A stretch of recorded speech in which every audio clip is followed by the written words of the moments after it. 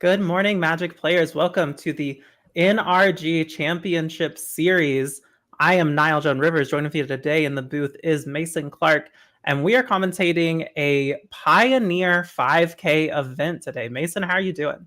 I'm doing great. I cannot wait to see this sort of format in action. I mean, this was a format that was really starting to blossom with the release of Duskmourn and House of Horrors. And then, Wizards decided for this year, we're going to focus more on standard and modern. I imagine more Pioneers coming up in the future, but it was really starting to get great. And I'm excited to see what players are bringing this weekend, because not only have we had that time for like those sets to mature, we also have Foundations and Aether Drift that have released some really powerful cards into the format. Things like Ketchamos we have seen do really well in Modern, and I'm really excited to see can players pour that the Pioneer, as we've seen decks like Pixie get ported already with Yorion, which is this, my favorite card when it comes to these sort of things. And, like the light's on me right now. I can't wait to see it. It's so exciting. Pioneer's so great.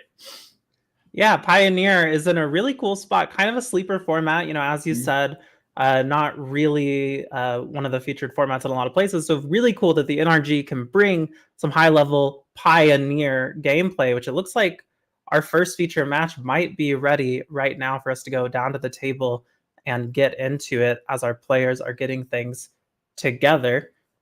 Mason, why don't you talk to us a little bit about the format as a whole, some of the big players, as we're sitting here with Travis Williams on Is It Phoenix and Fan Chen Yang on 5-color Enigmatic. Yeah, so I mean, we're in an interesting spot, right? So, Pioneer hasn't had the main focus, and we're seeing a lot of new decks crop up during that time. And I think the real question for a lot of players this weekend is, okay, are these new decks and these new things actually really good, or is it that people aren't innovating on the format, right? So the decks that were sort of the best before are near the top-ish, right? So like when we last left the format as a competitive place, Is It Phoenix was sort of, the best deck. Maybe Rakdos Demons was. There was some debate in that regard. Those two decks are still near the top, but you're seeing things like Gruul Aggro, Mono Green Devotion, Azura's Control, Dimir Aggro, which, yes, is sort of a Kaito Ninjas deck, sort of playing that mid-range game. Those decks are all sort of in that like 1.5 tier, just a little below the rest.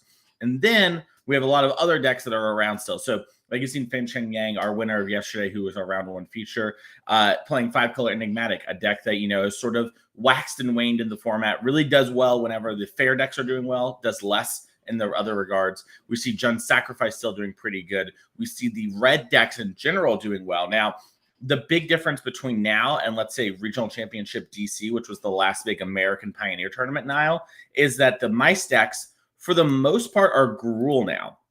We still see red. We still see Rakdos. Like, those exist. But a lot of players really like playing the green cards, basically for things like Paw Patch formation and Innkeeper's Talent, and a little bit of Paw Patch recruiting as well. And in this format, your mana is a lot better than what we've seen in Standard, so you're actually able to play those cards as 1-drops and not pseudo 3s. And so that's a lot of what's going on in Pioneer on a big picture near the top. But we've seen things like a Zombies deck do fairly well recently, and things of that nature where players are clearly experimenting and trying out new stuff. So there's a lot going on this weekend. I think there's a lot of attention on sort of like, okay, what are people going to realistically bring? What is going to perform, and what can we expect? Because I bet we're going to see a much wider metagame than we see at most Pioneer tournaments, because there just hasn't been the pressure.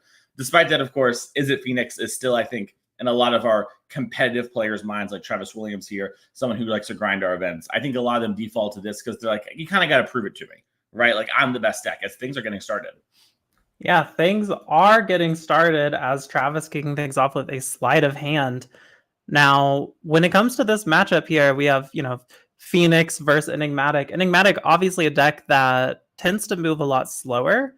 What do you think are some of the key cards or moments that these players are thinking about in this matchup? Yes, I mean, Van Chang was really hoping to dodge sort of something like this on turn 2, an enabler, like Free the Fae. To some extent, some of the builds play Prof, some don't. We have one today for Travis.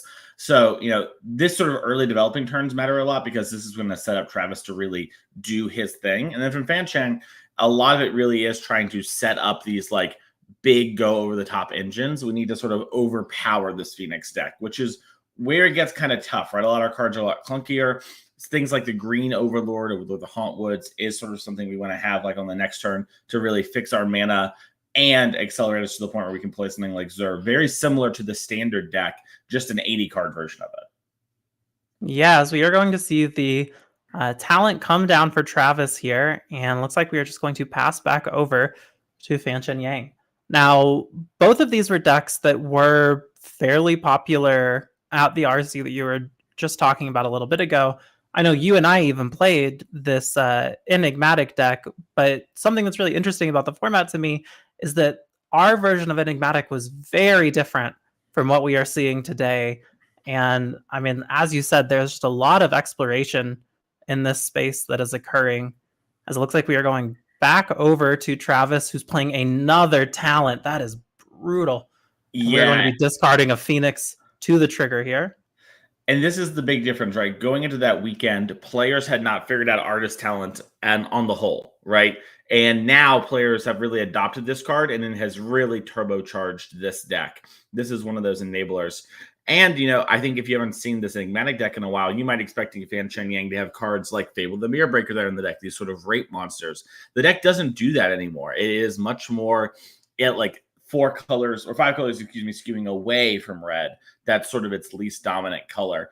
And Tranquil Frillback's a great one here. One of the few one-ups that has a lot of impact. Very good. And we got to see the Nowhere to Run take out the fairy there at the end. And it looks like the Frillback is going to be exiling the graveyard of Travis. Very nice. Get rid of that Phoenix. Keep him off of Treasure Cruise, perhaps. Really, really good stuff there. Yeah, and now Artist Talent is going to go off. And we talked about keeping off Treasure Cruise. I think we kept off Treasure Cruise for a turn. I think Travis might be able to cast it by the next turn. Yeah, I mean, wow. Might be able to cast it by the end of this turn at the rate this is going. Jeez. Yeah. Free the Fae picked up off that sleight of hand, as well as actually just another sleight of hand when we turned our removal spell into that via the rummages. Now, Fanchen obviously also had the option to use the Frillback to get rid of one of these enchantments. Why do you think he prioritized the graveyard over that? I think Fanchen was hoping that Travis was maybe, you know, relying on like a Treasure Cruise to get out of this, along with there was a Phoenix in the yard, which can be pretty tempting. And there's 2 talents, you know, and I think that's sort of the deal breaker, right? Like I think if there was 1 talent, it'd be a lot closer. And, you know, what I'm talking about might even lean towards doing Artist Talent over the graveyard. But with the second one in play, it just means Fanchen is still going to have to battle through a lot of this. So was trying to basically find one spot to kind of sweep the knee on Travis, you know, sort of put him in a bad position. And that is a Treasure Cruise this turn. That is crazy. Doesn't even have to exile the Phoenix. And gets to discard another Phoenix. Oh, it's even worse than Fanchen ever could have imagined. Yeah, and now you're seeing just, you know, why players love the Artist Talent in this deck. Not only do we never flood anymore, right? But we also just always have our Treasure Cruises online when this card gets going. And I think did we pick up a Profs as well? I think we might have picked up our one of Profs. It's a little hard to tell. Yeah, Travis is flicking the cards pretty quick and knows that he's in a good position. I mean, if it is Profs, that's a very good pickup for next turn. There is some element to this game where Fanchen can theoretically sort of play bingo. And by that, I mean, just kill the 8 cards that can actually, you know, kill him via removal spells and win the game that way. It is not a very likely thing to happen, but it is one of the weird things of playing against the Phoenix deck, especially in game 1. They don't have many ways to win. Now, Fanchen developing this Overlord of the Mistmoors, typically a great play in formats like Standard, even in this matchup, creates 2 blockers for the Phoenix. But Travis has so many, you know, just spells in hand, a lot of them actually being removable too, that it wouldn't surprise me if Fanchen dies in this turn cycle. Yeah, I mean, so much power on the side of Travis here right now, as we are seeing these token creatures get pretty swiftly dealt with. And I mean, Fanchen does, however, have the Deputy of Detention in his deck as a one-of. So if we can get an Enigmatic to resolve, that could be something we could get out. That could be a nice little answer to these birds. But I mean, Travis is about to have quite the turn here. Yeah, and I got to see Travis's hand for a second. We didn't actually have the Profs Eidetic, which is great news for Fanchan because, I mean, look at this. We've already drawn, 2 extra cards on the turn. It'd be very easy to get the whole way. But Travis might actually just still hit it here. And if he does, it is going to be a very awkward spot as Fanchan will be very close to death. Yeah, very close indeed. Wow, it feels like Travis has gone through almost all of his deck at this point. Yeah. And do you remember at the beginning of the round, I was saying a lot of people are like, hey, you've got to prove it to me that Phoenix isn't the best deck, especially among our, point grinders, right? And this is why. I mean, whether the deck isn't the best or not, it's hard to play games like this or even games half as good as this, right? And be like, this deck isn't at worst one of the best, right? Like, obviously, Travis has had, quote unquote, a lot of it this game, but the deck also works in such a way that he gets to a lot of it in a lot of games. Yeah, as we are seeing the 4th Phoenix hit the yard there. I mean, Fanchan exiled 1 early on. This is all of them. We've seen every bird in the deck of birds. Yeah, and I mean, our hand still has a Treasure Cruise in it. We still have Spell Pierce, which, I know it seems hard to believe how many game actions Travis taken. This is only turn 5, right? Like, Spell Pierce is still pretty live in this game, at least in any world where there's double spelling going on. And it's not like a single spell for the most part is going to help Fanchan out. It would need to be something like an Atraxa, which wouldn't even be good enough. Fanchan could get that card down and Brazen Bar would unsummon it. Now, we do have a Zur in hand. Well, I think an Enigmatic would do a lot for Fanchan. If we can get another land down and we can resolve an Enigmatic, I mean, that does result in getting rid of the birds for a minute. That's true, yeah. Doesn't look like that's where we're at, but might get a couple of blockers, might get some lifelink. And this is a pretty big swing. Yeah, this is a good swing. I mean, the real question here is, can Travis find the card Profs? If Travis can find Profs, he can probably, I think he has enough kill spells left in deck. He'd have to find them as well, to be fair, but he can probably clear the way. But if he can't, he does just have issues. He needs to be able to deal enough damage, which is something we haven't really been talking about too much, but that is sometimes a way you can win these games. As there's Profs. Yeah. Yeah, and Travis actually chooses to not rummage the second time. I think getting low in deck and knows that he needs to go through his entire deck this turn. Yeah, he also needs to deal with 3 flyers here. It's a lot of flyers. Because, I mean, worst case scenario, Zur can always chump the Prof bird, right? Yeah. So we need to have a removal spell for everything. We have the Borrower, but that's 2 mana. And that's the biggest problem right now, is that one of our answer spells is 2, and we need to spend 2 on the Profs, which means we would need to find land plus the kill spells here. And if we do that perfectly, we can win. But we saw Travis sort of aggressively got rid of some of these removal spells on the earlier loots. Now we picked up a Lightning Axe and 3 lands. 3 lands. It's like Odawara Hall Island. Okay, so the one nice thing is that we picked up an untapped land, excuse me. So that we have not played a land for turn. So that does free up 1 mana for us. We had we needed to find that land in order to get there. And we just need our Profs to basically hit perfectly if we're going to win. That is just the way of the world, I think. Otherwise, Travis Williams might not only just lose to damage, but lose to decking. Yeah, I think he's sitting somewhere around like 15-ish cards in deck. That seems about right to me. I mean, we've, basically drawn 5 cards minimum a turn. All right, there's the second kill spell. And and the Profs is here. Is resolved. We've drawn what, like 4 cards this turn? Yeah, 4, and then 1 from the Prof makes 5.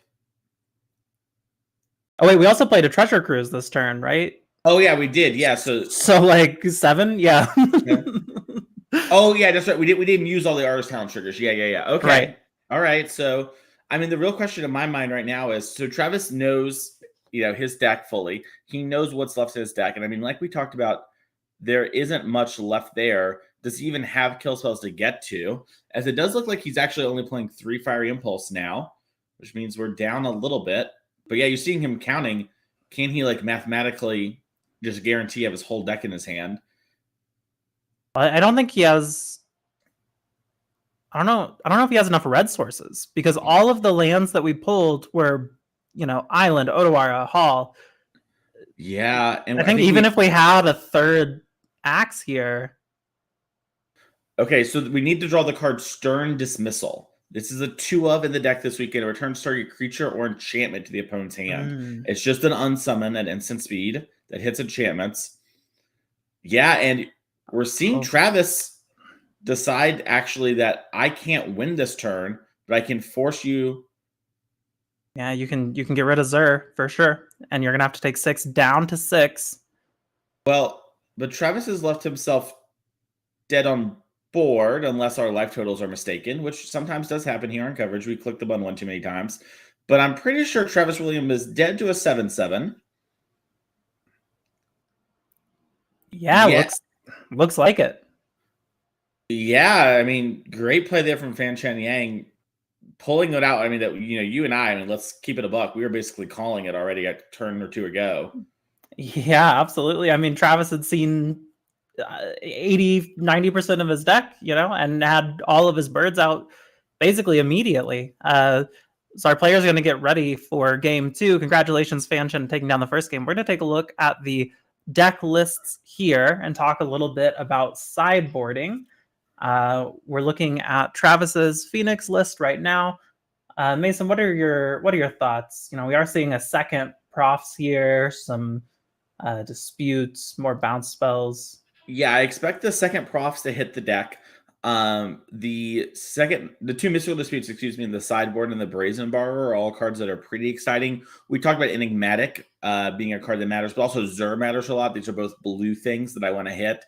Aether Gust is really good. Just fighting over the Enigmatic, but also typically there's some miscellaneous green and red cards in the deck. Now, we talked about how Fan Chang is moving away from red in this build of the deck for this weekend, but I don't know, if Travis knows that. So that's one of those spots where it gets a little awkward, a little weird. And then besides that, we have 2 annuls, which are pretty great theoretically. Most of the cards that matter are enchantments. Obviously, post-board, there's a lot more, sorceries that we just talked about that matter. But I still think these annuls are just something you should bring in. Mm-hmm. And I think we're going to want to keep some of our kill spells, by the way. Yeah, we're going to keep some of those axes. That seems good. As we will take a look over at Fan Chen's list real quick. Now, in the sideboard, I'm seeing one of my favorite guys. That's a Rurik Thar. Yeah, along with 3 rest in peace. Yeah, Rurik Thar the Unbowed is very good against these decks that are trying to just cast a bunch of, non-creaturey spells in a turn. Just deal 6 damage to the opponent for every single one of them. Super idle out of the Revel. That one's going to be great. And like you mentioned, Rest in Peace also pretty good. And then I think you could even see a world where, depending on what cards you like in your deck when it comes to tutor targets, you do have a deck of 80 cards. I can see a couple Thought Seizes coming in, even though the opponent's deck, has Treasure Cruise and so many cantrips that it is hard to really strand them. You just might have cards in your main deck that you're not super happy about, right? So, for example, Noxious Gearhulk is a card that, at least to me in my experience, not one that's very good in this matchup. Maybe Fan Chen has different plans, maybe expects different sideboarding thing. That's totally reasonable. But that's a card to me that I would cut very quickly. And I only had 4 cards to really talk about when to bring in, right? The 3 Rest in Peace and the Rurik Thar are things I'm excited about. So I could see a world where maybe, hey, this Nowhere to Run isn't super exciting. And I cut some of those from my Rest in Pieces. And I'm like, oh, well, I still have a couple more. Maybe I'll cut 1 or 2 of these other kill spells for these Thought Seizes and hope that you mulligan or whatever. And I take your profs or your Treasure Cruise and I put you on the back foot and I buy time. Because that is what Fan Chan needs, is time. I think time, and for Travis to maybe misjudge his position, which I think is really what happened that last game. We saw the last loot from the talent be discarding Lightning Axe when we left up a dual land. If we had discarded something like Brazen Borrower or one of our other cantrips, or even a Treasure Cruise, we didn't even really need it at that point, right? Yeah. Lightning Axing that Zur means 1 less blocker and 7 less life. Right. Yeah. What about these knockout blows? Is there any world where you think Fan Chen might want to bring those in? I think you could theoretically do something like that, in the same vein as Thoughtseize, right? Like I think we're in the Mhm. similar space of just like I got some stuff in my main deck. It's not great. I just want to make some upgrades, that are like minor but might line up well. That one can catch the Phoenix for a single mana, and like we talked about, you are sort of squeezed on it.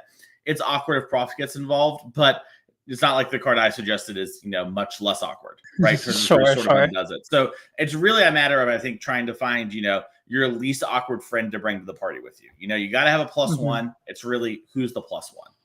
Sure. Do you think there's any world where play draw factors into that decision for Vanshin? Maybe on the play could value the Thoughtseize a little more. Maybe on the draw could value the knockout blows a little more. Totally. Yeah, I could see that being the case. I could also see other cards in the deck being worse, which then leads us to those cards, right? It's like, hey, I Sure. really want, maybe these fatal pushes on the draw or whatever, right? And then on the play, it's like, well, they're not super great, so I'm going to do this. Obviously, that's not a great example, but you get the idea. Fanchan might have plans in that regard. Yeah, so we're taking a look at some opening hands here. Travis with a Iconoclast and 2 lands. One of them we are seeing right now in the way of this Juari Ruins. We're just going to pass over to Fanshu, who's going to play a Triome. So we're going to go back to Travis. Got our lands out. And there is our Iconoclast. Yeah, From and the sideboard. Yeah, this card really filling the role of like Young Pyromancer has historically in a lot of decks. Just triggers off all non-creature spells and making colorless blockers, which actually does matter in this matchup. Some players play the Humans deck. It's sort of on the outside looking in now compared to when Pioneer first started. But in that deck, Brave the Elements, unable to really burst through, comes up. And, it's a little bit harder to cast, but not really. You never have like a red land base in your Phoenix deck. So ends up basically being sort of an upgrade for the most part. Right, so we're going to see a card we didn't get to see at all last game, up the beanstalk for Fan Chen Yang. And as we go back over to Travis, we're sleight of handing. We are generating our soldiers immediately, and looks like not finding that. Oh, wait, we do have a third land. Yeah, we found it off the sleight. Yeah. Yeah. So Travis does have the ability to keep going. Also looks to have to consider and sleight of hand. I think it's sort of deciding which of these, cantrips do I want to use, and decides to go for the sleight of hand here. Yep, so we're going to make another soldier. Looks like that might have been Aether Gust that we picked up. Yeah, I think it was. It's pretty nice as we're getting, up to this turn 4 turn, as we're going to see a Leyline Binding come down for Fanshin. That's going to trigger the beans and draw a card for Fanshin, as we are going to take out the Iconoclast for now. We do have the Brazen Borrowers in deck for Travis here, so there are some ways we can get rid of this enchantment, but not, super helpful ways. Yeah, we mentioned, your Far's dismissal, a second ago in game number 1. That's about the cleanest way we have, which is, maybe some amount of respect shown from Travis here for decks like this in the mirror, having that card in the deck, but it's not a very good answer to the 1 mana kill spell. Unsummon it for a second, not going to go great. Yeah, as we are seeing the Cavern here played on Horror for Fanshin. And we're going to see this this Overlord come down and make a couple of flyers to block these Iconoclast soldiers. Yeah, we're seeing Travis really tank on this Aether Gust / Consider at the end of turn. Yeah, it looks like Aether Gusting his own talent, getting the trigger here, discarding the Phoenix.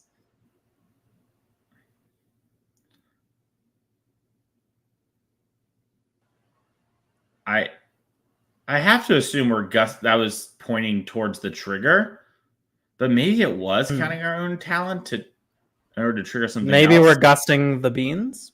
Yeah, the beans make sense. Okay. Yeah, and then Fanchan put it on bottom, which is a little heartbreaking if you're Travis. Probably you got rid of it, but they think they didn't eat up the beanstalk. Yeah, so you're going to go back over to Travis. We've got a Free the Fae. We've got a Lightning Axe. We've got a Phoenix in the yard.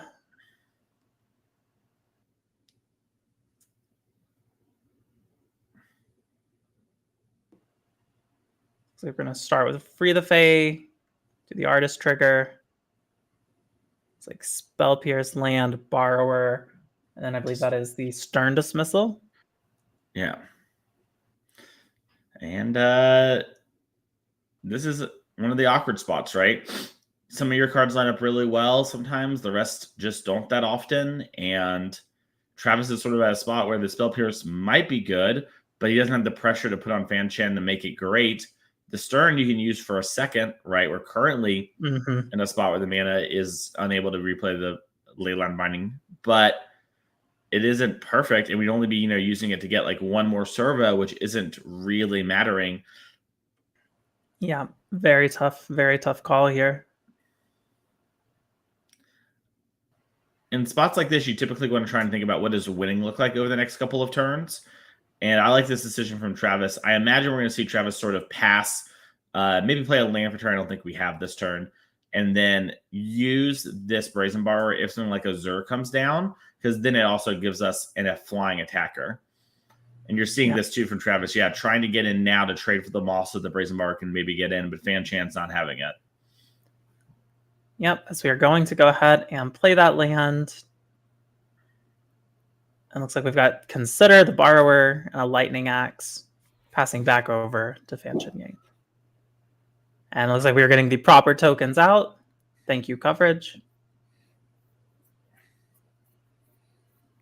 Yeah, Servo Soldiers, ready to battle.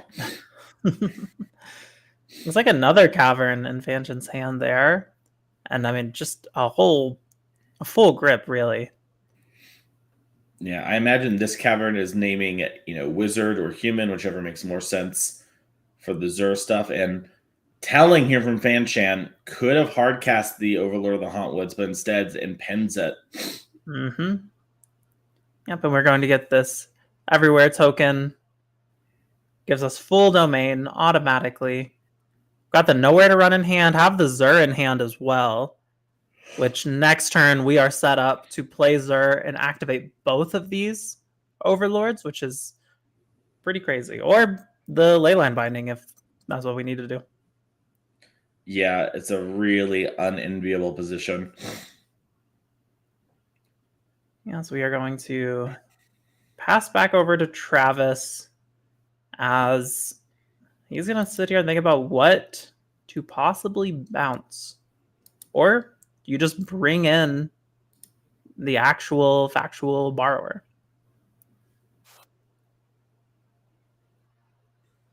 Yeah, this is tough. I mean, part of the problem is these are all kind of cards you want in your hand. Now you can rummage away the Consider, because it's kind of like on it, but yeah, it is just worse than spending your mana. Yeah. So As looks like we did hit a land off of the rummage there.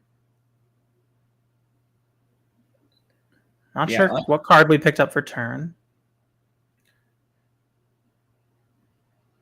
So we're going to swing in. Fan Chen happy to take the 2. Down to 12 to Travis's 18.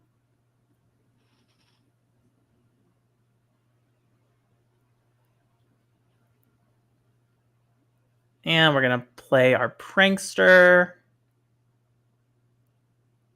And it looks like a Lightning Axe. Wow. Yeah, I mean, playing that land there too is pretty telling that Travis has like big dreams mana-wise. Because with the Artist talent, obviously, in 5 lands, you're looking pretty solid, and being able to turn that land, even if it's just moving through the next land, right? Like just not having to draw it for turn can be pretty huge here. So tells me Travis is really planning on drawing a card like Treasure Cruise, which means Fan Chan's cards like Tranquil Frillback are at a premium right now. This is what we talked about in game 1, where Fan Chan went for the Frillback. It ended up not really working out. It bought him a turn, ish, sort of, you know, and ended up winning the game, obviously. But here, that would actually be devastating, as Travis is basically out of resources. As it does look like we have Vanishing Verse, which is going to exile the artist talent.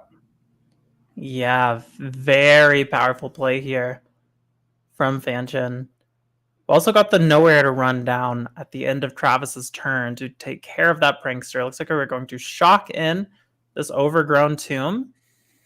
Looks like exactly enough mana to play Zur, activate Zur to me. It's looking that way here. This Overlord of the Mistmoors is so large. As you see, a Null's just stuck in hand for Travis. And this is what I mentioned before, right? It's like, yeah, Null's really good. It can get a little awkward post-board. There's more cards that, you know, are mattering that aren't it like being hard counterable, but it's just the Travis's deck is full of just awkward spots after awkward spots. Yep. And we are going to go ahead and Lightning Axe the Zur, but I mean, the damage has already been done, right? Like, we're attacking with this Overlord.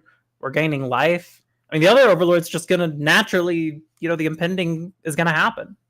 Yeah, and there's just all these blockers too, right? It just, if there isn't Treasure Cruise, there's no good draw on Travis's deck, right? You could, like, theoretically cantrip a bunch into a Profs, and, like, that's pretty good. Oh. And there's Prof. Prof into land. Not really what you want to see. We can get a counter on something, but you know, those moths are still really good blockers. Yeah, it's the second counter would have been so huge here. It would have forced the double moth trade, which is obviously still not great for Travis. But yeah, actually, I think, yeah, Travis making kind of a on board I'm dead again attack. 7 + 4 is 11. Yep. So really, I'm just going to uncharacteristic from Travis. Sort of plays. I think he is just sort of hoping that my only way to win is for Fanchan to completely and totally botch this game. But Fanchan won yesterday, isn't going to stop winning now. Moves on from undefeated yesterday to 1-0 today. Yeah, congratulations, Fanchan Yang, taking down the first round of our Pioneer 5K. Very well done. Congratulations. We have a time-shifted backup to look at here in just a second as we get that together.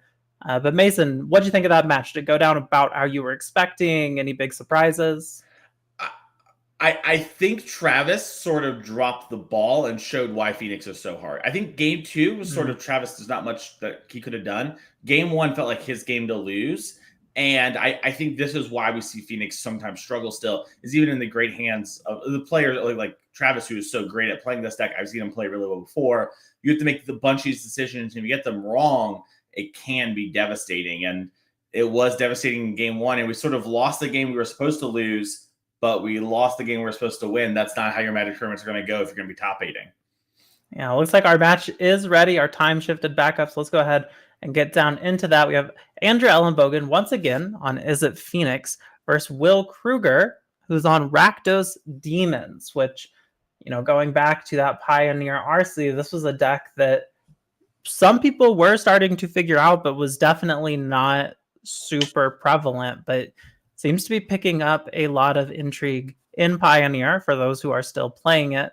What are your thoughts on the deck, on the matchup, as we are watching Will Thoughtseize Andrew turn 1 here?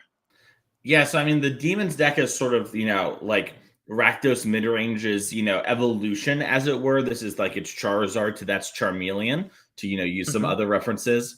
And it got a lot more powerful. But, oh, wow, see, Andrew here kept a 1-lander. Wow, yeah. And, oh, has an opt as well. Okay. I saw the consider only at first, and I was like, oh, we didn't decide to cantrip in response. Interesting. But anyways, this matchup can be pretty tight. My understanding is a lot of Demon players feel pretty good about their post-board games and don't feel good about game 1. Which is how a lot of people feel about Phoenix, basically. Like, you know, game 1, if structurally my deck isn't well positioned against yours, it's like, you know, kind of a bad matchup. But, you know, generally speaking, post-board, I have a bunch of cards for you and I make it work. In general, what I have found is that it is up to the Demons player to sort of pick apart the Phoenix player enough combined with pressure in order to sort of take over the game. And you're seeing there from Krueger, yeah, it's a really tough spot of, do I take this Treasure Cruise, which I know will be this huge problem in the long term, we're going to take the Consider to try and hopefully, strand Ellenbogen without mana. And it's also the cantrip spell that makes the least amount of ramping towards that treasure cruise. And also maybe Will just had double Thoughtseize and knew he can go for it later. Yeah, second Thoughtseize coming down as we see the Fiery Impulse here. And there goes the treasure cruise for Andrew. So we're just going to play a tapped Crypt. And a Free the Fae is going to come down.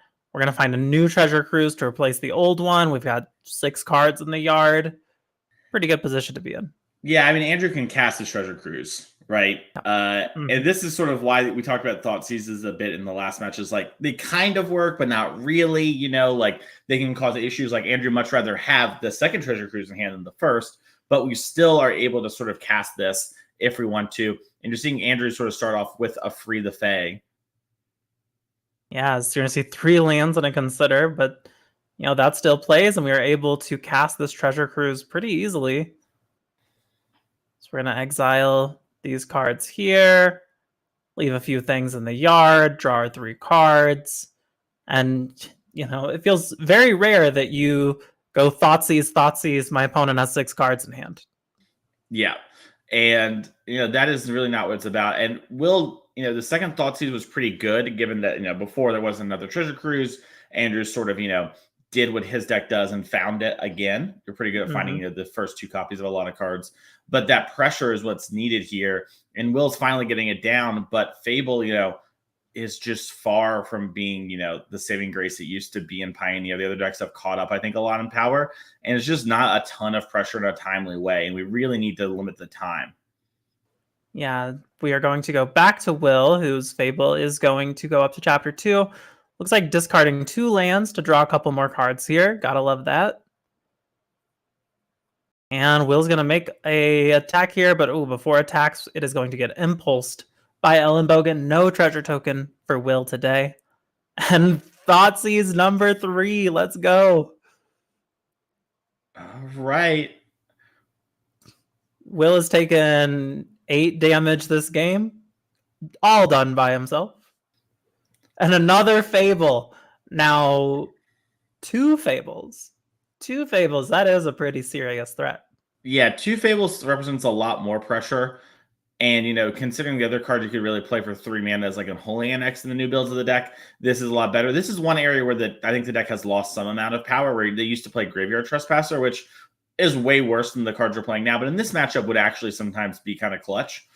That all being said here, I think this is a real turn where we need Andrew to whiff if you want Will Krueger to do well. We picked apart Andrew. He was a little low on resources. If Will Krueger can get through this turn with not much changing, he's going to be in a much better position. Yeah, absolutely. As we're taking a look at Andrew's turn here, with also, a lot going for him. We have this Artist Talent. We are going to Impulse, discard a Phoenix, get rid of that Goblin again. Will is never getting a treasure token as we slide of hand, discard another Phoenix. Will's going to be taking some damage this turn. Yeah, this is, remember I talked about sort of, we need things to not change too much if you're a Will Krueger fan. Yeah. This is things changing too much. It's not the end of the world. It's not a treasure cruise, but it's bad. Oh, that's a treasure cruise. Speak of the devil. Yeah.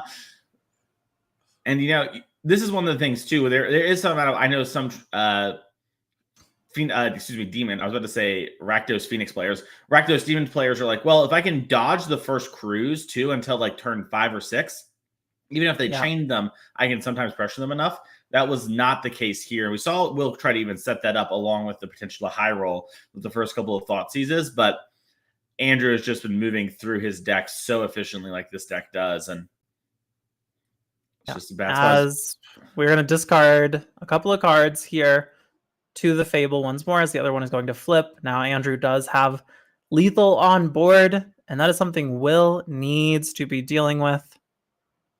But does he have the means to deal with that? As we're going to take a look through Andrew's exiled cards, could this just be a matter of trying to figure out how many cruises are left, how many I think counters? I think it's cruises and like spell pierces. I think Andrew just put his Phoenix in the exile zone. It's time shifter. We can't really fix it, but I'm sure these. Well, it was a torch the tower, right? Oh, it was a torch. Excuse me. Sorry, I for some reason did not notice that. Good catch. As we're going to try to play a third Fable, which is going to get spell pierced. And we're back to Andrew. Has half of Will's life on board. Just needs to find the other half. And luckily the Phoenix deck not very good at finding cards. Yeah, especially not with 2 artist talents. There's a consider. There's the Phoenix. Oh yeah, that's... I mean, surely that is game. But we'll see. Yeah, I mean, Will can basically win if Andrew draws like a bunch more Phoenixes. Yeah, Brazen Borrowers, lands, like the things that don't really trigger. Obviously, with these talents, it's so hard for the, as long as there's a second one here, you're such a huge favorite. But the fact that Andrew's tanking this much, oh, okay. He was just double checking. Well, that's a good reason to be tanking. Yeah. And that is going to do it. Congratulations to Andrew Ellenbogen taking that one down here. Looks like Will won game 2, and we are just going to jump right in to our game 3 to see who is going to win this match of round 1. So we'll have that ready in just a second here. Yep, looks like we are getting down into it. So this will be game 3. Andrew will be on the play here. Oh, as we are starting pre-game action on the side of Will Krueger, Leyline of the Void. How big of a deal do you think that is, Mason? It's pretty big if Andrew can't find one of the unsummon effects pretty quickly. We saw before, dismissal from Travis. It looks like he is not playing that. We do have an Into the Flood Maw that we saw at the end of game 1. I'm assuming that stayed in. That would be a great way to pick it apart. But, that is going to be our main ways to get off the table. And then Crackling Drake in hand here is one of the few cards that actually can fight through these sort of, graveyard denial cards as well. But also Krueger's deck typically pretty good at fighting creatures. So as you see there, he's even not even that worried about it. Just takes the artist talent, doesn't want to deal with that card. Yeah, as we are going back over to Will here for turn 2. And here's Thoughtseize. Pick it apart. And Brazen Borrower. Brazen Borrower to bounce the Leyline in response to the Thoughtseize. Pretty nice. Makes it to where we don't get to exile this Phoenix, like I'm sure we wanted to. What do you think? Do you just take care of the Drake while you can? Do you take care of the Free the Fae because of how much it's going to fill the yard? Yeah, my gut is to take Free the Fae just because that's the enabler and like finds you everything else. It depends too on how Krueger has sideboarded. I see a Fatal Push in hand, so we do have the Crackling Drake checked if we can get Revolt. Now, getting Revolt in the Pioneer format is a lot harder than Modern, right? In Modern, we have like 8 to 9 fetch lands in every deck. Just makes it so Fatal Push is such an easy card to kill 4-drops. Here in Pioneer, not always the case, and you're seeing Krueger tank on it a lot too. Really makes me think that he is struggling between something like Free and Crackling Drake here, because if he takes Free the Fae, and, Andrew just hits a couple lands, the Crackling Drake does count cards in exile for its power toughness, so it will still be pretty large even if not much else happens, So, yeah, he's going for the Free the Fae. It's definitely not, a free pick by any means, but I think it's the one that you kind of most likely leads to victory. Yeah, as Mutable is going to be Will's land for turn. Now, what does that, if anything, say to Andrew? Yeah, a card like a shock land we'd rather play here, right? Because we turn our Verge on and we not get shocked, so we can kind of infer things like that. You could also, if you don't see a fast land here like a Black Cliffs, you might be a situation where maybe Will wants to attack with the Mutavault, right? And he wants to get it off Summoning Sickness here. So the second Verge maybe makes me think, like this is a spot where Will just wanted to have the option to vault. And here's Unholy Annex. Yeah, Unholy Annex coming down. This is going to let Will draw a card at the cost of a little bit of life at the end of his turn here. And looks like we are flashing in that Brazen Borrower. And so far, this is the worry Will had with, leaving Crackling Drake, is if Andrew slams Drake here, it would have been pretty bad. Even slamming a Phoenix here, even if we just had another island, maybe we didn't have the mana color for it, it could have been a problem, but he dodges it now. Yeah, and I mean, we have the mana for our Leyline if ever we want to play it again. Now, our life total is getting low, but Shieldred does quite a lot for it. It looks like Andrew might be choosing to play this opt with Shieldred on the stack. Save a little bit of life here. Yep. Maybe search for a way to respond to it. Yeah, I don't think Andrew has any counter magic or anything like that, but just not taking the 2 life from the op is more than enough reason to, do this sooner than later. And this is one of the things you notice too. So we named the deck Rakdos Demons. That's sort of, the colloquial name for this deck. Its only demons this day are Blade of the Oni and Mutavault. Players have just gone and removed Archfiend of the Dross from their deck for the most part and just play a bunch of Shieldreds. Because Shieldred essentially undoes the Unholy Annex tax for you and is a bit of a stronger card on rate. So that's why you see, not many demons here from Rakdos Demon. There's still 8. We got a lot of them, but we don't have, that 12-ish that you kind of saw before, or 10, depending on the player's build. Well, we also have the demon from the enchantment itself in a pinch, right? True, yeah, definitely. That is a good point to bring up. Yeah, I could see Shieldred, I mean, counteracting the life tax, but also putting that pressure on your opponent, especially against a deck like Phoenix, where they are drawing so many cards. I mean, we saw last match just how many cards they're drawing at any given point. This is obviously a huge card that Andrew needs to deal with as soon as possible. Yeah, something like... Yeah, and you see the Adventure Zone token there versus the Exile Zone from the Leyline of the Void cards. Yeah. I think Andrew's trying to figure out, do I shock here? Yeah, and if I do, what am I supposed to play? Because it's interesting. Crackling Drake is sort of the quote-unquote best threat. It does lose you a little life. And it's also the one that, Will would like to clean up sort of the most, right? But if you're wanting to maybe block, maybe you want to block with the Phoenix now and try and set up, okay, I draw a Lightning Axe and then I pop off, kill the Shieldred, and then, my Drakes will follow up. But decides to lead on Drake, and I believe the Drake is big enough to actually not trade with the Shieldred. Yeah, it's just a 2/6. A 2/4, excuse me, I spoke. Yeah, just a 2/4 at the moment.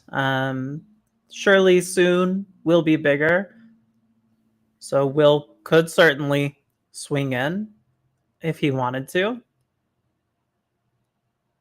Yeah, I do imagine Will's going to attack. I mean, he can't really block anything in this point of the game, at least. It's going to level out the life totals.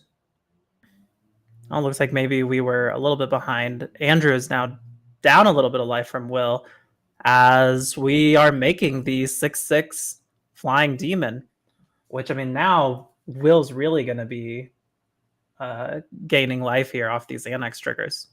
Yep. Yeah, and so, I mean, Will's going to gain 4, right? Because there's a drain from the Unholy Annex and then the 2 from Shieldred, while Andrew's losing 4, draw for turn, plus the Annex drain. Basically puts Andrew in a must-answer position right now. Yeah, and you see him being like, all right, well, I better consider and see what I can get to because I am in a pretty rough spot. Now, it's a winnable spot. It's just a rough spot. Yeah, winnable, but very difficult. I mean, this demon is massive. 6/6 flyer. Crackling Drake's up to a 3/4. And this is sort of what we talked about, right? Like game 1, the Demons players sort of hope to get lucky, right? Like they hope their Thoughtseize are good enough, they have a pressure. And then post-board, now we didn't get to see game 2, but we know Will Krueger won. The post-board, they feel a lot better. And I would not be surprised to learn something along the lines, Will Krueger, Leyline of the Voided, Andrew, or maybe he played a card like Go Blank and it was very timely. Things like that do a pretty good job, of checking a lot of this. Beacon Bolt gets found, but it's a little late on the Shieldred. and there's still the demon you have to fight through as well. Yeah, and I mean, even if we do get through both of these things, we still have the Annex. We still have Mutavault, you know? Like, we have a 1 mana drain you for 2 at the end of turn. That's a great point. And we know Andrew will have to be tapped out if he's not dying because he has to kill one of these things. Obviously, the most likely answer right now is Shieldred. But yeah, that's a great point. And we can't really attack either. Yeah, because I mean the Brazen Borrower, that's not gonna block much. You know, it can block the demon. You get a Phoenix out. That's not, you know, I mean, it's really, really tough spot for Andrew. Yeah, and he's tanking a lot, and I can't tell if that's because like he thinks it's close, or if he's just like, I'm probably dead, I'm double checking. You know what I mean? This is one of those spots where it's totally. Like, I would not be surprised to see a lightning act at the end of this, and you know, it's basically comes down to like, am I supposed to have Beacon Bolt in hand, or am I supposed to have like, you know, this opt in order to find more things? Those sort of questions are good, but I think there also might be some life total double checking here. Sure. I mean, you know, a lightning axe, discard the Phoenix comes back. Maybe you buy a turn. Yeah. And that's, you know, we're assuming all this time too that Will doesn't have something like second Shieldred or, you know, some other big card. There's a lot of things that Will could have in hand. Now, I think his hand's actually just for the most part, you know, Fatal Push, Fable, and Land. Not a bad hand by any means, but definitely not the hand you're, you know, jumping over the moon for. But he has drawn like 4 extra cards, right? Yep, so true.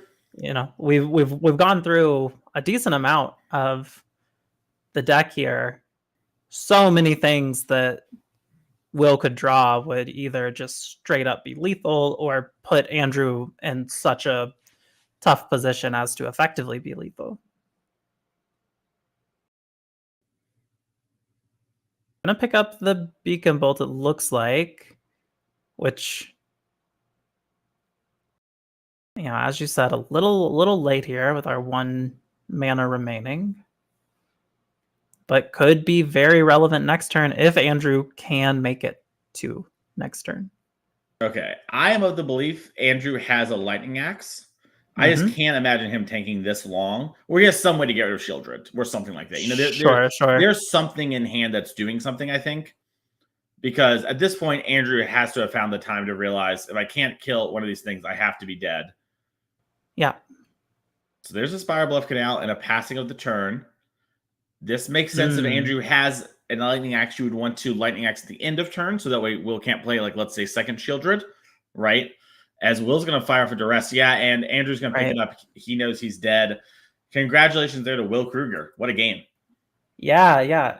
Congrats to Will. I mean, very well played by both players. Really cool to get to watch such high-level Magic be played there. Now, we have a lot more high-level Magic coming to you. Just a little bit later, we're going to take a quick break before our round 2 starts, so stay tuned.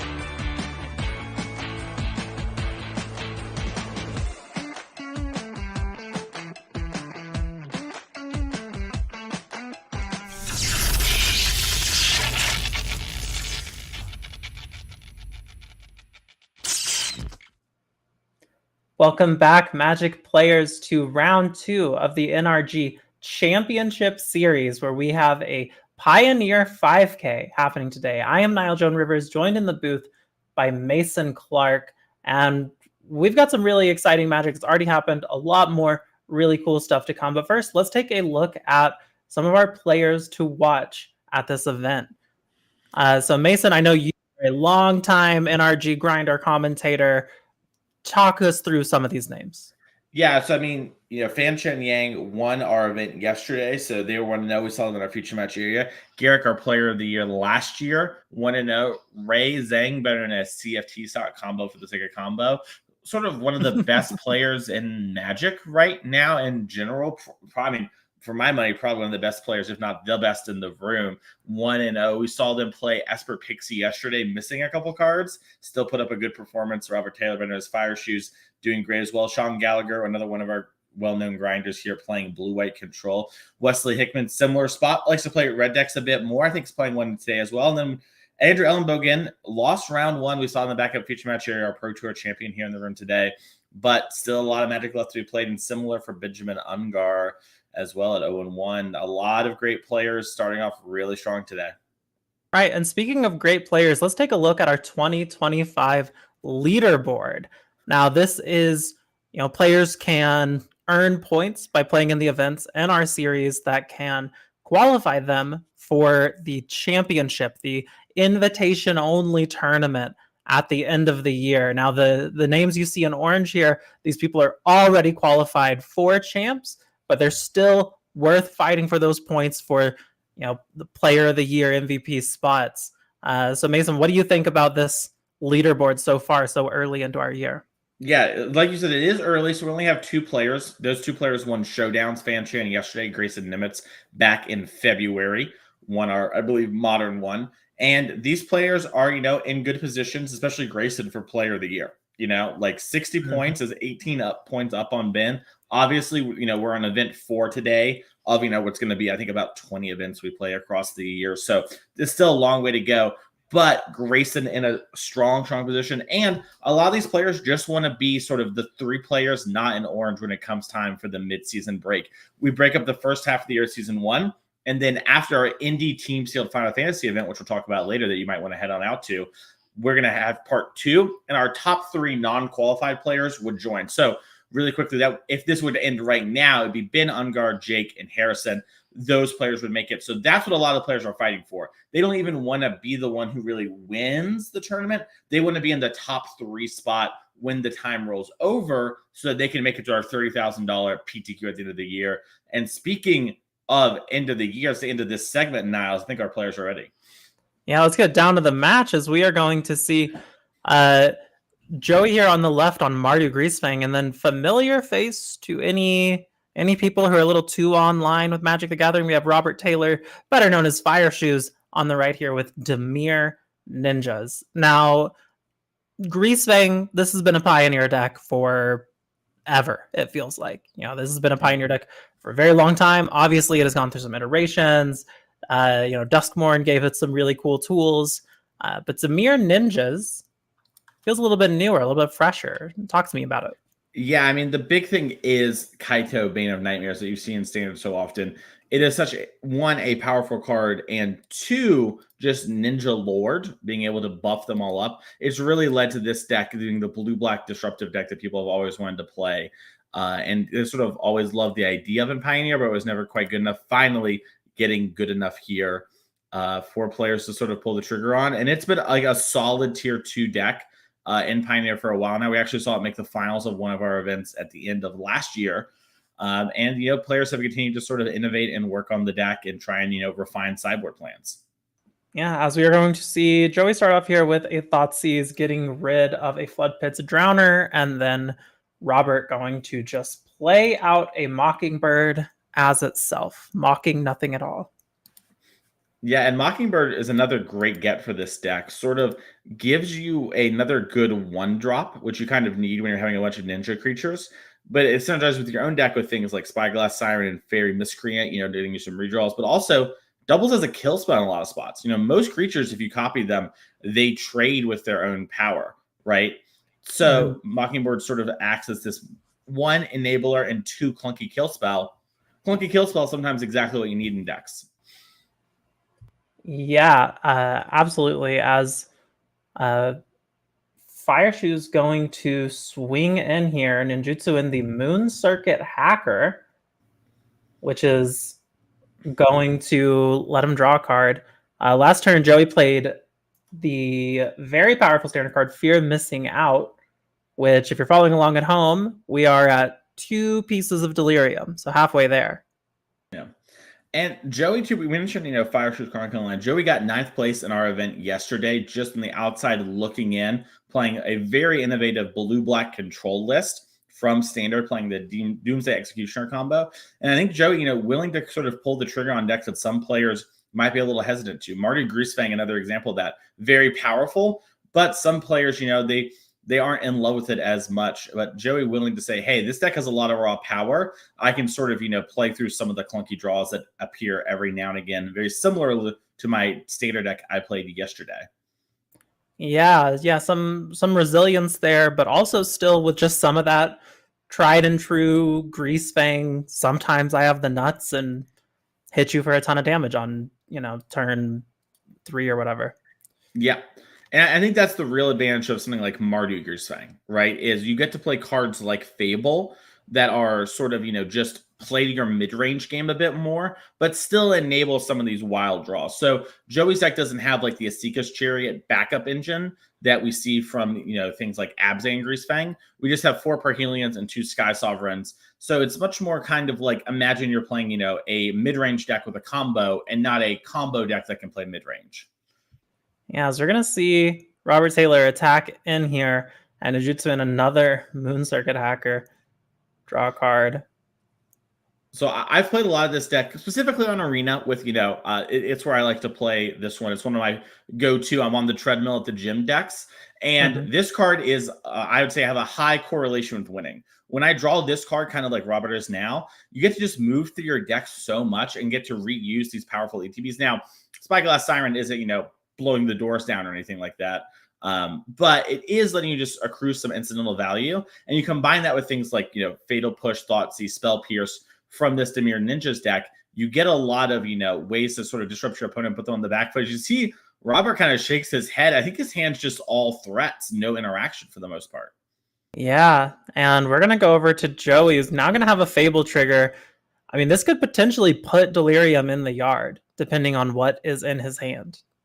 Yeah, and if we get Delirium in the yard, we probably also have a Greasefang vehicle. This deck is pretty good at Delirium, but not the greatest.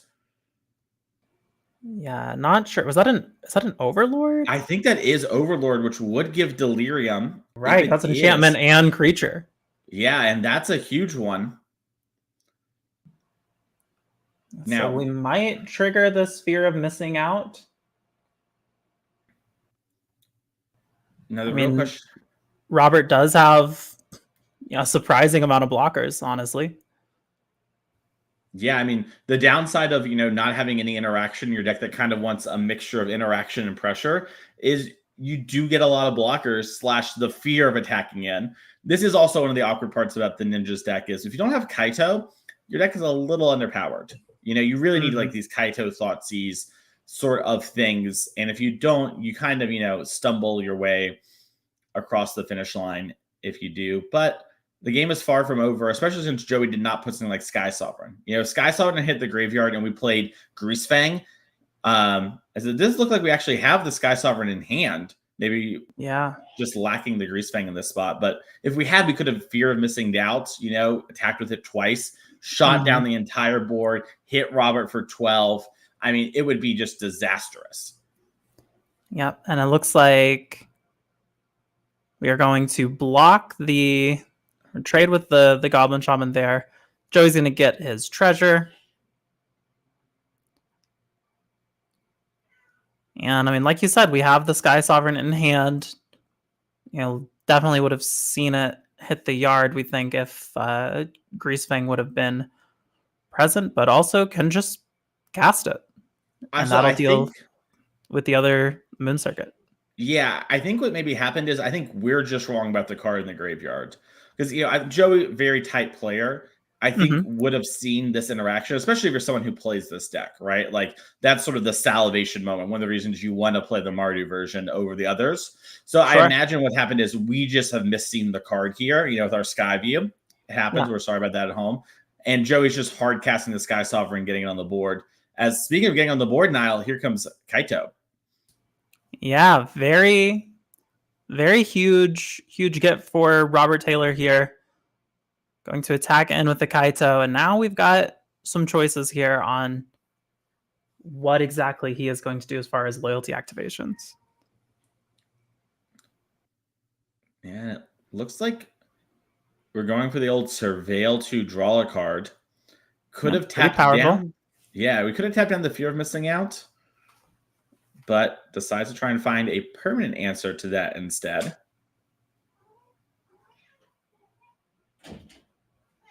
And looks like we're going to bin a Kaito and add a spell to the hand. Robert keeping it close to the chest. Yeah, and we're going to replay our Spyglass Siren here. I mean, Robert, no shortage of clues over there. Yeah, he's going to find the way with those maps as the Fable flips, and that's going to guarantee the crewing of the Sky Sovereign, which, I mean, means that at worst the Kaito is dead because we could shoot down the Spyglass Siren and attack it. Now, Joey might have a different plan in mind. Sure, yeah. But yeah, I mean, it's entirely possible Joey's just not that worried about the Kaito, I mean, yeah. Life total starting to get low. It looks to me like Joey's trying to figure out what 3-drop to play, and it looks like we're going to go with second Fable, the Mirror Breaker. Just sort of playing Mardu fair, as it were. Sure. And we can tap both of the summoning set creatures to crew the Sky Sovereign. And then we can also swing here. And we'll find out real quick if there is Delirium or not. Although I think you're right. I think that might be a land that we thought was the Overlord. Might be one of the flip lands. Yeah, maybe it's like a fancy version of it. Because it definitely looks like it has a fancy frame. That's kind of my, if you're a caster trying to figure out how we do it so much. I often don't actually know. I just use little inferences. And I was like, oh, fancy frame. All the enchantments have fancy frames these days. Yeah. But Joey is going to take out the Kaito by shooting down the Spyglass Siren. So we're going to go back over to Fire Shoes here, playing the Fairy Miscreant. Yeah, and you're seeing Robert and Joey laugh about it. He's like, yeah, Sky Sovereign kills everything. Very strong. I'll draw a card, make a 1/1. Oh, we have another monster. No shortage of card draw here. I'll say there's no shortage of shock lances. Robert's only drawn shocks in Mutavault. Very painful draw here. Very painful indeed.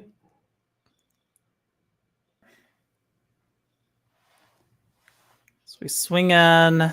We ninjutsu. The Moon Circuit Hacker again.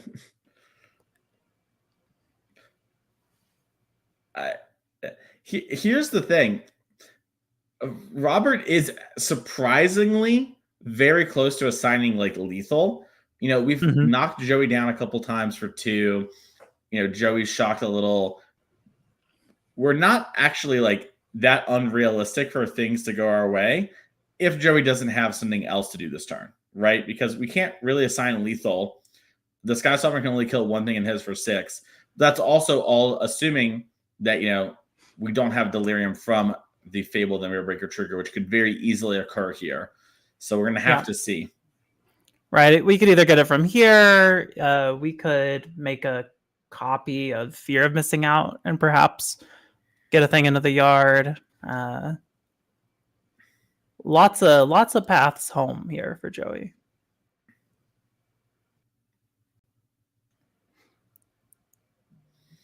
But certainly looking dicey if you are a Fire Shoes fan. And you're seeing Joe think, okay, if I copy my Fable. I get a Rummage. I get, the Rummages now from the Fable trigger that I assume we're responding to right now. What are my odds I can actually hit Delirium? Also, if I do have Delirium, how much damage is that? Because that seems, at least in my mind, like a ton of damage. Yeah. Oh, yeah. I mean, getting to untap the Sky Sovereign, do it all again. Then do it all again. Yeah, do it all again. That's gotta be lethal. Yeah, I mean, it's like 6 ways to lethal, it feels like. Yeah, so clearly Joey is either 1, triple checking the math, or 2 is a little short. And it could be a situation where what's happening is, okay, we're discarding the fear of missing out. That's definitely a creature. That's Delirium. Yeah. It might be short on ways to crew the Sky Sovereign. That could be the problem. It's like, okay, I can make another fear of missing out. I need to hit something off the fear of missing out in order to crew. Yeah. Which, we have a lot of good draws at this deck, 4 Blood Tide Harvesters, more fear of missing out, Grease Fangs, even Croxa works. You can crew it before it leaves. So, a lot of good draws here for Joey, if that is the issue. But there's something on Joey's mind. We do also have a Grease Fang in hand, so there's always just the potential of, if you end up able to discard a vehicle that matters, we have that as well. Yeah, you're right. He did have a Grease Fang in hand, so looks like we're gonna play Blood Tithe Harvester. That'll crew. That will get it done, and it's got us a blood as well. So, if you pop the blood and you put instant in the graveyard. Well, we already have it, don't we? We have land, sorcery, enchantment, creature. Lands. Oh, yeah, we do. Excuse me. That's right. Yeah, because fear missing out is both card types. Yeah, so we have it all covered. I guess it's just a matter of. I think we just have to do it. Yeah, I think Joey just is wanting to make sure we don't accidentally. You know what might be? This might be Joey's first time with this interaction with the fear of missing out. Like we talked about, players haven't been playing a ton of Pioneer. Right, totally. So it's very easy to imagine, maybe Joey, long-time Greasefang player in general, first time Marduer, or first time with this interaction coming up as well, and just wants to make sure we get it right. You play on Arena or whatever, it does it for you. But we do see the copy coming down here. Yep. We're going to get the ETB trigger for fear of missing out. And this should be all she wrote. You're going to get like a million Sky Sovereign triggers. Yeah, and you have the 6 on the ground. Really path out. Yeah. 6 on the ground. You have to block the 6/6.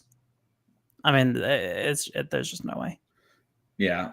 You can also untap the Fable to make another fear of missing out for the next combat step. Spicy. Yeah, you might as well. And you're seeing Robert now needs to double check how it works too. But I think even if it didn't work this way, I think we were in a really bad spot. Yeah. It looks like the players are checking with the judge, I think, just to make sure, which I think confirmed my suspicions about what was going on with Joey. It was just making sure. Yeah, and good for them to find out now. They potentially have 2 more games of Magic ahead of them. And just trying to make sure everything works how we think it works. Again, even if it doesn't, Joey's just got it wrapped up. But yeah, really tough sequence of draws here for Fire Shoes. like you said, all Shocklands and Mutavault for 1. And then just what if your hand was 4 Mockingbirds, 4 other 1-drops, not quite what he was wanting to put together. Yeah. It's one of those things where it's like your deck needs to kind of have a mixture for it to really work, right? You need to have the Spell Pierces and the Fatal Pushes and the Thought Seizes and those sort of things in order to interact along with this pressure, because the pressure isn't big, right? It's not like we've seen from some of these other decks where your creatures can sort of just go unchecked for 2 or 3 turns and you run away with the game, right? They're all 1/1s and 2/1s. They're not the world's largest things, but there we see, the judge confirms that is how it works. And like we even said, you could have gone again with the Fable. We've Mhm. seen that trick happen a couple times. It's pretty exciting. But speaking of exciting, I'm excited to see how these games 2 and 3 will go. Yeah, let's take a look real quick at the deck lists and the sideboards that are here. So this is Robert Taylor's Dimir Ninjas list. Taking a look at the list itself and also the sideboard. What are you thinking against Greasefang? I mean, I see these 3 Leyline of the Voids. See some Anoint with Afflictions. What do you like? Yeah, I mean, both of those jump out to me. I like those call outs. And then I could even see maybe something like having a Shieldred if you just want to have a card because the games can sort of stall out and maybe go down a bit on some things like, the Thousand-Faced Shadow, which is just like, this miscellaneous 1-drop that is like okay, but not great. Minor Misstep is pretty good, but not great. Basically trim down some of the things that you kind of play to make your deck work / are better against some of the other decks in the metagame and sort of tune your deck up to be a little bit better pound for pound in this matchup. Yeah, absolutely. Absolutely agree. I mean, it's kind of as we were saying earlier, Robert really just needs to find that mix of spells that he was not getting, with just a bunch of 1-drops. And I mean, pretty unfortunate too. He drew like 20 cards with all of his Moon Circuit hacker triggers and Mockingbirds and Fairy Miscreants and Kaido. Just couldn't find it. Yep. And that's the strength of these decks that, like, on the opposing side that do present these really strong end games is they force your opponent to have it. So even though Robert has the tools to sort of win that kind of game, right? He needed to get a lot of it, don't get us wrong. But he did have sort of the cards available to him. A couple of those very Miscreants or Fatal Pushes or Mockingbirds and Fatal Pushes, and that game's a lot different. But cards like Sky Sovereign and Parhelion, they just win the game so strong. So effectively because they are so strong, and that's one of the big advantages of Greasefang. Speaking of which, yeah, I could take a quick look over at Joey's Mardu Greasefang list. And as we mentioned earlier, Greasefang, a deck that has been in Pioneer for a very, very long time. Mardu Greasefang, kind of a little bit of a new take on it. We've got the Fear of Missing Out, and we've got the Overlord of the Balemerks from Duskmoor, and we're running Fables and Cruxa, and all of these things that seem to work quite nicely. But taking a look at the sideboard here, what do you think Joey is interested in against the Dimir Ninjas? Yeah, so it kind of depends a bit on how much you want to stay in on the graveyard stuff. Like we talked about this before, the Mardu deck is sort of not being as all in on the combo as something like Abzan is. So we could see a world where maybe we want to trim down some of these Parhelions, take out a Croxa, and then just bring in some like Portable Hole / Reckoner Bankbuster, Torch the Towery type cards, and just play that game, and just sort of like, hey, I'm going to out mid-range you. My cards are a little stronger pound for pound, even though I also have these synergy cards. And you just keep the Sky Sovereigns. We saw that game. Hard cast Sky Sovereign is good enough if the games are in the fair shape. And those are the games that you're most likely going to be playing if your opponent's hard mulling into a thing like Leyline. And even if you don't expect Leyline, there has to be something in that vein from Robert's deck, maybe something like Go Blank, because players are going to have plans for Phoenix. That's kind of the one thing everyone knows going into this weekend. Phoenix, Rakdos Demons, those are the decks that you're going to see more of than most. So I have to have plans for those. Sure. Yeah, well, we will see very soon how our players did decide to do this as they are getting ready down in the feature match area. But real quick, let's talk about some of the upcoming NRG series events. We have May 10th and 11th NRG series in Chicagoland. Saturday, we have a 10K Modern Showdown, and this will be well past BNR. Very excited to see how that shakes out. And then Sunday, the 5K Standard Trial. So, 2 formats that have been seeing a lot of love lately, a lot of iteration and, depth to them. Really excited to see how those 2 events shake out. So if you want to participate in these, get your name on the leaderboard, win some really great prizes, and maybe qualify for the championship invitational at the end of the year, come on down to Chicagoland, May 10th and 11th. And then after that, we are going to be in Indianapolis, where we are going to have the 10K Standard Showdown on Saturday. And then Sunday, this is the one I'm so excited about, the 10K Team Showdown, Final Fantasy Team Sealed. Now, this is, I love commentating the NRG events. This is the big one that I'm like, maybe this one, I fly to Indianapolis and I don't commentate and I play Final Fantasy Team Sealed. Sure. It's exciting. It's exciting. So if you want to get in on some of that, grab some friends, play Team Sealed June 28th and 29th in Indianapolis. And then at these events, we've got a pretty interesting format here, Value Vintage. It's going to be side events at all of our events this year. Mason, tell us a little bit about Value Vintage. It's kind of everything you know is on the slide, but it is very simple. It is vintage. We play by the same, legality and restrictions.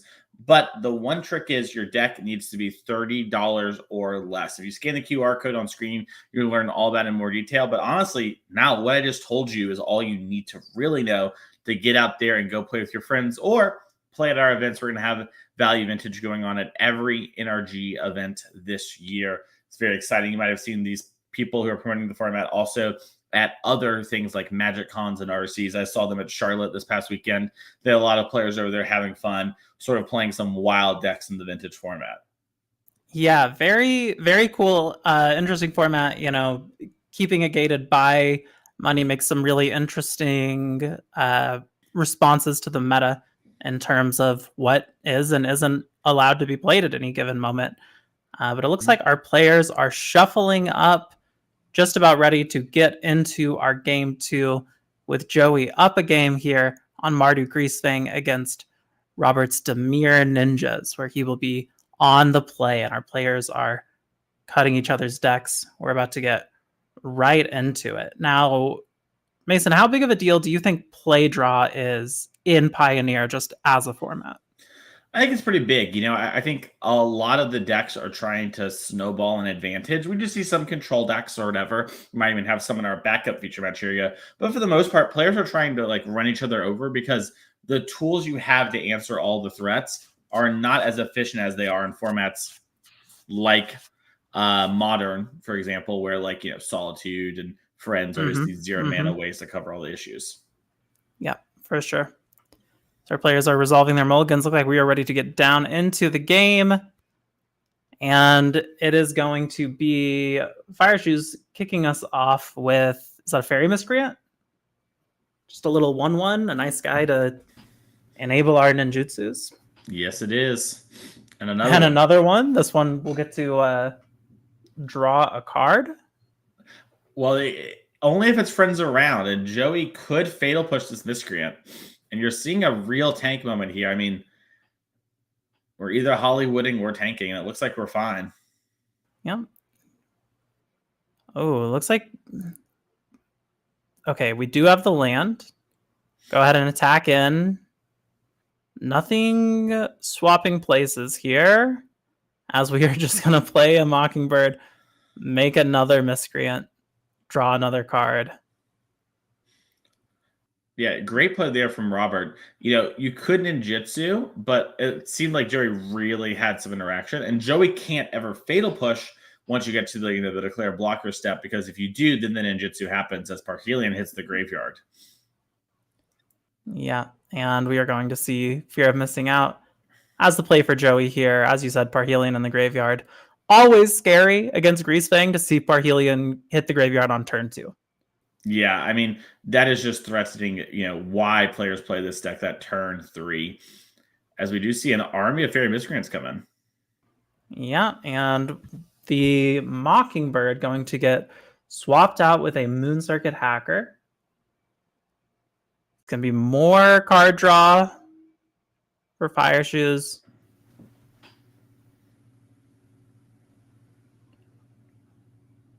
Looks like the Mockingbird coming back down, drawing another card.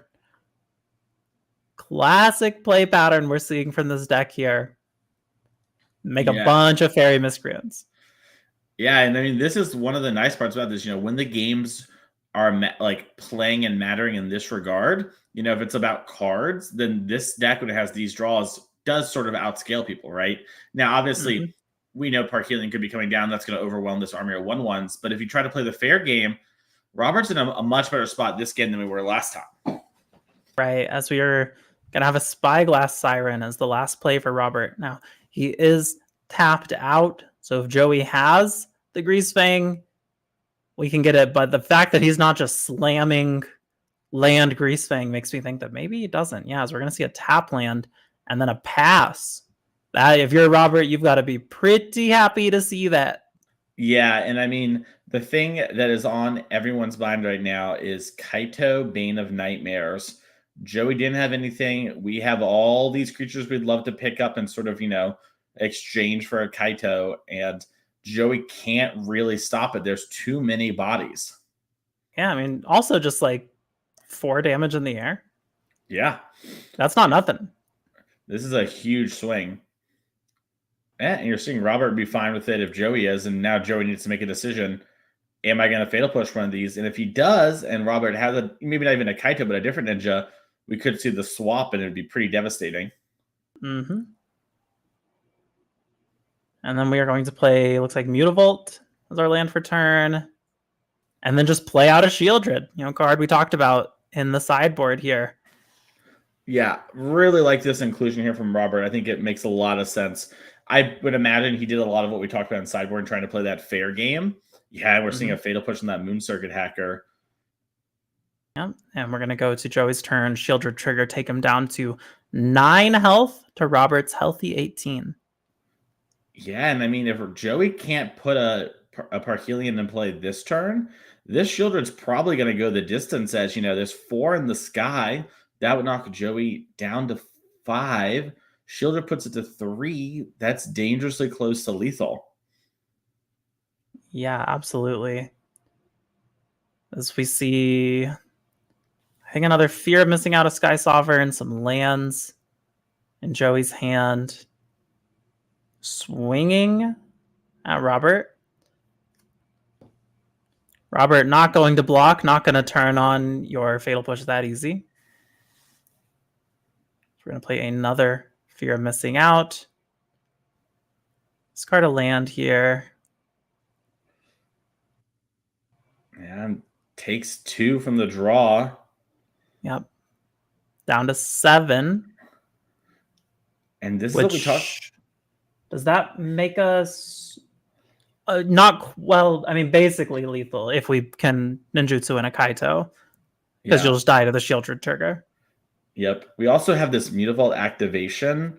If we can, hard cast, we can like a ninjutsu into something too. So some of the ninjas can buff. It gets kind of weird sometimes. There's also the discard ninja we didn't talk about on the sideboard. Robert might have that in his hand. So I'm curious to see how he wants to play this here, as we have a lot of mana available to us. And it looks like we're going to pop a map, maybe trying to set up some damage. Yeah, and we're going to see a Thoughtseize there, put a counter. I mean, now a Kaido ninjutsu would be lethal. And you're seeing Robert keep it on top. He seems to like it enough. Yeah. And let's see here. Part of the problem too is if Joey, answers the answers the ninjutsu creature, then we're not really getting anywhere else. And the Fear of missing out kind of has to block the Shieldred. It sort of wants to anyways to turn on Revolt, but now you have to deal with one of these creatures that's attacking. Yeah. Because we've got 7 on the board, and that's going to do it. That's going to be Robert Taylor taking down game 2. We're going to have a game 3 on our hands here as we jump back to the booth real quick. Congratulations, Robert Taylor. Very well played. Getting there with exact lethal a couple of different ways. So very, very nicely done. Excited to see how this game 3 shakes out. Now, do you think there's going to be any changes based on that play draw dynamic we were talking about earlier in how these players either sideboard or just generally approach game 3? Yeah, if we pull up Joey's deck list real quick here, we can show the players. There's a bunch of 1 mana interactive spells in the sideboard. I could see this being a situation where maybe there's a few more of them when we were on the draw, hoping to maybe break serve. I could see some of those maybe coming out of the deck and for more of our tappy out cards if we had them, but it's unclear how Joey wants to play it, as there's a lot of different ways to approach what's going on in this matchup. Yeah, absolutely. Now, playing against Greasefang when they are on the play is always pretty scary. Even if it is less all in on the combo is still possible. It is always just possible that you get turn 3 Parhelion, and that is hard to answer. That is very hard to come back from. Yeah, I mean, it basically isn't for Robert's deck. I'm sorry, it isn't possible to come back from. Pardon me. It is like what you're saying. It's beyond hard. He just can't really beat 2/4/4 Angels without having a bunch of fatal pushes. But if we got to the point where the Angels are in play and we had fatal pushes and we couldn't fatal push, the Greasefang, it's just getting out of hand, right? Like we're just in a spot where realistically, how did we actually get here? So it becomes a spot where it's like, if Joey can just early on, I should say this, when not basically dead on board, can put the Parhelion in play, it's going to take over the game. And that is really worrying from Robert here. And if you look at his sideboard, he has some tools, and we're seeing him actually. We have a little view. I can see the players at the table while we're talking here. Robert's changing how he sideboard a little bit. I don't know if that was just a little theatrics, a little in, a little out of the same card. Yeah. But he was touching his deck some, and it makes me think that maybe he, on the draw, might even want a card like Spell Pierce as a way to maybe try and stop some of these enablers for Greasefang. Now, the Mardu deck typically leans more on creatures to do that, but it still has things like Fable that can set up the Parhelion. So I'm excited to see sort of how this game goes. Right. Now, we do have things like Go for the Throat. And I mean, even Floodpit's Drowner can sort of answer turn 3 Greasefang, right? Get in there, tap it down, keep it from, actually getting to crew the Parhelion. Yeah, I mean, it's huge too, because, we never really talk about it too much, but, the vehicle does return to hand after the turn, pardon me. And that means that, if you tap it down, they don't get to crew with it. Yeah, they get a card in hand. It's like they drew a card, but it's not really what they want to do with their 8 Right, it's not a card they want to draw on turn 3. Exactly. As we are getting down into the match here, getting ready to start things off. Looking at some hands, resolving some mulligans. Looks like Robert might be taking a mull to 6 here. Looks to be the case. Looks like Joey happy with his opening 7, which another thing you hate to see if you're up against Greasefang, who's on the play. Yeah. And Robert here might also just be hard mulliganing for a ley line, right? Could have been a situation where on the play, Robert was fine to just have, like a 2-lander with a bunch of redraws and some creatures. Knew that he would have some extra time if things go sideways to maybe interact with the Greasefang proper.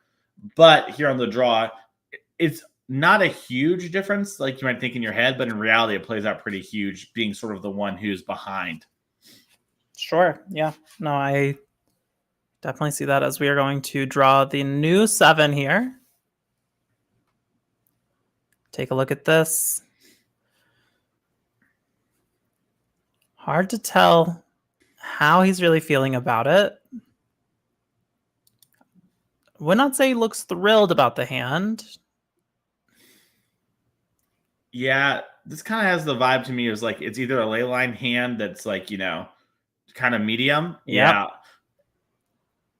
There's the ley line.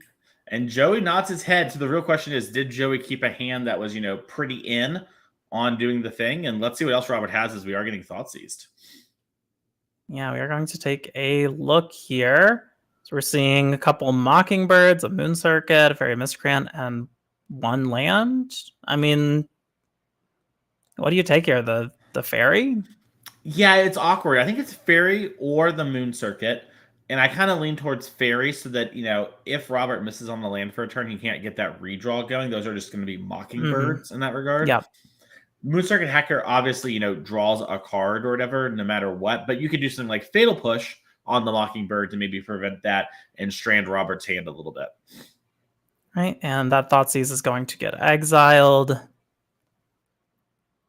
which actually could be very relevant for Joey's game plan with the fear of missing outs and delirium and all that. Yeah, the fear of missing out fair game plan is a big part of it. Like just getting to attack a couple of times with Blood Tithe Harvester and Friends is pretty good. Yep, we're going to attack in with his Mockingbird. Ninjutsu in the Moon Circuit Hacker. Take the damage. Robert's going to get a card draw. Will we find land number 2? No, we do not. Looks like Anointment Affliction was one of the draws there. If we can find some lands, that'll be a good one to have in a little bit. Fable, pretty nice in the face of what Robert has going on here. Definitely a way to just kind of steamroll him. And that's going to be our second land, Urborg. We've all got swamps. We're going to deal with that Goblin Shaman immediately. Secret Lair Prize Fatal Push from Robert. I didn't realize he had that kind of game. Yeah, of course he does. Of course he does. And we are going to attack in this Moon Circuit Hacker to draw a discard here. And looks like a Spyglass Siren going to be the follow-up play.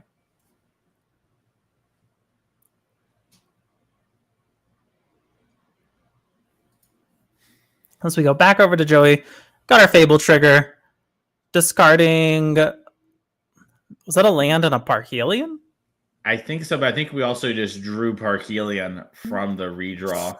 Yeah, I think we drew land Parhelion, so tough, but that's 2 turns of having to draw those cards that we get to skip. Yep, and that is huge, like obviously you'd much rather have your cards turn into pieces of material that you actually want instead of, just sort of like moving through it, but you were going to get stuck drawing those cards anyways, so it's going to help you get out of it sooner. As I do think Joey has a Containment Priest in hand. Ooh, that could be a way to pass back over to Robert, and we'll see if that Containment Priest does come down. We do have 2 in the sideboard. Very reasonable they could come in here. But we are attacking.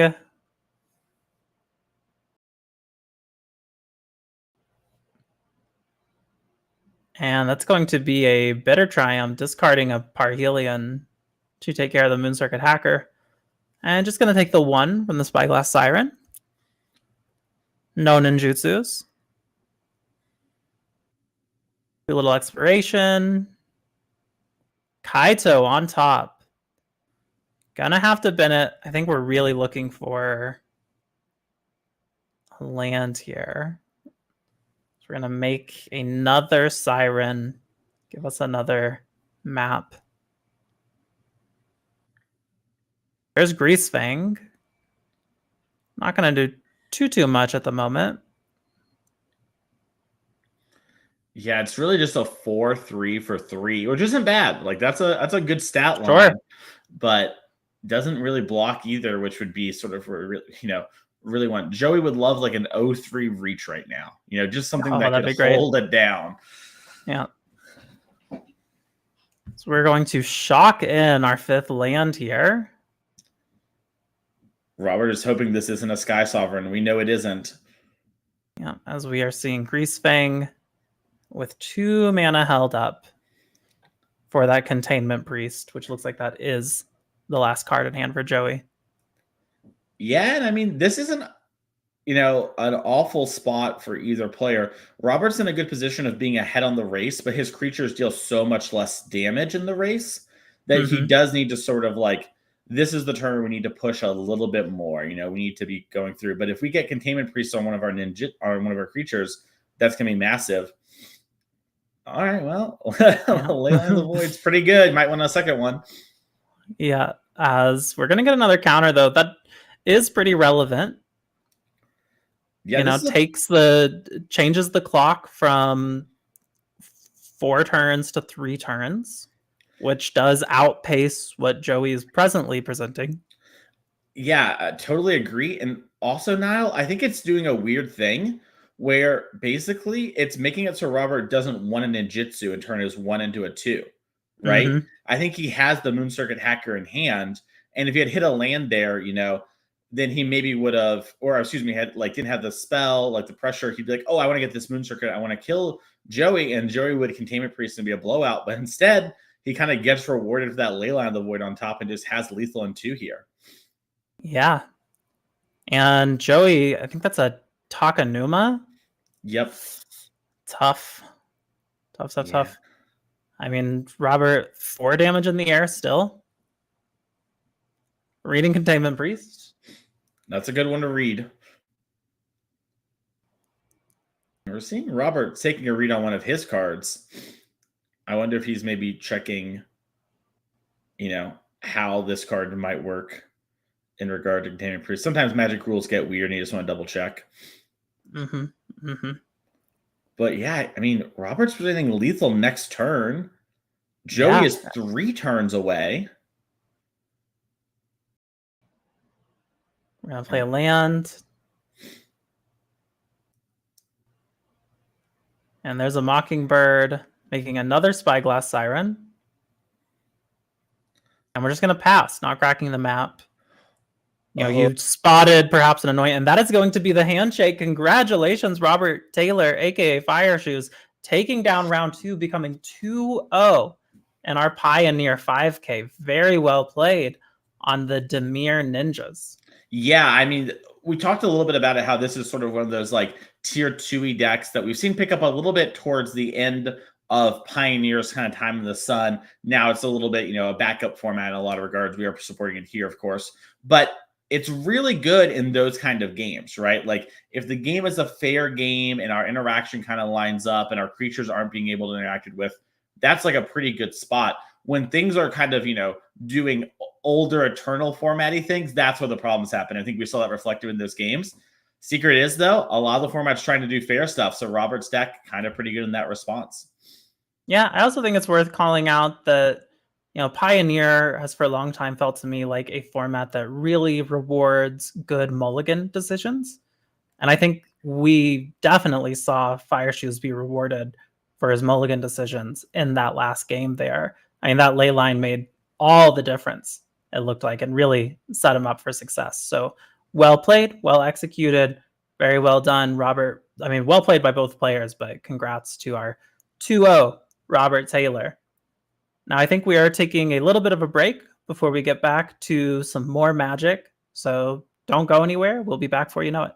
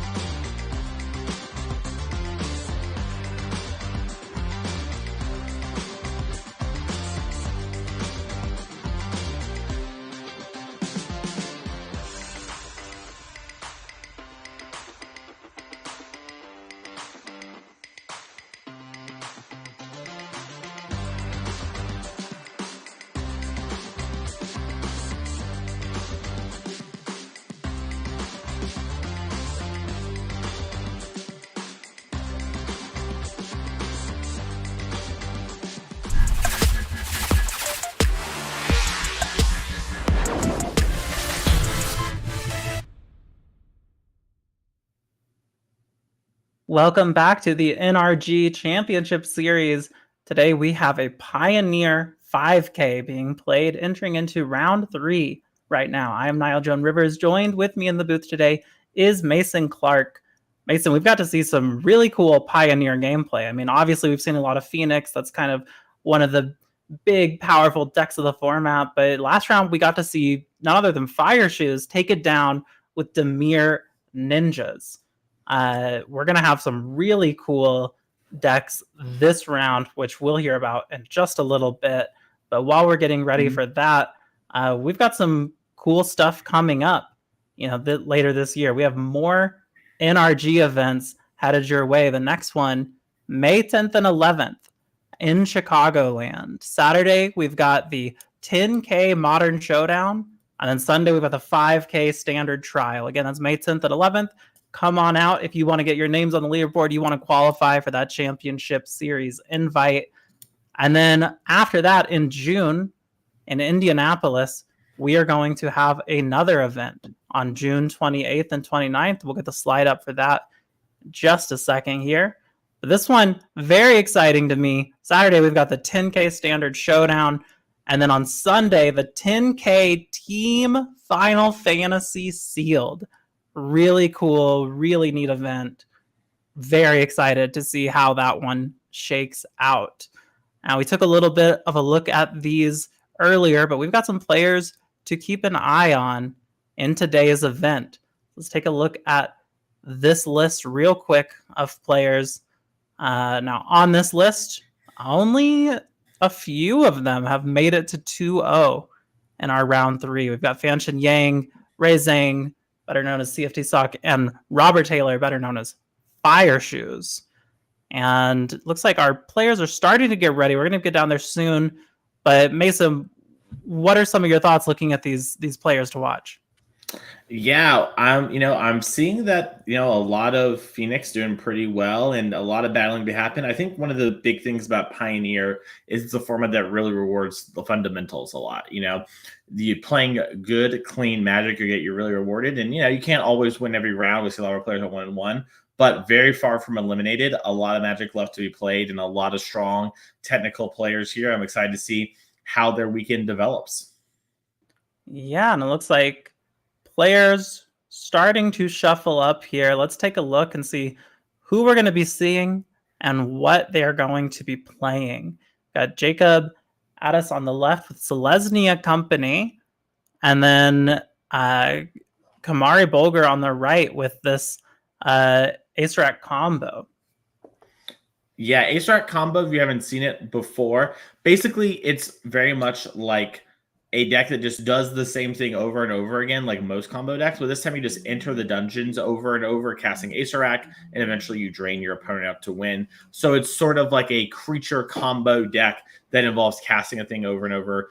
It's pretty strong against certain types of decks, and it has these sort of incredibly fast draws available to it too.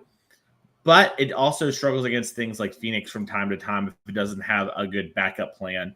We'll have to see if Kamari can do that in the future rounds. But this round, Selesnya Company, typically a deck that does not interact very well with what Ace Rack combo is doing. Yeah, and I mean, both these decks running 4 copies of Collected Company. So probably in for seeing a lot of them resolving here in this match. Now the Ace Rack combo deck, see a lot of familiar players from the standard Slogurk decks if you are present for any of those. We've got Honest Rusty, we've got Rona's, we've got Relic of Legends, the Channel Lands, Plaza of Heroes. Really a lot of ways to make a ton of mana and pop off here. As we are getting started, it's like Kamari mulled to 6. And Jacob going to start us off. Experiment 1. It's back off the Cavern of Souls nonetheless. Experiment 1. And we're going to pass back over. The Cavern is on humans to Kamari, who's going to get a little elf out, little mana dork. Yeah, Thalia sometimes really good because it stops Relic of Legends on turn 2. Rest of the time, pretty rough against this Ace-Rack combo deck, but this is the time where it'll be good. Like our opponent could have put it on play turn 3 as, oh my goodness, Nile, we're going fast with Gwenna coming down. Yeah, Gwenna, Eyes of Gaia, really, really strong here. We've got a ton of mana available to Kamari if he is able to untap with this Gwenna. What is that? 5 without playing another land as long as we're casting creatures? Yeah. Now it looks like we do have a bit of a spicy one here with the Kite Sail Larcenous coming down. That's going to turn one of these things, I imagine, Gwenna, yeah, we see it flips upside down, into a treasure until it leaves the battlefield. And that's one of the nice parts about these, like, Selesny company decks, is they get to play a lot of pretty powerful creatures and sort of put your opponent on the back foot. Honestly, Niall, I think the way to look at this deck, I think we maybe, we were maybe tricked. This is sort of just humans. This is not the company deck that players are thinking of that's like, grinding out a bunch of value with innocence and stuff like that. This is just like old modern humans, but in Pioneer. It's pretty exciting looking at it. Yeah, and it looks like we are going to go ahead and use Gwenna as a treasure to cast this collected company. And we hit another Gwenna. It's just good deck building. It's just good deck building. A Gwenna and a Kennen Bonder Prodigy. Yeah, Kennen's going to give extra mana. Kamari does have 3 Atraxas in the deck. So, I mean, we're at Atraxa mana if we untap uninterrupted. But these humans decks are very good at sort of disrupting your opponent a little bit and applying pressure, as we see Reflector Mage doing just that. Yeah, and I mean, this experiment one really growing quickly. So we're going to tap 4 for this relic, thanks to Thalia. And that's game. Kamari wins with the Ace-Rack. Yeah, so Mason, for people who aren't familiar, why don't you walk through this Ace-Rack combo? Yeah, so what's going to happen is we're going to keep exploring the dungeon over and over. We're going to make a mana with the Ace-Rack by tapping it to the Relic of Legends. And we're going to go through the dungeons over and over and over again. One of the dungeons is Drain. I don't know the name of it. I'm sorry, I'm a bad commentator. But basically what happens is Ace-Rack will always go back to your hand as long as you haven't explored the one tomb. And when they made this card, they had such pure dreams. They're like, the Archlich will summon the demon. That's its goal. Players will want to do that. That's cool. And what we said is, what if we played this one card 1,000,000 times and drain our opponents to death? And that's what Kamari has done here. And that is the strength of this deck. If you don't interact enough or get Kamari done dead soon enough, Kamari will just kill you. Yeah, and let's take a look at these deck lists real quick. Taking a look at Jacob's Selesnya Company list. I mean, as you said, kind of feels a bit like a humans list. What do you think we don't like or want to bring in? What do you think is important in the matchup? Yeah, so this is one of the awkward spots where, like we talked about just a second ago, you are good at disrupting a little bit and applying pressure, which is what you need to do, but you just need to make sure that you can stop Kamari from getting there. But you don't have any hard removal. We don't have anything that's like an instant speed way to interact. So we have Brutal Cathar. That's the closest thing to removal we're going to have. That's going to remove a creature until the Cathar leaves play. And honestly, I think that's probably it. We might see Cathar Commando come into the deck over one of these other main deck creatures as a way to fight over the Relic. They can win without the Relic in play, if I remember correctly. It's just harder. But making it harder, if you have a good pressure, is a great way to go about it. And I imagine we're going to see something in that regards when it comes to sideboarding here for Jacob. Yeah, and let's take a look now at Kamari's list and see sort of what we're working with here. As we mentioned earlier, a lot of the legends that play really nicely with these combos. Taking a look at the sideboard, though, what do we like here? We've got these 4 Thought Seizes, we've got Fatal Pushes, and Abrupt Decay, Assassin Trophy. We just want the removal, right? We just want to bring in our Fatal Pushes. We probably want to bring in this Abrupt Decay. I'm down for maybe a trophy as well. And just sort of cut on some of our cards that don't line up super well and just sort of have ways to prevent that snowball from happening to us, right? That would be a huge problem. And really the question is how many humans does, Kamari know about that could be in this deck? Because there are some that we're not playing, like the Silver Quill Silencer, that you name a card, every time the opponent plays that card, they lose life, right? So Kamari might be like, oh, I need all my removal to stop something like that because that would stop my deck, Now, we know Jacob's not playing that this weekend, but it's easy to sort of, if you know enough of the humans to be like, oh, I might need to have a ton of removal. I think in reality, Kamari probably just wants 4, maybe 5 pieces of interaction and wants to go fast. I think we're good in this sort of matchup. We just need to make sure that we don't get completely run over. Let's not worry about these Atraxas. They're going to get answered in a lot of worlds. Let's just do our thing and go from there. Yeah, and it looks like our players are finishing their sideboarding now, starting to get shuffled up and ready. Just quick reminder, we've got a next event coming up. It's going to be in Chicagoland. That's May 10th and 11th. But the 10K Modern Showdown and then the 5K Standard Trial. So make sure to come out for that. You can qualify for the Invitational through this. Also, I mean, Modern and Standard, just really cool right now. Especially this is going to be, post BNR Modern. Really interested to see what that's going to look like. And then after this in June, we're going to have the Indianapolis event where we're going to have the Standard Showdown on Saturday and then the 10K Team Final Fantasy Sealed on Sunday. Absolutely cannot wait to see that as our players are cutting decks now, getting down into the game. Drawing up, we're going to have Jacob on the play here for game 2 with Kamari up 1 game. Yeah, and Kamari, someone we saw at Champs this past year, wants to get back. Starting off pretty well today, at least at 2-0. Today's event is a trial, not going to punch someone's ticket, but the points could be the deal breaker in a future weekend. Absolutely. And, still a 5K, still a lot on the line for these players. It looks like Kamari going to take a mulligan here. Now, with these sort of combo decks, like what Kamari is playing, I was about to say pretty common to mulligan fairly aggressively, right? We're looking for pretty specific key pieces as Kamari takes another mulligan, which, I think sometimes to the untrained eye looks like a sign of weakness, but I think in a lot of these decks can sometimes be scarier than anything. I mean, mulligans are very powerful. Yeah, I mean, there's a lot of just 3 cards Kamari wins the game combinations, which obviously you want more cards to have more looks at that, but you'd rather have, 5 of the perfect cards than 7 pretty good cards when you can just win the game on the spot, as we see a mirror of game 1 happening here. Yeah, absolutely. We've got the Cavern on Humans Experiment 1. Is this going to be a Thalia? Are we going to see the perfect? No, it is not going to be a Thalia. Is that the Werewolf? It's the Werewolf Pack Leader. It is one of the 3 cards in a year that was released with Pack Leader, all spelled differently. It's a fun MTG fact. That is fun. Yeah. As that Pack Leader is going to get swiftly dealt with, but Experiment 1 still going to grow. We're going to see a Mana Confluence as our land for turn for Jacob.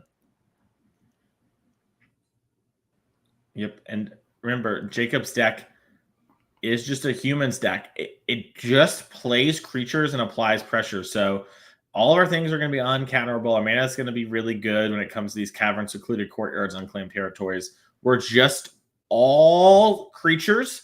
Every card in our deck except 4 is a creature. We have 4 collected companies. We have 21 lands, 4 companies, 50 creatures. Jacob came to attack. Yeah, now worth noting, Kamari did not find a second land drop. Mold of 5, 1 lander. I mean, we do have a couple mana dorks, so he's definitely not unable to cast spells here.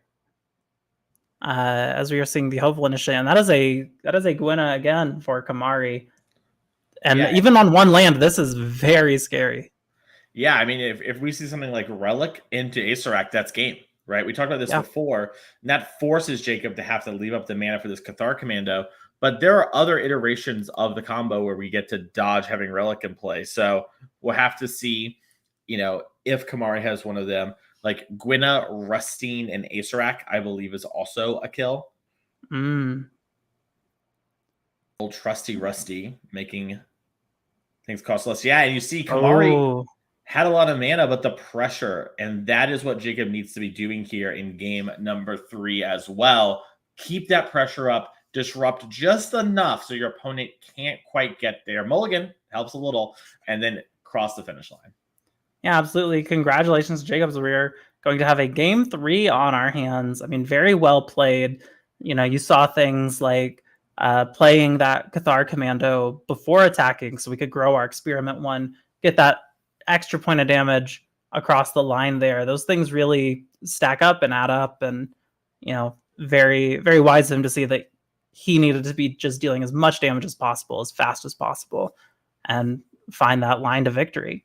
And we'll see in our game 3 here if Kamari is able to maybe get a little bit of a nicer hand. Maybe like a second land would be cool, but we'll have to see. Yeah, second land's nice. I mean, that is one of the benefits too of Kamari's deck, right? Is we have a lot of mana dorks. So we can pull it up on screen here and take a look at it for the people at home. You have a lot of mana dorks in a lot of ways to sort of cheat on mana or things that are mana light. So these 2 to 3 land hands can actually produce 7 to infinite mana pretty easily. But you do sort of still need to play your things in a good, timely way. And that is sort of what Jacob's hoping to stop. Things like Reflector Mage can be really powerful against this deck.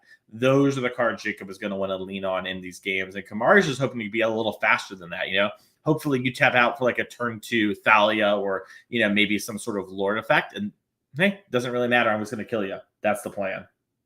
Yeah, I mean, talking about how brutal the one-lander is, but kind of as you mentioned, even with just the one land, Kamari was in a position where with the right cards had lethal. With the rusty Ace Rack, Gwynna combination, that's enough. And that's wild that he's able to get there on just the one land. So really interested to see how this third game goes between these two players. It looks like they are shuffling up and presenting their decks now. So we'll just hop on down and see how this one ends up. Both players, of course, 2-0 at the moment in our round 3. Going into round 4, 3-0. Very nice. Put you in a really good spot. Yep. 3-0 is the best start you can have after round 3. These players want to be there. Yeah, caught a few of the cards that Kamari was drawing there. I think I saw Relic of Legends, an Elf, and Acerag. So seems like a much, much nicer start than what he got last game. Yeah, if you have that plus 2 lands, I mean, you're looking at a potential, turn 3 kill, especially if you get Gwynna down. Mm-hmm. Jacob. There we go. Cavern, Experiment 1, like clockwork. Yeah. If there's Gwynna, next turn could be it. This is what we were talking about. Jacob, I mean, has some cards that can kind of interact here, but turn 3 is when all the real stuff comes on. A pack leader gets played, but we can't even attack into the Gwynna. I think that's game. There's Relic into Acerag, and Kamari wins the game.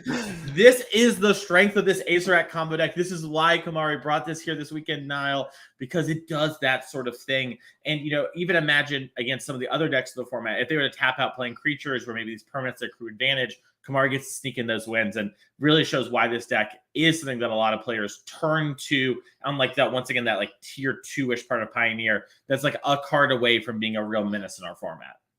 Yeah, I mean, that was incredible.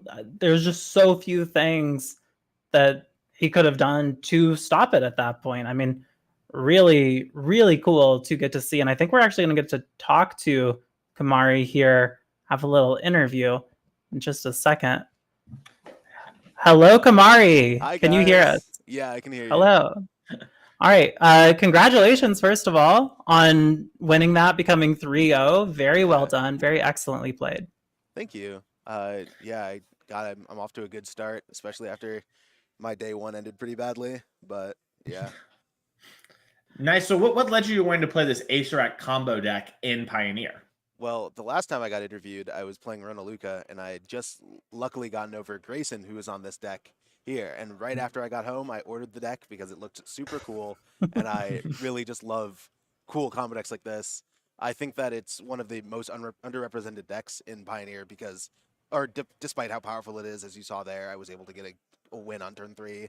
The deck's really good, but you cannot play it on MTGO, not until Wizards adds some sort of loop mechanic to Sure. the format. But yeah, you just can't play it online, too many clicks, so it's only ever represented in paper. But yeah, this is the kind of decks that I'm usually drawn to. But Yeah, we were talking about the game to, mold a 5, and obviously stuck on one land, but even with being stuck on one land, you're in a position where, like, with the right cards on that last turn, you still could have comboed off, right? Yeah, like if my hand was just Relic Aesorak in that last turn, still just have it, which is kind of cool. Yeah. You can mull pretty low and still just have the win presented on like turn 3, turn 4, which is awesome. Yeah, very cool. Now, going into the rest of the tournament today, are there any decks that you are particularly hoping to dodge, or any that you're particularly hoping to run into? I like running into the less interactive combo decks like Lotus Field and Mono Green. They just don't have a lot they can do against you. Mono Green has Stonebrain post forward sometimes, but usually only 1 or 2 copies. And then Lotus Field can bounce your stuff, but usually isn't fast enough to beat you. Usually I try to dodge Phoenix and Rakdos. They are some of the most presented decks in the format, and I think I'm pretty fine into them as well. I'm a Coco deck. I have Kinnan and Atraxa. You can hard cast Atraxa often in this deck, which is fine. Decent against Phoenix, decent against Rakdos, but they just have the pieces to tear apart your combo. They have the Thoughtseize, the Fatal Pushes.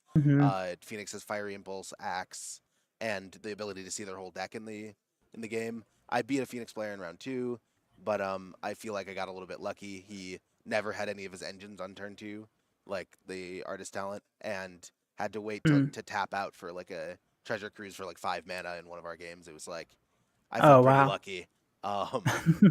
But yeah, like generally it's pretty 50-50 against Phoenix, especially when you're facing a really good pilot. So mostly trying to dodge that, but we'll see.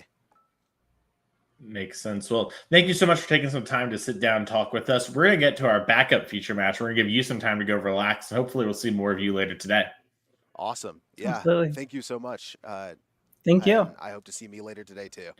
Hey, go check the mirror. You can always show yourself there. We hope to see you in this feature match area though as well. We'll see you around. Awesome. See ya. See you guys.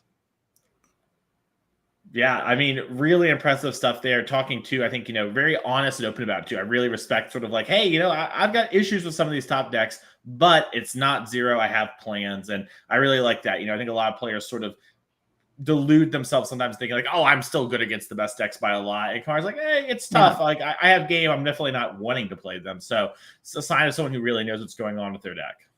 Right. Well, we have a backup feature ready, and it is a very interesting one. So let's get down to that. This is Angels versus Demons. Will Krueger, who we saw earlier on Rakdos Demons, versus Mason Grode here on the Selesnya Angels. Very, very interesting battle here. Yeah, Constantine level battle here. Now Angels, also has been something of a deck in Pioneer for a very long time as well. Common pattern that we've seen from Will today, this turn 1 Thoughtseize, and oh man, so much redundancy in Mason's hand here. Yeah, this matchup's a tough one for Demons. You have some cards that can matter, but basically the Angels deck is really good at battling through like people trying to 1-for-1 them. I mean, you're seeing Enduring Innocence, you're seeing, Kayla's Reconstruction, the deck plays Collected Company. It's just very good at sort of putting something on the battlefield. And then since Krueger is trying to win via damage, the actual life gain from the Angels comes up being pretty huge, and the flying makes it hard for them to be, blocked in combat. We saw this with, Robert Taylor's deck in round number 2 with Ninjas. Flying just actually meant, even though we're only chipping in for a little bit of damage, it isn't the end of the world. Right, as we are going to see one of the Enduring Innocence taken as the card, as we're going to see the Giada come down for Mason here. Now, do you think most of that is just, obviously Enduring Innocence, very powerful card, also one of the harder cards for Will to actually fully deal with? Yeah, I think Will is just like, knows this game is going to go long and basically is hoping that the Innocence won't play a huge role. And you can't keep Mason off of Giada's with there being 2 without using a kill spell. And you really want to fight over specific angels typically in this matchup. There are some of them that just sort of get out of the hand, like the Righteous Valkyrie or Spinlinded Angel. And yeah, you're seeing Krueger here even hoping to maybe put Mason behind on mana a bit longer by sacking that Blood Tithe Harvester. Yeah, it looks like Mason missing the 3rd land drop, which would have, let us get that Enduring Innocence out, perhaps. And there is the land.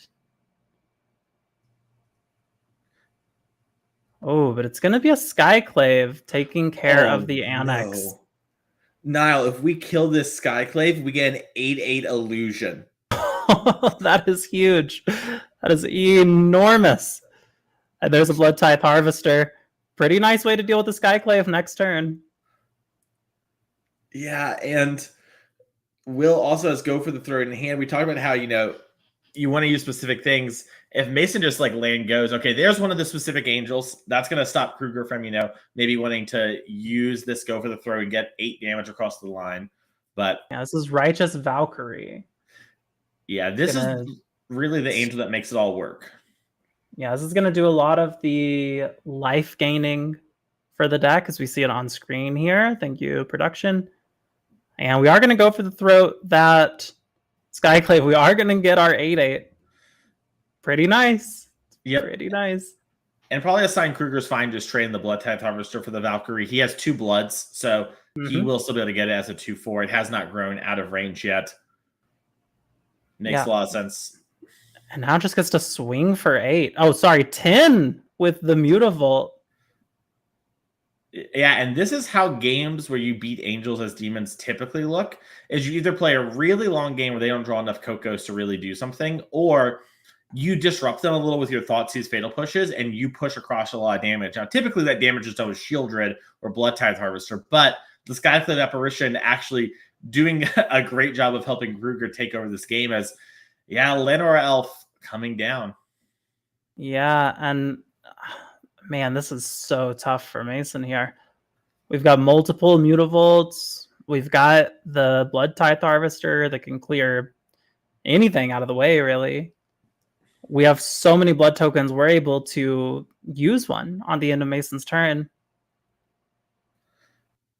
Yeah, and Will had a hand of all lands, but picked up Shieldred as his redraw. If you're going to get flooded out, that's one of the best ones to be flooded out with. There's Thoughtseize, Niall. Yeah, Thoughtseize is big get here. But I mean, Mason Will swinging him with the 8/8. That was a gift from Mason. Not attacking with any of the Mutavaults, just, attack with the 8/8. You kind of have to block it. Shieldred exists. Annex exists. Both these cards could mean death if you don't block this 8/8.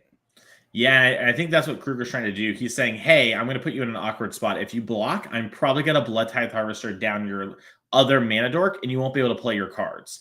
And I think he's trying to tempt Mason into being like, well, I can't win either way. I need to just, make a risky play. And now this Thoughtseize clears up another card in hand from Mason. And Will can take just about any of them, and they're all pretty good takes. Yeah, looking at the Kayla's reconstruction here.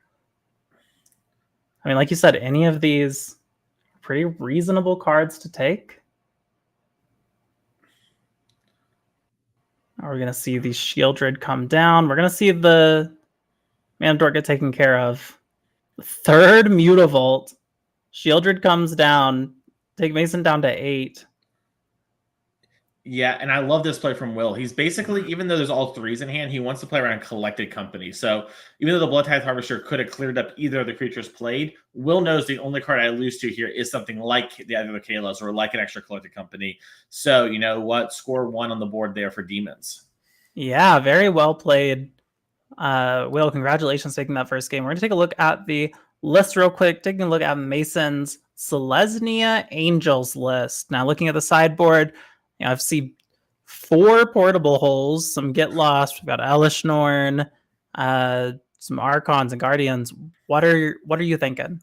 Yeah, I mean, like I said before, structurally our deck's pretty good against what Will's trying to do. We're just gonna do some more little upgradey stuff. We're gonna get some get lost in our deck in order to fight over the annex, fight over shieldreddy type stuff. Just have some removal. Probably gonna see something similar, when it comes to Skyclave. Just sort of, some small changes. Try to interact a bit more. Probably rely less on some mana dorks. Call it a day here. Mason's really happy to play this matchup, and Krueger is really happy to steal game 1. Yeah, and let's take a look actually at Krueger's list real quick at these Rakdos demons that we saw earlier today.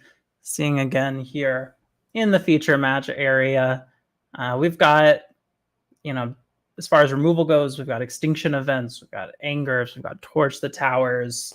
We've even got a few Invoke Despairs. What do you like here? Yeah, so I mean, Extinction Event's a great one. A lot of the best cards are odd when it comes to this angel deck. We have a bunch of 3-mana angels that are really good, and then we have a bunch of Llanowar elves that sometimes we lean on for mana, like we talked about. I'm expecting those to go down a little bit, but not get cut completely. So I can imagine we'll bring those in. You can also does have a couple, bangers. We didn't really talk too much about the card Bishop of Wings, but that is one that can really get out of hand. So you get 2 or 3 of those on board, which is very easy to happen with Let the Company. Being able to clean those up can be very nice. So I imagine we're going to see that. But then here's part of the problem. We don't have a whole lot else we want. Part of the nice thing about angels is a lot of their creatures' toughness outsizes the red removal in the format.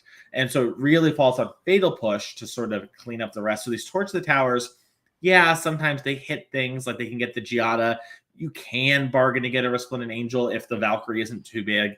But Will is just sort of in a position of my deck is not very good here.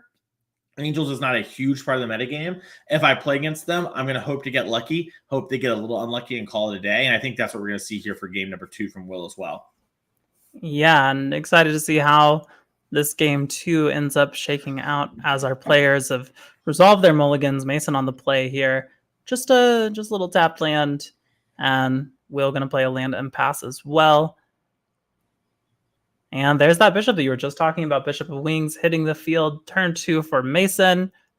Will's going to double check, make sure understands how exactly this works. And we're going to go back over to the turn. So no in-step deal with your Bishop there.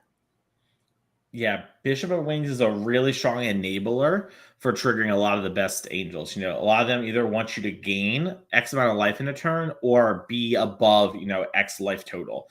So Bishop does that, but also insulates you from removal a little bit. Obviously, a 1/1 Spirit is not as good as, my mythic rare angels I put in my deck, but it's not nothing, and the fact that this Bishop means, okay, if you want to actually kill that Resplendent Valkyrie like we saw in game number 1, I'm going to get a little bit of something left behind, that can be really annoying for this Rakdos deck. Yeah, so you're going to see the Harvester take care of this Llanowar Elves, and then Fable of the Mirror Breaker as the play for Will here. And another Bishop from Mason. Are we stuck on lands again? Looks like yes. Yeah, we've been missing a couple land drops. Now, Mason's deck has a lot of 3s and 4s. If we draw a 3rd land into an angel, we're going to gain 8 life, assuming Will can't interact with these bishops. And that's going to undo a lot of the pressure that Will's going to try to put down here. Also, those are 1/4s, Niall. That's just going to be able to block this Goblin Shaman down. Yeah, absolutely. As on Will's turn here, we are processing our Fable trigger, discarding a couple lands, seeing an Annex, and not sure what the second card there was. I think certainly happy to have the Annex. Yeah, it has Annex and Mutavault in hand, and looks like he's willing to potentially throw away the Goblin in order to make a treasure. Now, this could just be Will bluffing. I have some damage-based removal spell, and is trying to catch the Bishop / catch Mason. What if he did bring in Anger of the Gods? How crazy would that be? It'd be really good here. Extinction Event, gonna take care of both of those Bishops. And this is what we talked about in sideboarding, right, Niall? There's a lot of good odds, and that's probably what Krueger wanted to. But sometimes you catch 2-3 bishops and you're over the moon, and that's where Will is now. Yep, and there's Skyclave, take care of the Fable. This time, when the Skyclave dies, gonna get a much smaller illusion. Yeah, good for Mason. Yeah, I think those players are joking about it as you see them both laughing there that, hey, if I got the kill spell this time, it's a lot less of an issue. Yeah, well, we joke about it, but like it really shows how much Mason respects Annex as a card for Will. That he was willing to sort of make that trade. Yeah, he incurred a lot of risk, but it was a risk that he kind of had to take. You're right. Mm-hmm.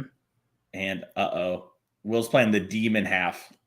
The demon half. We're making a 6/6 for Mason to have to deal with. And this is a great spot for Will. The demon is actually going to be able to chunk Mason's life total very meaningfully. You can gain a lot of life, and you need to and be at a certain life total for some of your cards to work. So even if the Mason can get back there, thanks to a timely Coco or a bunch of angels entering later, buying that time now is huge. And Skyclad Apparition, one of Mason's best removal spells here, doesn't hit tokens. Yeah, we also have, because of the treasure token, Fatal Push with Revolt online at any time. If we need to take care of anything on Mason's board. Yeah, and this is one of the issues and why, Silesian Angels theoretically has a lot of pretty good matchups to great matchups, but your cards are really clunky and you're kind of relying on cards like Collected Company to overpower your opponents in certain spots. You don't have as much raw efficiency as a deck like Will Krueger's does here. Rakdos Demon's just sort of bread and butter Jund deck. Yeah, and no Fatal Push there. We do have the Extinction event. We have Go for the Throat. Looks like it is going to be Extinction event. Oh, this is huge. That's 11 power and illusions getting added to the board. Yeah, that is enormous. But Mason's wishing he had an Extinction event in his hand right now. Yeah, being able to name even here would be very good. But, Mason's best draw is something like land so that he can draw Coco. But even if he does, Will's done a great job of capitalizing on this stumble here from Mason, and just keeping him on the back foot, making sure to prevent him from ever getting a trigger. If Will had spent that turn prior when we Extinction evented the bishops, instead like maybe playing a threat, we would have played a Resplendent Angel and got 8 life, which would have triggered the Angel, which would have got 8 more life. Yeah, and you're seeing just a concession here from Mason. He knows he can't do it. Wow. Congratulations, Will Krueger. Very well played. As you were saying, Angels favored in that matchup. Will's got to be pretty thrilled to have run into Mason short on lands 2 games in a row. And played very well around that as well, making sure to heavily prioritize the mana dorks and keep Mason off as much mana for as long as possible. So very well executed. Yeah, great plays there by Will. I know if you're at home, it might be sort of silly saying like, oh yeah, he killed everything or whatever, but there were some key points where we could have chose not killing stuff and instead developing. We picked the fights when we needed to. We developed when we needed to. And listen, everyone who top 8s a tournament, especially a big one like this, has a story where they got lucky in one of the rounds. To me, this was Will Krueger's round where he needed to get lucky. He got lucky, and now it's up to him to sort of clutch it out for the rest of the rounds and see if he can make another top 8 here today. Yeah, and we will have some more rounds of Magic coming up leading up to our top 8. We are going to take a quick break, but don't go too far. We'll be right back with more Magic.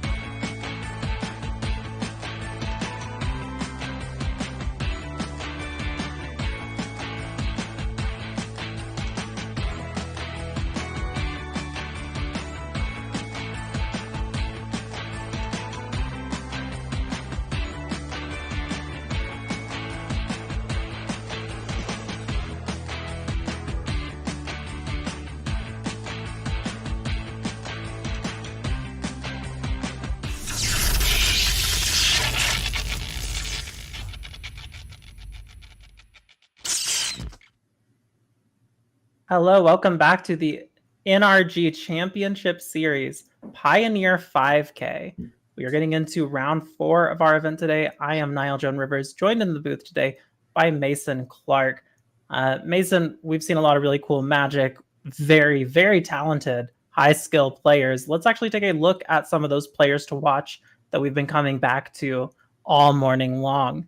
As we're seeing Zang, better known as CFT Sock on the internet, 3-0 currently, and looks like of our players to watch, the only one with 3-0, followed by Sean Gallagher in the 2-0-1 spot. What do you think? What do you think looking at this?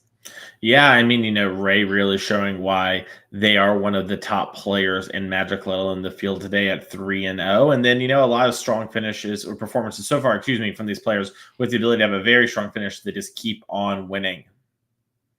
Yeah, absolutely. Now, something we haven't talked about too much is the prizing for this event. So let's take a look at that real quick, because there is some really, really cool stuff on the line. So first of all, the thing everyone really cares about, we got cash prizes. First place, $1,200. Second place, $600. Goes down, pays all the way out to the top 32 from there. But also, we have those leaderboard points. I mean, 30 points to first place. That is a huge number of points. While the trial does not automatically punch your ticket into the championship, those 30 points go a long way. And what it does automatically punch your ticket for, first and second place get an invite to the regional championship. So this is also, a 2-slot RCQ, which is very cool. It's very awesome. It has a lot on the line here this weekend.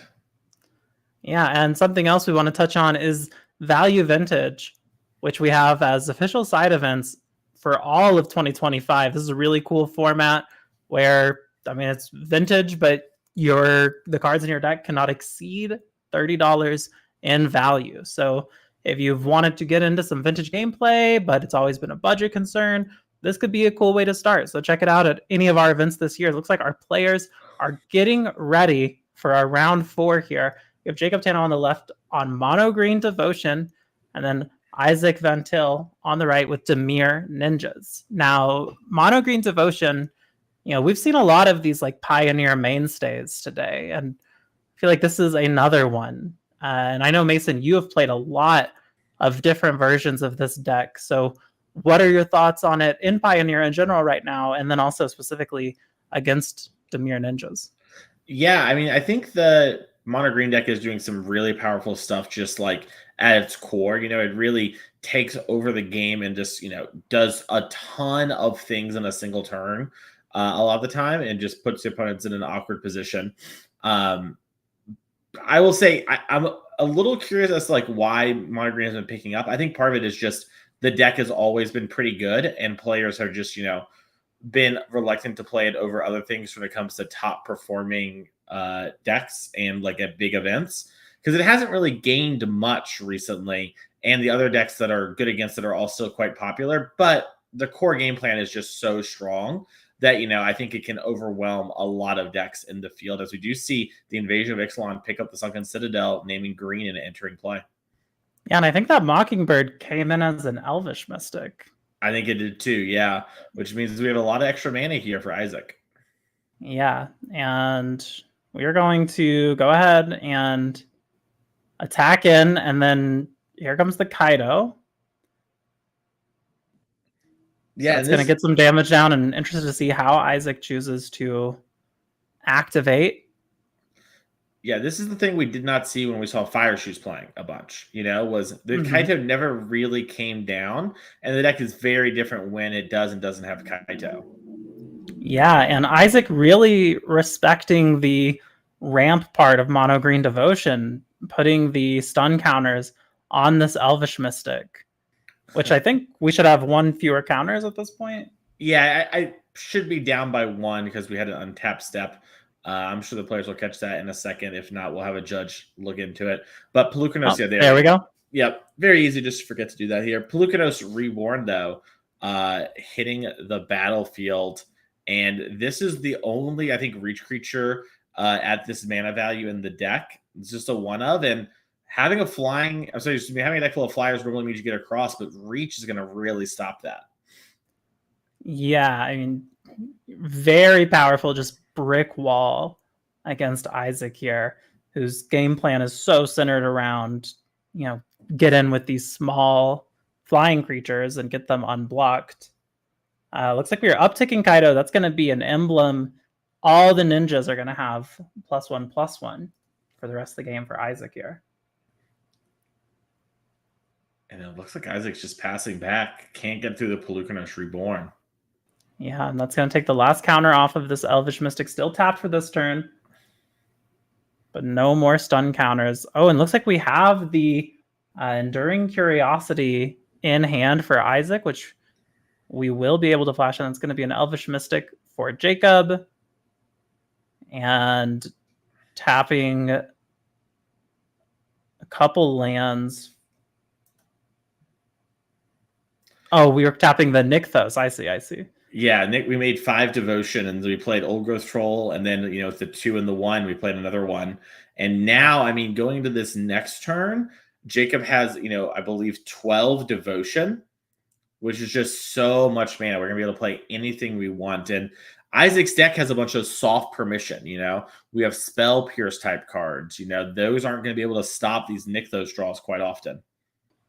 Yeah, now we are going to get in with the Spyglass Siren here. Draw a card thanks to our Curiosity. We've got that Pelucanos stunned down with the Kaito. And there's the Fairy Miscreant. I'll take a quick look at this. Little Thoughtseize action as well. Yeah, Thoughtseize. We're seeing an invasion. What? Can you tell what card? Festivals. Yes. And then a land. The old hostile. Well, hostile, excuse me. Yeah, Storm the Festival. Obviously one you gotta deal with, but also, Jacob just so much mana. Should easily be able to flash this back, right? Yeah, we have enough to flash it back and pay for a Spell Pierce. Yeah, that is crazy. This looks like paying 3. Are we making an Old Growth Troll here? It looks like we started to, but we decided to go for the Pelucanos Reborn. We figured out 4/5, bigger than 4/4. True. 4/5 Flying Reach. Yeah. Don't try to get over that one. We're going to see the invasion come down. Yeah. Resolve that ETB real quick. It looks like Jacob hit another Nykthos. Yeah. And it looks like Jacob's, doing a little math here before we take a pick off the invasion. It was 12 Devotion a second ago. It should be 13 now since we added 1. Yeah. Which means this other Nykthos in hand, we're going to have access to 24 mana this turn if we take Nykthos. Which is a little bit. Yeah, it's a little bit of mana.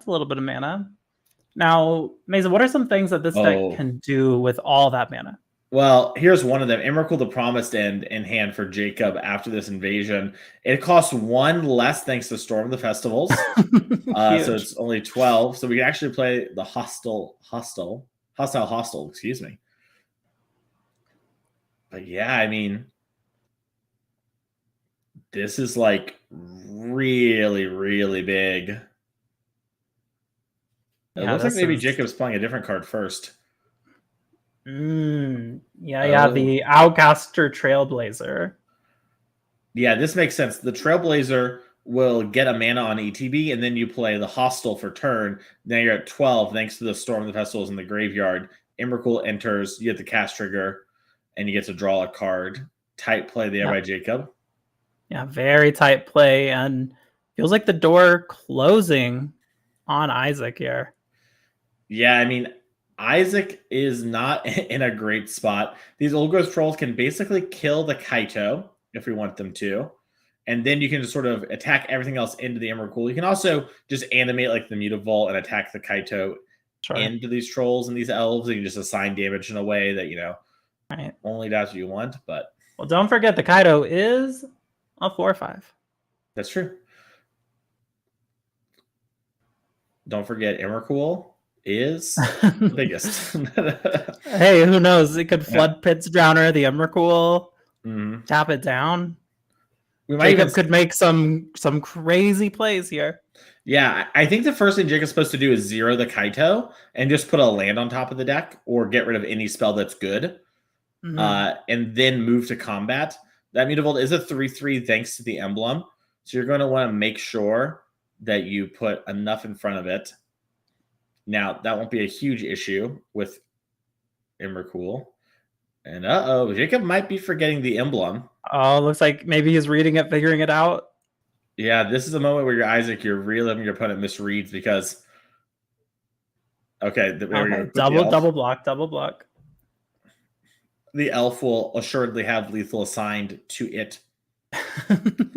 Only a little bit of an interesting attack here. I wonder if like maybe we're losing this Outcaster Trailblazer for very little value, all things considered. But Jacob's like, I'll go to damage. Isaac's like, you're in control of my turn.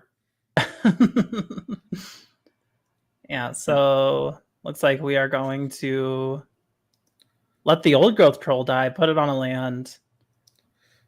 All of these other creatures are going to die. We're going to get the curiosity. And now Isaac gets to actually take a turn. Yeah, and could be worse. It's not good, but it could be worse. Yeah, I like this one, Jacob. Flood Pit. Put the Flood Pit Drowner on this elf. You don't really need it. And then try and get this Mockingbird just to copy something that kind of, doesn't matter / nothing at all. Yeah.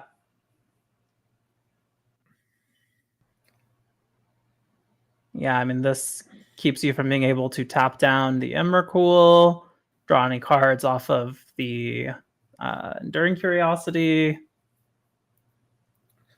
Yeah, and the biggest problem here is really that Emrakul's threatening to attack, and we're at 18 life, which would normally be a lot, but 13 is a huge chunk of that. And you're seeing Isaac try to figure out how am I supposed to navigate my way around this. So we're going to see an attack. Emrakul going to block one of the Fairy Miscreants.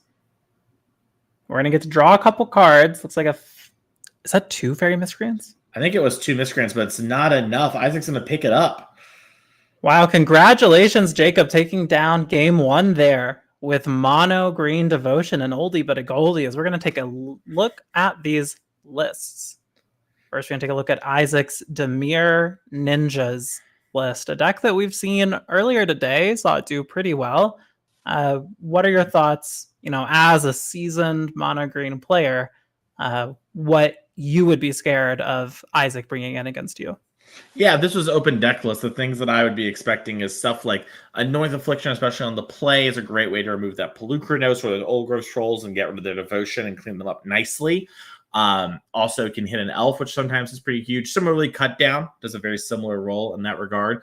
I'm kind of actually worried about Shieldred. Anytime the game is sort of fair, Shieldred can sort of outclass a lot of my creatures on the battlefield, and it makes my redraw effects, which I normally rely on a fair amount on the combo-y turns, into actually a liability. So if I was sideboarding with the Ninjas deck, it'd be something I want of those cards, then sort of maybe upgrade some of my awkward cards like this main deck Spell Pierce.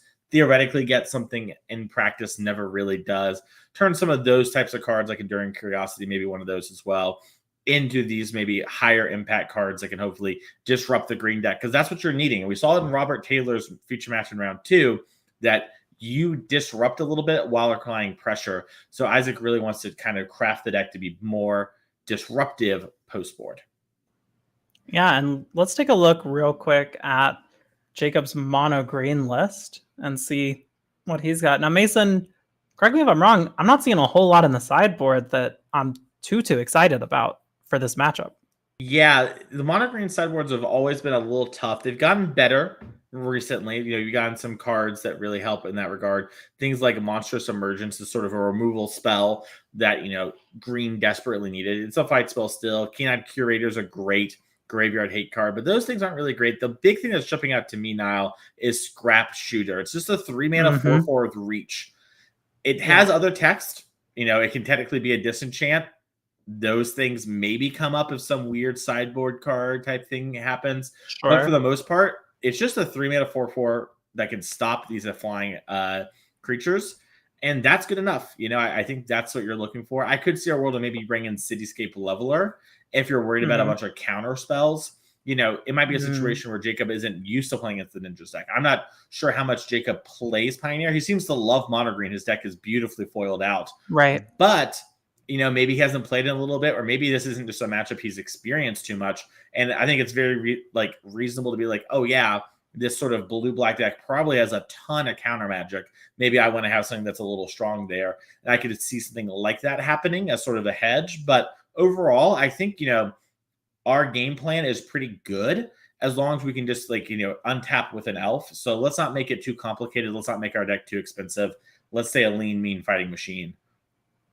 Yeah, Scrap Shooter also one that jumped out to me just for the reach. I mean, the rest of the text does not feel like it'll be that relevant that often, but something that I think is also cool is, a lot of times having your mana tied up in the same colored pips is a downside of a creature, but in this deck, it actually makes it even stronger. The Scrap Shooter is 1 green as opposed to 2 green. So just really works super nicely with what Jacob's trying to do here. As we get down into our game 2, Isaac on the play, down a game.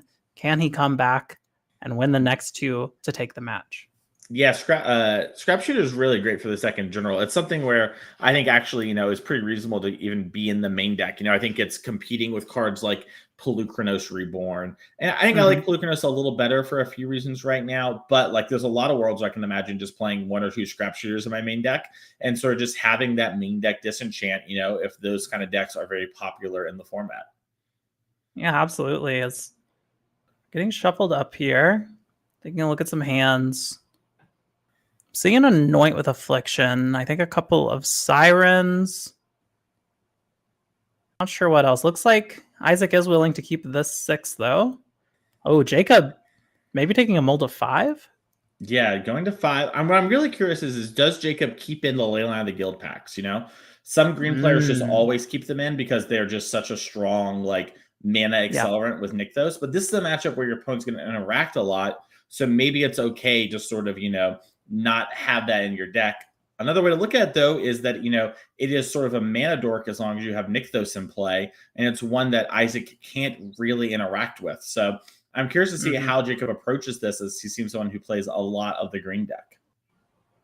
Yeah, very interested to see as Jacob drawing his hand for this mole to 5. There's Cityscape Leveler, so we did decide to bring that in. And there's an elf. We've got a mana dork. I think that's a battle as well. Yeah, I think we're on 1 land elf, which is not where you want to be, but on 5, you got to do what you got to do. Yeah, and we're going to see a Siren immediately for Isaac. Make that map token. I'm going to Nykthos. For turn, we're going to play our elf. Yeah, and Nykthos is a good land, but like we were talking about before, sometimes the colored pips matter a lot. We'll have to see if Jacob has one of those hands as Moon Circuit Hacker comes down. Yeah, it's going to be a couple points of damage and a card for Isaac.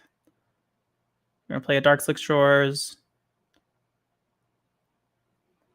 And, looks like has a lot of options in terms of 1-drops. Going to replay the Siren, make a second map token, pass back to Jacob. Oh, this is massive for Jacob. We have in our hand the Outcaster Trailblazer, which you can plot and later come down and be a mana. All right, we're going to go with the invasion to start. Yeah, start with the invasion. Take a look at these. Seeing a Kiora, some elves, another invasion. Yeah, taking a look at our hand here. Got the Nykthos, which maybe starts to push you towards the Kiora. Yeah, that's a very powerful interaction. You're going to use your Nykthos a couple times. Honestly, the thing I'd be most tempted by, which I'm not sure if it was there, would just be Basic Forest. I really just want to have mana. The Kiora it looks like it was there. Yeah, I really like this play from Jacob. It's very disciplined of just I think if I just get to cast my cards, I can do it. I don't need to go super crazy right now. That might end up being wrong, but I think it's a very disciplined and hard choice to make, and it's exciting to see Jacob go for it here. Yeah, is Isaac going to play Mutavault as the land for turn? Looks like thinking about maybe anointing this elf. Just going to Flood Pit's Drowner, tap the elf down in Jacob's upkeep. And we've got the Mockingbird as another Spyglass Siren. So it's up to 3 maps for Isaac. Yeah, and I love this play from Isaac here, tapping the elf down. Keep that Annoyance Affliction for Pelucano Streetborn. I think that's a card that Isaac is worried about as the Outcaster is plotted here. Yeah, very nice, very nice. Yeah, I mean, these map tokens can represent a bunch of damage out of nowhere.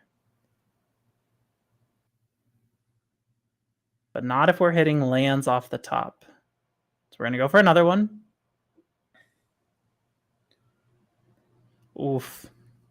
But, you know, these are saving Isaac the turns. He would have been drawing through these. Yeah, I mean, drawing these 2 lands in a row is basically a death sentence.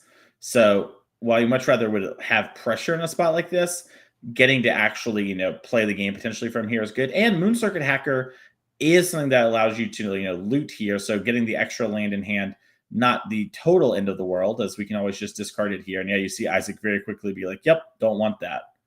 Yeah, and I mean, Isaac's swinging in for 8 damage, taking Jacob down to 7. And this is what we talked about, right? The clock plus disruption. We even haven't had a ton of the disruption, just Flood Pit Drowner, but even just a little bit can go a long way here. Yeah, and I mean, Isaac, very rewarded for playing that Flood Pit Drowner at exactly the right time, making sure that this elf is still down for the count on this turn, because we're going to get to play this for free. That's a mana. We're up to 4 without a land. We can tap this Nykthos to go up 1, I think. Yep. Well, yeah, you'll break even, but you will turn one of your colorless into a green. Sure. Now you're up 1. But it looks like we have nothing to do with the mana. And we've got the Anoint in hand. I mean, this could be a lot of damage for Isaac here. Yeah, I mean, if you actually a double Anoint, you could just kill both things. Your opponent didn't have anything to do last turn. If you put them down, you know, an elf and a 2 devotion, that's got to be close to good enough. Yeah, we're going to start here with the map. That's going to be a Kaido on top, which means we will get that counter. And then Mutavault for turn. We'll anoint the Trailblazer, animate the Mutavault, and that's going to be game. We're going to have a game 3. Congratulations, Isaac. Very well played. You know, really got the damage out when he needed it. Very well done. Well piloted. Yep, capitalized on the situation at hand, played the Flood Pit Drowner right, went for the pushes when we needed to. A lot of tight spots. We could go a lot of different ways, made a lot of good choices and rewarded. And that's what this Dimir Ninjas deck really requires of you, is to be able to navigate those positions. Doing a great job here today. I mean, 3-0, looking to maybe be 4-0 if things go well. And really the question is, on the draw, can we keep up with the explosive games that Mono Green can present? Yeah, well, I'm glad you mentioned that, because I was going to bring up, you know, we've talked a little bit about play draw disparity in the format as a whole, but it feels like that might feel even a little bit more severe against a deck like Mono Green Devotion, or against really any deck that's playing effectively 8 Llanowar Elves, right? I mean, just their ability to ramp so quickly, and you're really the one who's pressured to respond to that. Do you think that is going to affect Isaac's decision making in either sideboards or mulligans or anything like that?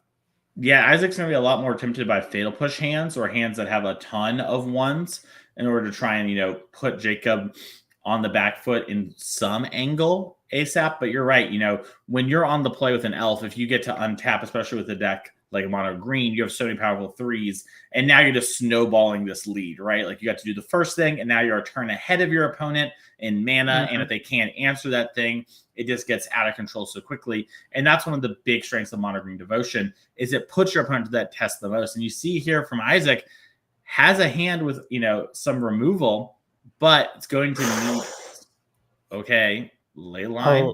A ley line, no elf, but a ley line. Very powerful. We're going to see a fairy miscreant There for is Isaac. a Nykthos in hand, Niall. That is tough, as we're going to see the invasion come down. So this is 5. Oh, we have the Cavalier. And this is what we were talking about with the ley line in game number 2. Would Jacob keep it as sort of a, land or elf that dodges the interaction? And it looks like we did.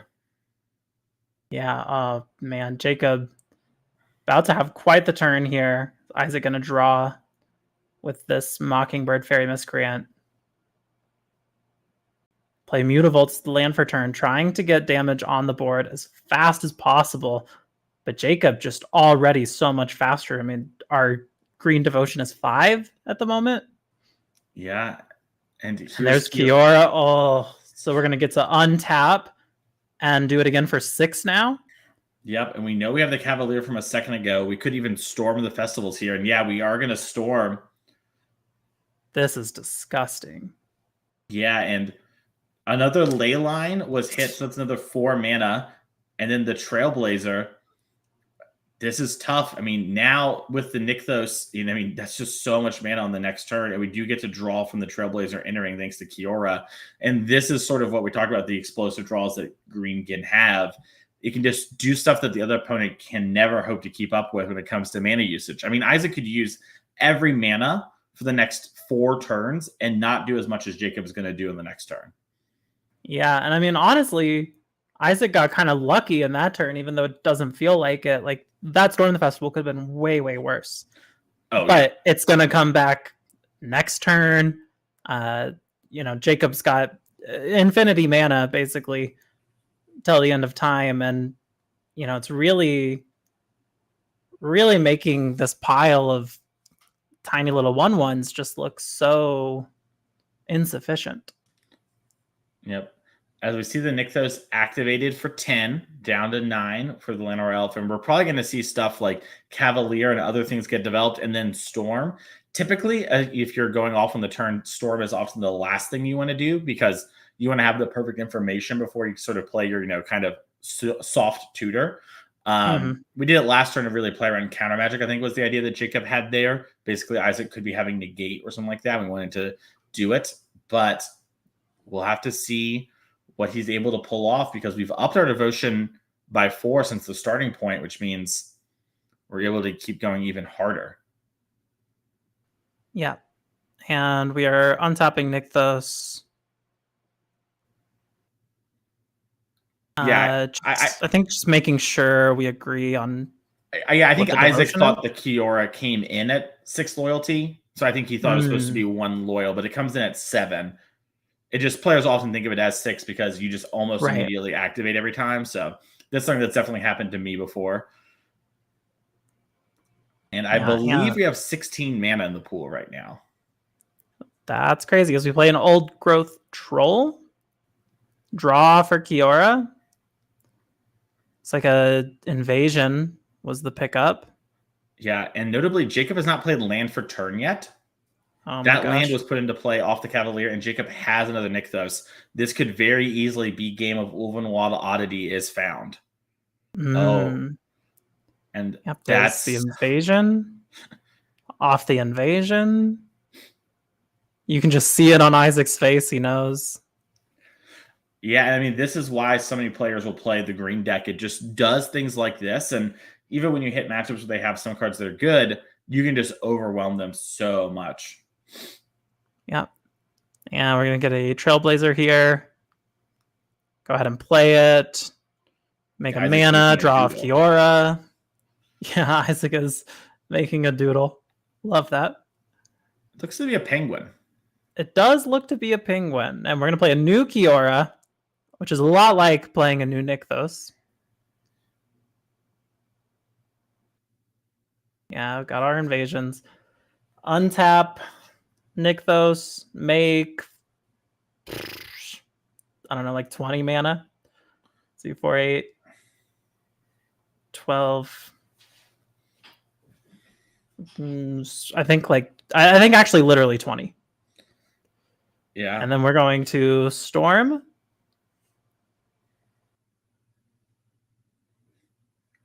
It looks like a Nykthos was found along with some other lands. Yep, we're going to get the Nykthos. Keened Curator decided to come on in. Yeah, I got the Curator. No, maybe that's not curated. Actually, I think that's a scrap shooter. Yeah, as I say, we just drew cards. That makes me think it's a scrap shooter. Yep. Here's Old Growth Troll. Yep, there's some more card draw.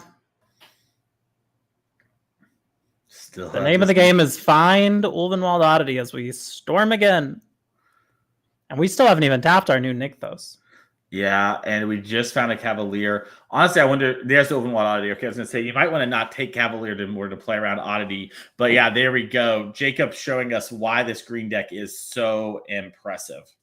Yeah, I mean, that was incredible. You know, very cool to see Mono Green Devotion doing its thing. Congratulations, Jacob. Very well played. Very well played by both players. But congrats, Jacob, for making it 4-0 so far in the event.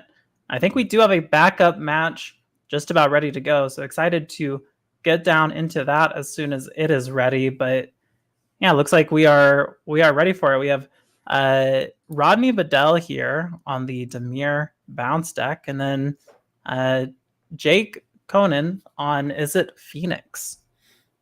Yeah, and this bounce deck is sort of similar-ish to the Dimir one you've seen in Standard, where it is a controlling deck. We just have Yorion as this way to bounce everything again. You actually see some players do Esper in the format for cards like the Wandering Emperor and Pixie, and the Pixie picking up the Yorion is my favorite thing to do in Pioneer right now. Just go forever and ever. But Rodney deciding to have better mana. We've seen this deck pop up recently on Magic Online. I think it actually got second or third in a challenge yesterday. So I would not be surprised if this is actually Rodney's first time playing the deck, or at least this iteration of it. Yeah. Yeah, I mean, you know, we've talked a lot about these Pioneer mainstays that we've been seeing all day, but Dimir Bounce definitely one of the newer decks to the format as we are thought seizing. Spoiled for choice. Treasure Cruise, Talent, Profs. Looks like we are going for the Talent. But wow, what a crazy hand to be looking at. Yeah, I like this take here from Rodney. There's a lot of good things going on, but the Talent is the one that makes them all kind of operate at their best. So while maybe Profs or Cruise are cards that are more threatening, the Talent is going to really amplify that. So trying to sort of split the middle there makes a lot of sense.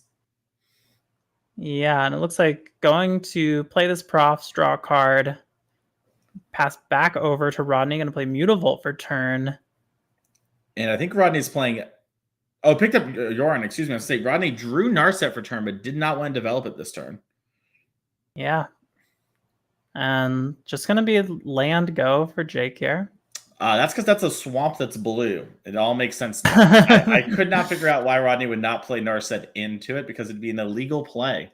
Yeah, that would have been an interesting one for sure. And we are going to do a little Free the Fae here. And then we're going to cast a Consider. And then we're going to Jake's turn proper.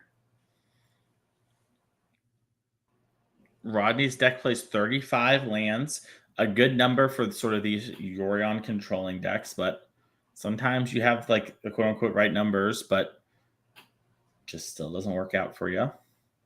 Yeah, Rodney missing a fourth land drop here.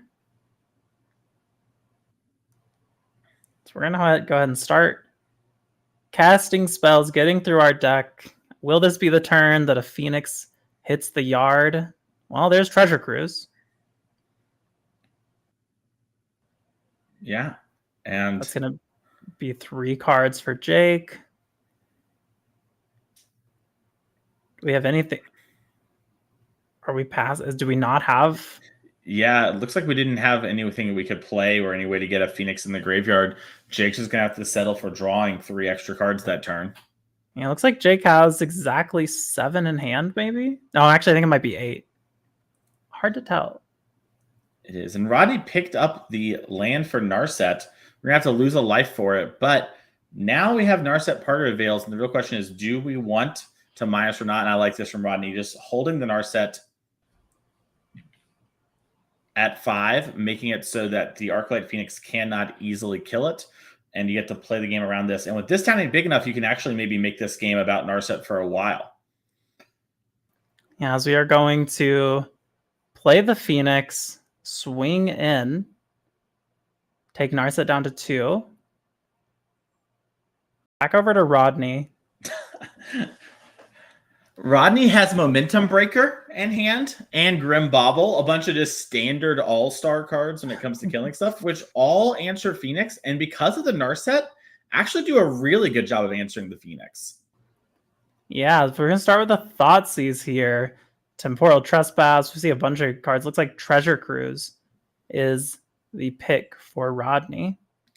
I like that pick a lot from Rodney, despite sort of being a little awkward because Temporal Trespass looks tempting. The rest of the hand doesn't really work. And the only real way you're going to lose from this spot is if your Narset dies quickly.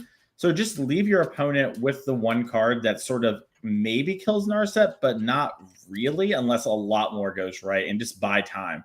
Your Gorgon will do a lot here. And Ayres Talent, really strong card, but not in the face of Narset.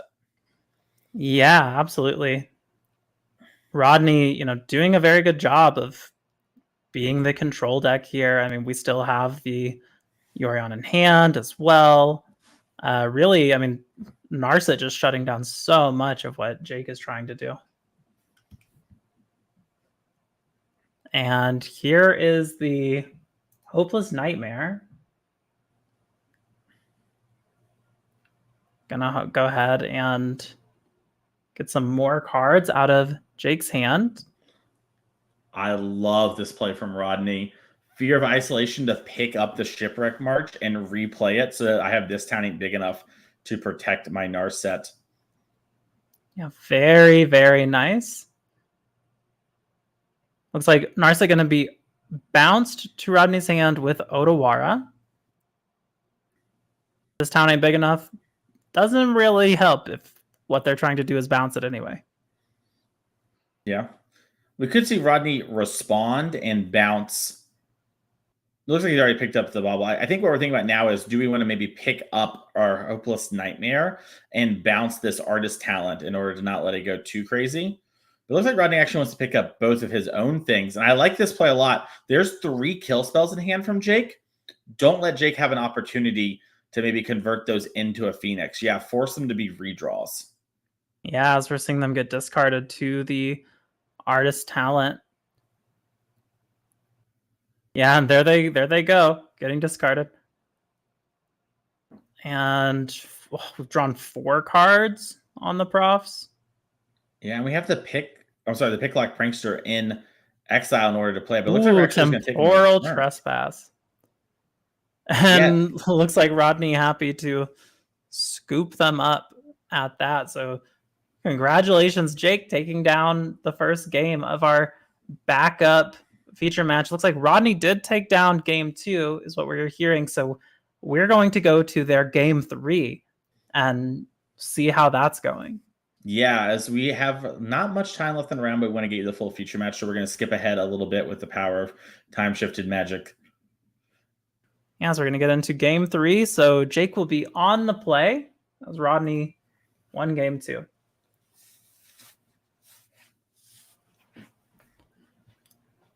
And it looks like Jake is maybe taking a mulligan right now. Yeah, it looks like Rodney keeping 7, perhaps. I mean, that was a very, very well-timed Otawara. So very well done, Jake, there.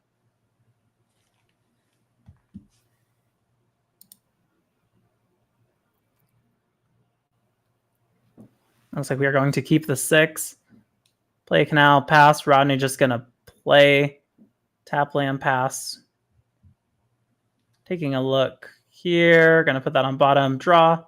Go back to Jake's turn.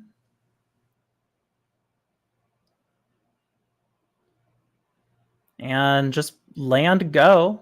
And Rodney happy to do the same. This is going to be a Free the Fae from Jake. Looking at a Phoenix, a Treasure Cruise, a Mystical Dispute, and a land, taking the Treasure Cruise. Yeah, wants to have more ways to move through the deck, try and take an aggressive stance. Mystical Dispute can be really tempting against cards like Narset, which are pretty big players in the matchup. But looks like Jake's hoping to maybe get around that as it comes to pick up Prankster. Gonna play the Prankster, and Rodney going to go ahead and get a Omen of the Sea down. I think Rodney, because of time, maybe shuffled Yorion into the deck, and I think it's in hand. Because I was like, where's the companion? I was about to say it's probably off screen, and then I see there's a white card in hand, and Rodney only has one whitish card in the deck. That is very funny. So you're going to see Rodney just land go. Looks like we're going to draw the top card there at the end. And then back over to Jake.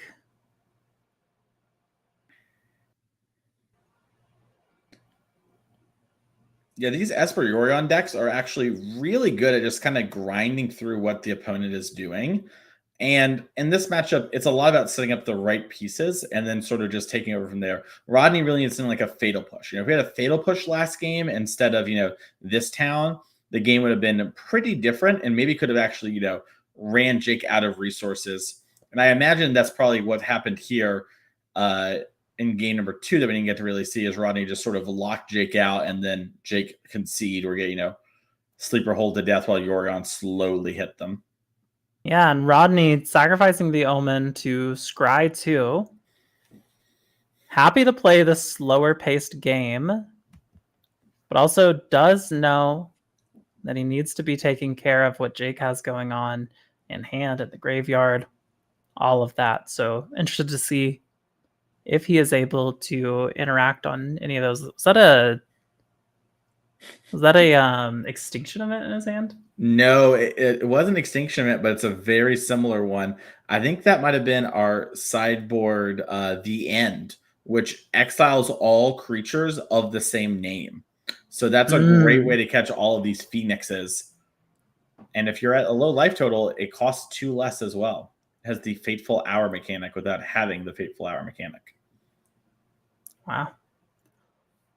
Yeah, and it looks like Treasure Cruise for Jake. We've got a Phoenix in the yard. And we're going to be considering this is our second instant sorcery. Negate picked up here for Jake. Is he going to go for a third one, get that Phoenix out? Or is he respecting Rodney's mana? Yeah, it's a tough spot. And, we don't know. Maybe the End played a big role in game number 2, right? We had to sort of skip that match for the sake of time. And if that did happen, Jake might be thinking, well, I lost, last game to the End. I don't really want to lose this one to it as well. I can wait a turn or two and then get to it. I've got enough interaction. Yeah, we're just going to get in for a little damage. Got all that interaction in hand. Looks like Rodney maybe wanting to lean on a duress here. If he wants to play anything, looks like we are going to start off with this duress. Will Jake let it resolve? Yeah, this is an interesting one. You have 2 different counter spells in hand. So in theory, if you're worried about a card like Narset, you do have it covered as long as Rodney doesn't go, another land plus another discard spell. But if you negate and they have that same line of thinking, then it's not like your Mystical Dispute's going to make it through anyway. So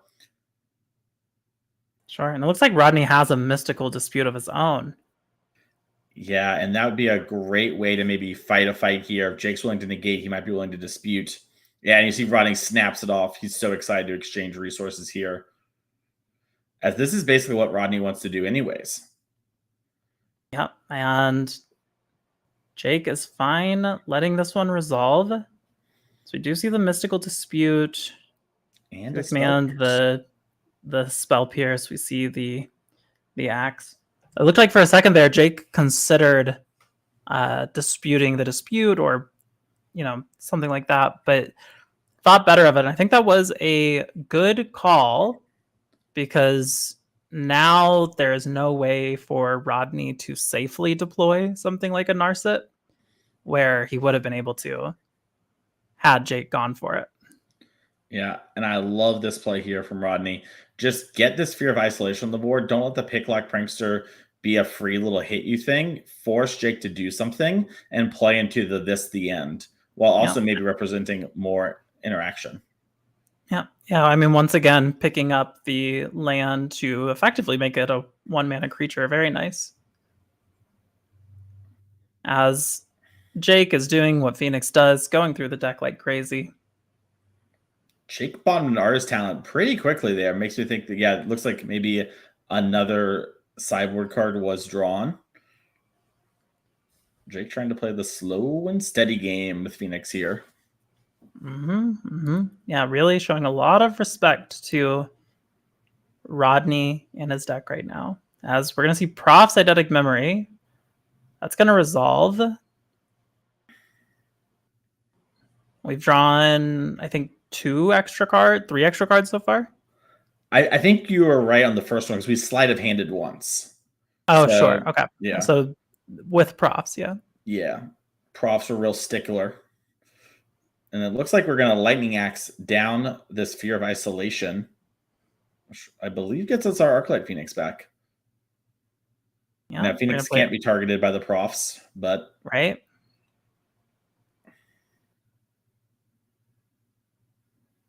Yeah, so we're going to put the counter there.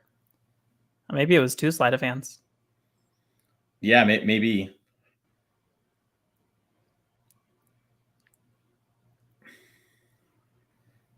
I think Rodney does also have an Extinction Event in hand. Yeah, he might have both. That might be, and I mean, Extinction Event on even here would be kind of nice. The problem is Rodney knows there's a Spell Pierce in hand from Jake. Yeah, we really need like land plus a Spell Pierce of our own or a Mystical Dispute. Rodney picked up Cling to Dust. Looks like maybe firing that off just on a random card to get a redraw. And there's a Duress. Duress is a nice one, but... Yeah, I'm going to go ahead and fire it off immediately. Here we go. We've got free Picklock Prankster, Spell Pierce, Mystical Dispute. So there goes Spell Pierce. That's a good call. You know, Mystical Dispute, harder to cast against Extinction Event, if that's what Rodney's trying to do next turn. Yeah. It's like passing from there. Yeah, and that should be a loud sign to Jake that Rodney is trying to do something non-creaturey, non-blue, right? Mystical Dispute's just strictly better if it was something like Narset, so the jig's up on that being what we're fighting over. Yeah, there's another Phoenix and a Treasure Cruise, which is devastating with this Profs on the field. Yeah, Rodney would love to have an Orcish Bowmaster right now. Yeah, I bet he would. So I think that die is tracking how many extra cards we've drawn this turn.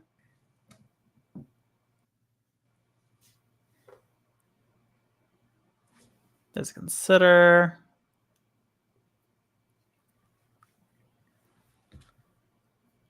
I mean, this is an absurd amount of damage.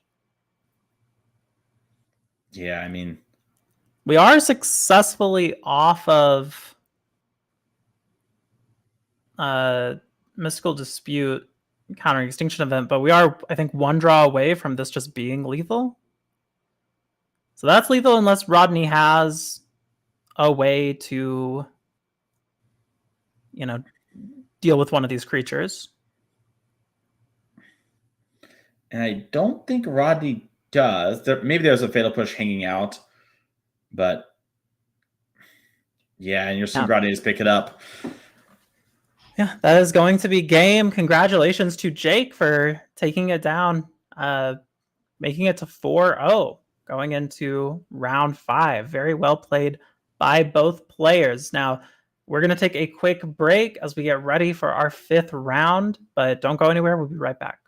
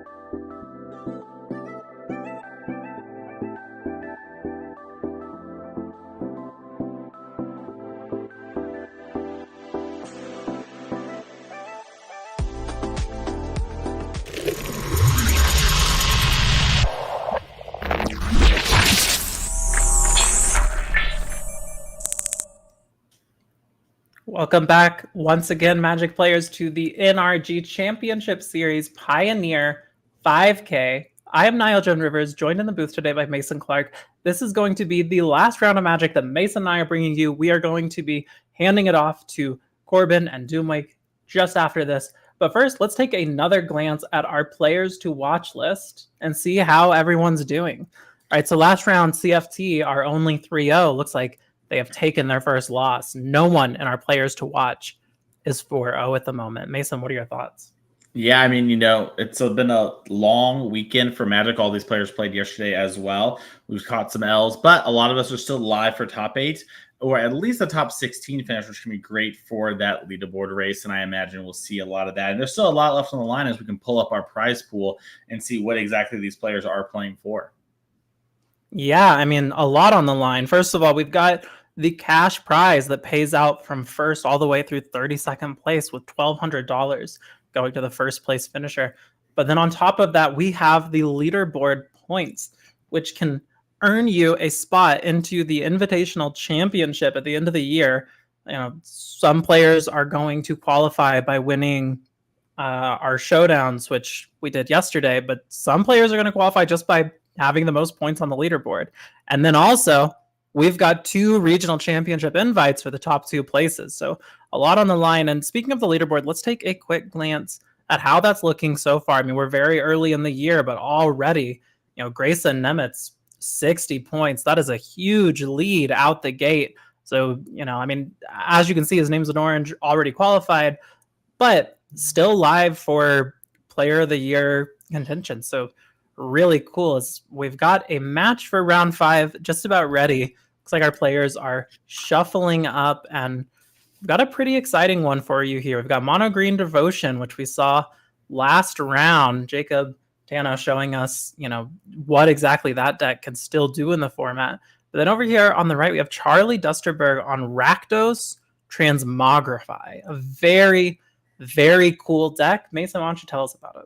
Yeah, I mean, this deck is got one trick to it, and it's trying to do it a lot. It is trying to put a big thing into play off the card Transmogrify, and then it's trying to play a fair game to back that up. It's really, like, what if the Rakdos midrange deck had a combo finish instead of cards like, Graveyard Trespasser and Blood Tithe Harvester. Excuse me, sorry, I lost my voice there for a second.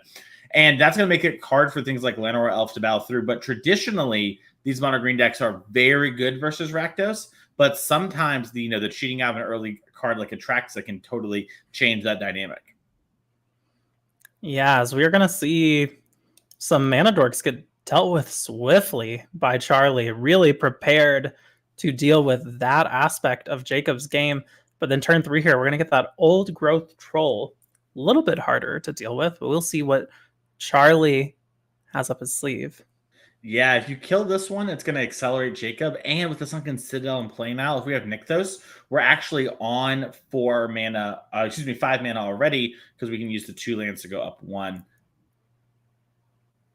And it looks like we're going to Cling to Dust one of our own Torch the Towers, just to get a little value there. Yeah, and it looks like Charlie is missing lands, and that's why we went for that Cling early on. And this is just what Jacob wants to see the opponent stumbling. Yeah, very, very much not what Charlie is looking for at the moment. I mean, Transmogrify, obviously a 4-mana sorcery.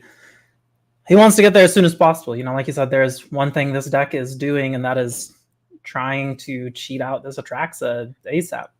Yeah, and look at this. We used our Nykthos plus Citadel combo to make 4 green, and then we played the Leyline of the Guild Pact. And yeah, Charlie's picking it up. Jacob has 8 mana. He knows he can't keep up when he's behind on lands like this. That is crazy. I mean, what a quick game 1. We're going to take a quick look over at these lists. So talk to me about the Transmogrify deck. We've got, Charlie's sideboard here, what he might be interested in against mono green to make sure another one of those games don't happen.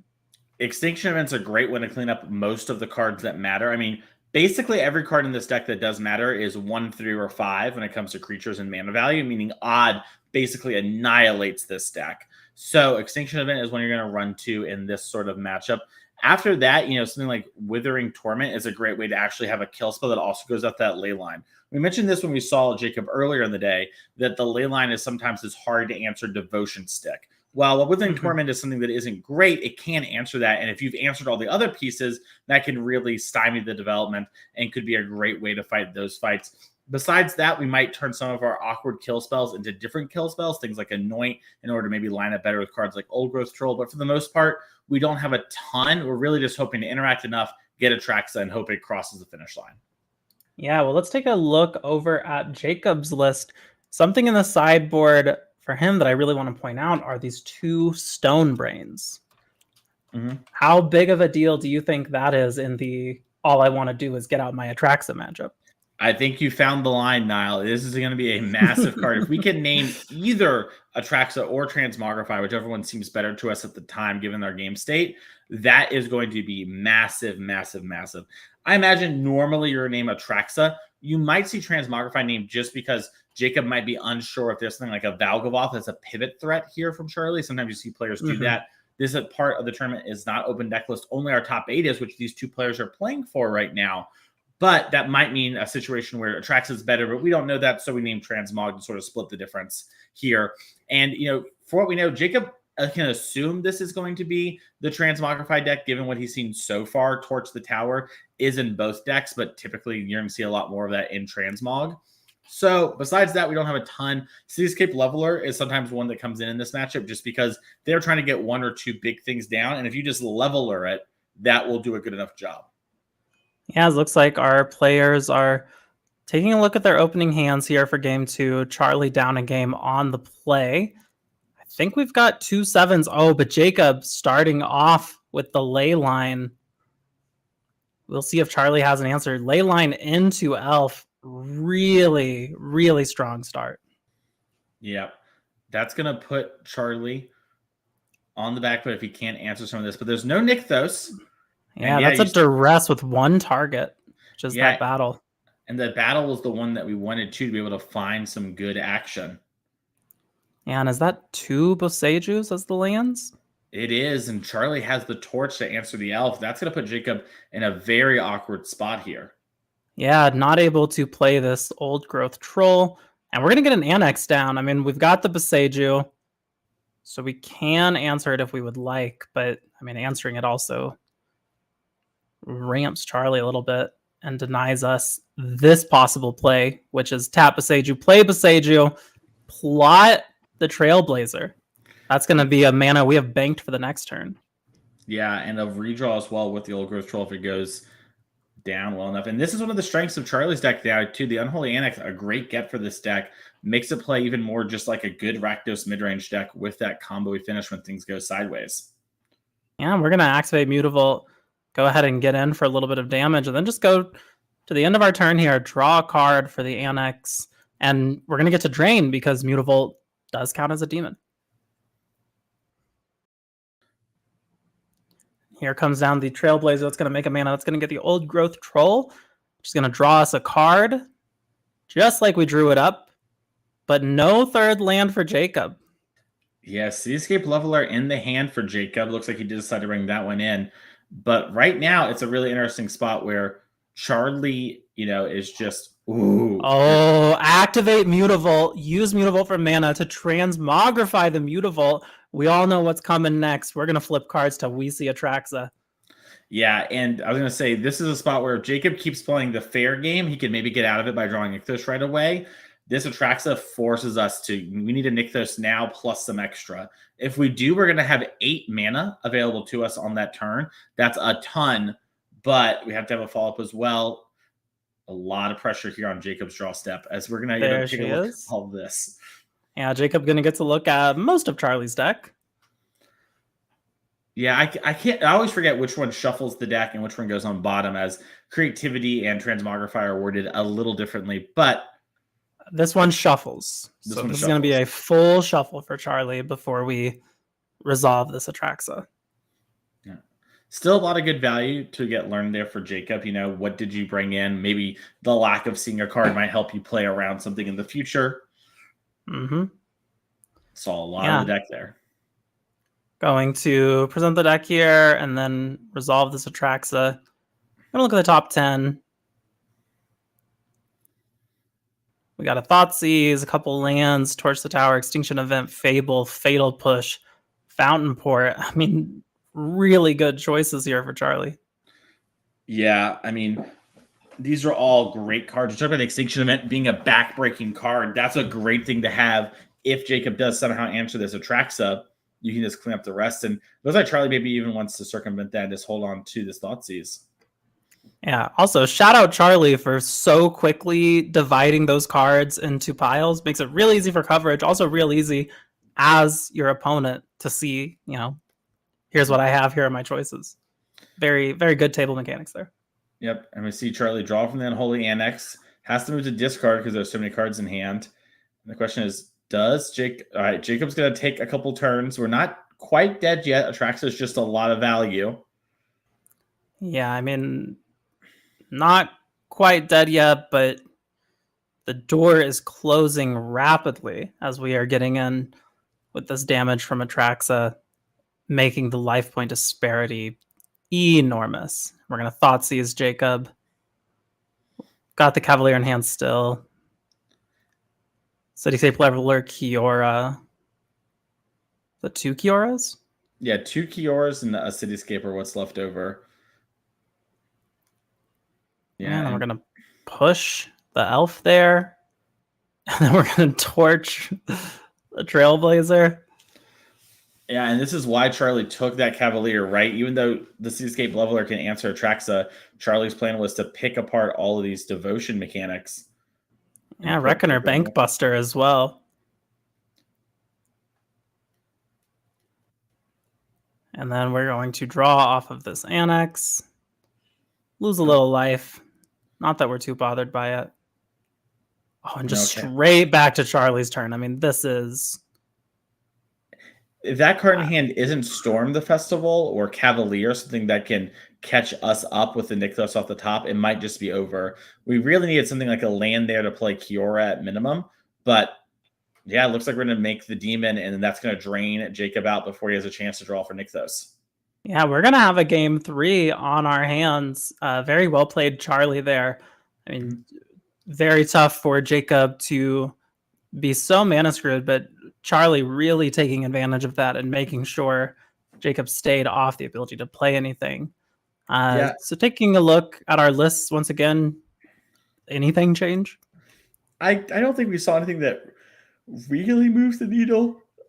I think for the most part, we just we kept a hand that was high risk, high reward. We had the Guild Pact, we had the Invasion to move through our deck, get, a ton of looks at Nykthos, and worst comes to worst, pick up, another land. But Charlie had the interaction disruption, and that's one of the downsides of the Guild Pact. It's not all sunshine and rainbows here in mono Greenland. You go down a lot of cards that have these things, and you're hoping to hit your pieces that capitalize on that, right?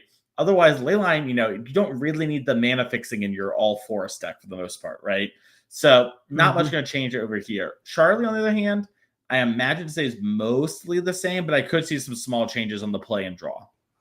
Sure. Now, as our players are getting ready for their final game here, this Transmogrify deck, very similar to the Indomitable Creativity decks that play a very similar kind of game, but obviously a different key card, Creativity instead of Transmogrify. What are some of the key differences, and why would someone choose to play this deck over that one, or vice versa? Yeah, so the big thing about Transmogrify is twofold. One, it only hits creatures, where Indomitable Creativity can also get artifacts. That means we can both play artifacts, and, it means that we get to actually have much easier mana because Transmogrify is 3 in a red instead of X red, red, red. And where that X sometimes is an upside because you get to hit multiple things or have multiple targets playing around spot removal. That is a weakness of the Transmogrify deck, is you kind of have to target a creature, which means your opponent's removal is live to turn off your card. And sometimes Creativity can play around that. Your mana base actually just works a lot better. And that allows you to sort of splash these other colors much more easily than sometimes you see with the Creativity decks that need to be base red splashing something. Charlie here gets to be sort of just Rakdos like we talked about before, but instead of playing, Fear of Missing Out and Blood Tithe Harvester and all those other cards, we instead play Transmogrify Atraxa. Yeah, very, very cool. Very cool. Small decisions that mean a lot in deck selection and the format as a whole. As our players are drawing up their first sevens, looks like Jacob taking a mulligan on the play here. Charlie thinking about it. We see a Torch the Tower. We see an Annex. Not sure what else. He's playing it pretty tight. Looks like he's considering. I don't think he has decided on a keep. It looks like we might be sending it back. We are. It's going to be a mulligan for both players. Charlie takes a look at the top card. Do you look when you mulligan? Sometimes I do, sometimes I don't. For the most part, it doesn't really matter. You know what I mean? Like, it doesn't really change my decision. But sometimes, I'm a little curious. I never really let it affect me. I never look. I never want to know. Is that because it would affect you? No, the decision's made. I just think it's irrelevant. What if I see it and I'm like, oh, it would have worked. Okay. I have a question. If you ever go to dinner with someone and you almost order the food they have, do you ask how the meal was? Sure. I don't. I think it's very similar. I think it's a little peek of what could have been, because you could have ordered that and you thought about it. Yeah, but I can ask for a bite of the person I'm at dinners with food. Like I can't like have a bite of my last hand. Once I've shipped it, I've shipped it. Perhaps. Depends on how you look at it. Looks like we are both keeping sixes. And Jacob going to start with the Sunken Citadel. Works very nicely with the Nykthos. And Charlie starting off with Mutavault as the first land for turn. And there is Stonebrain on turn 2. Could be very devastating. Yeah, and I just say I don't think Charlie has like a braid in the deck. These decks sometimes have cards like that, as like these flexible catch-alls. I don't think Charlie had something like that, which means this Stonebrain is going to go off. And now, if that does happen, Charlie needs to think, okay, how do I win the fair game? I can do it. We saw in Holy Annex and all that kind of stuff. It can be good enough sometimes. And with the Go Blank in hand, Jacob might be so low on resources. So it's really just a matter of how Charlie wants to fight this fight. And I like taking this Kiora with the Torch the Tower in hand. Yeah, Charlie has an uphill battle ahead of him with the Stonebrain. So we're going to play Besager's the land for turn for Jacob.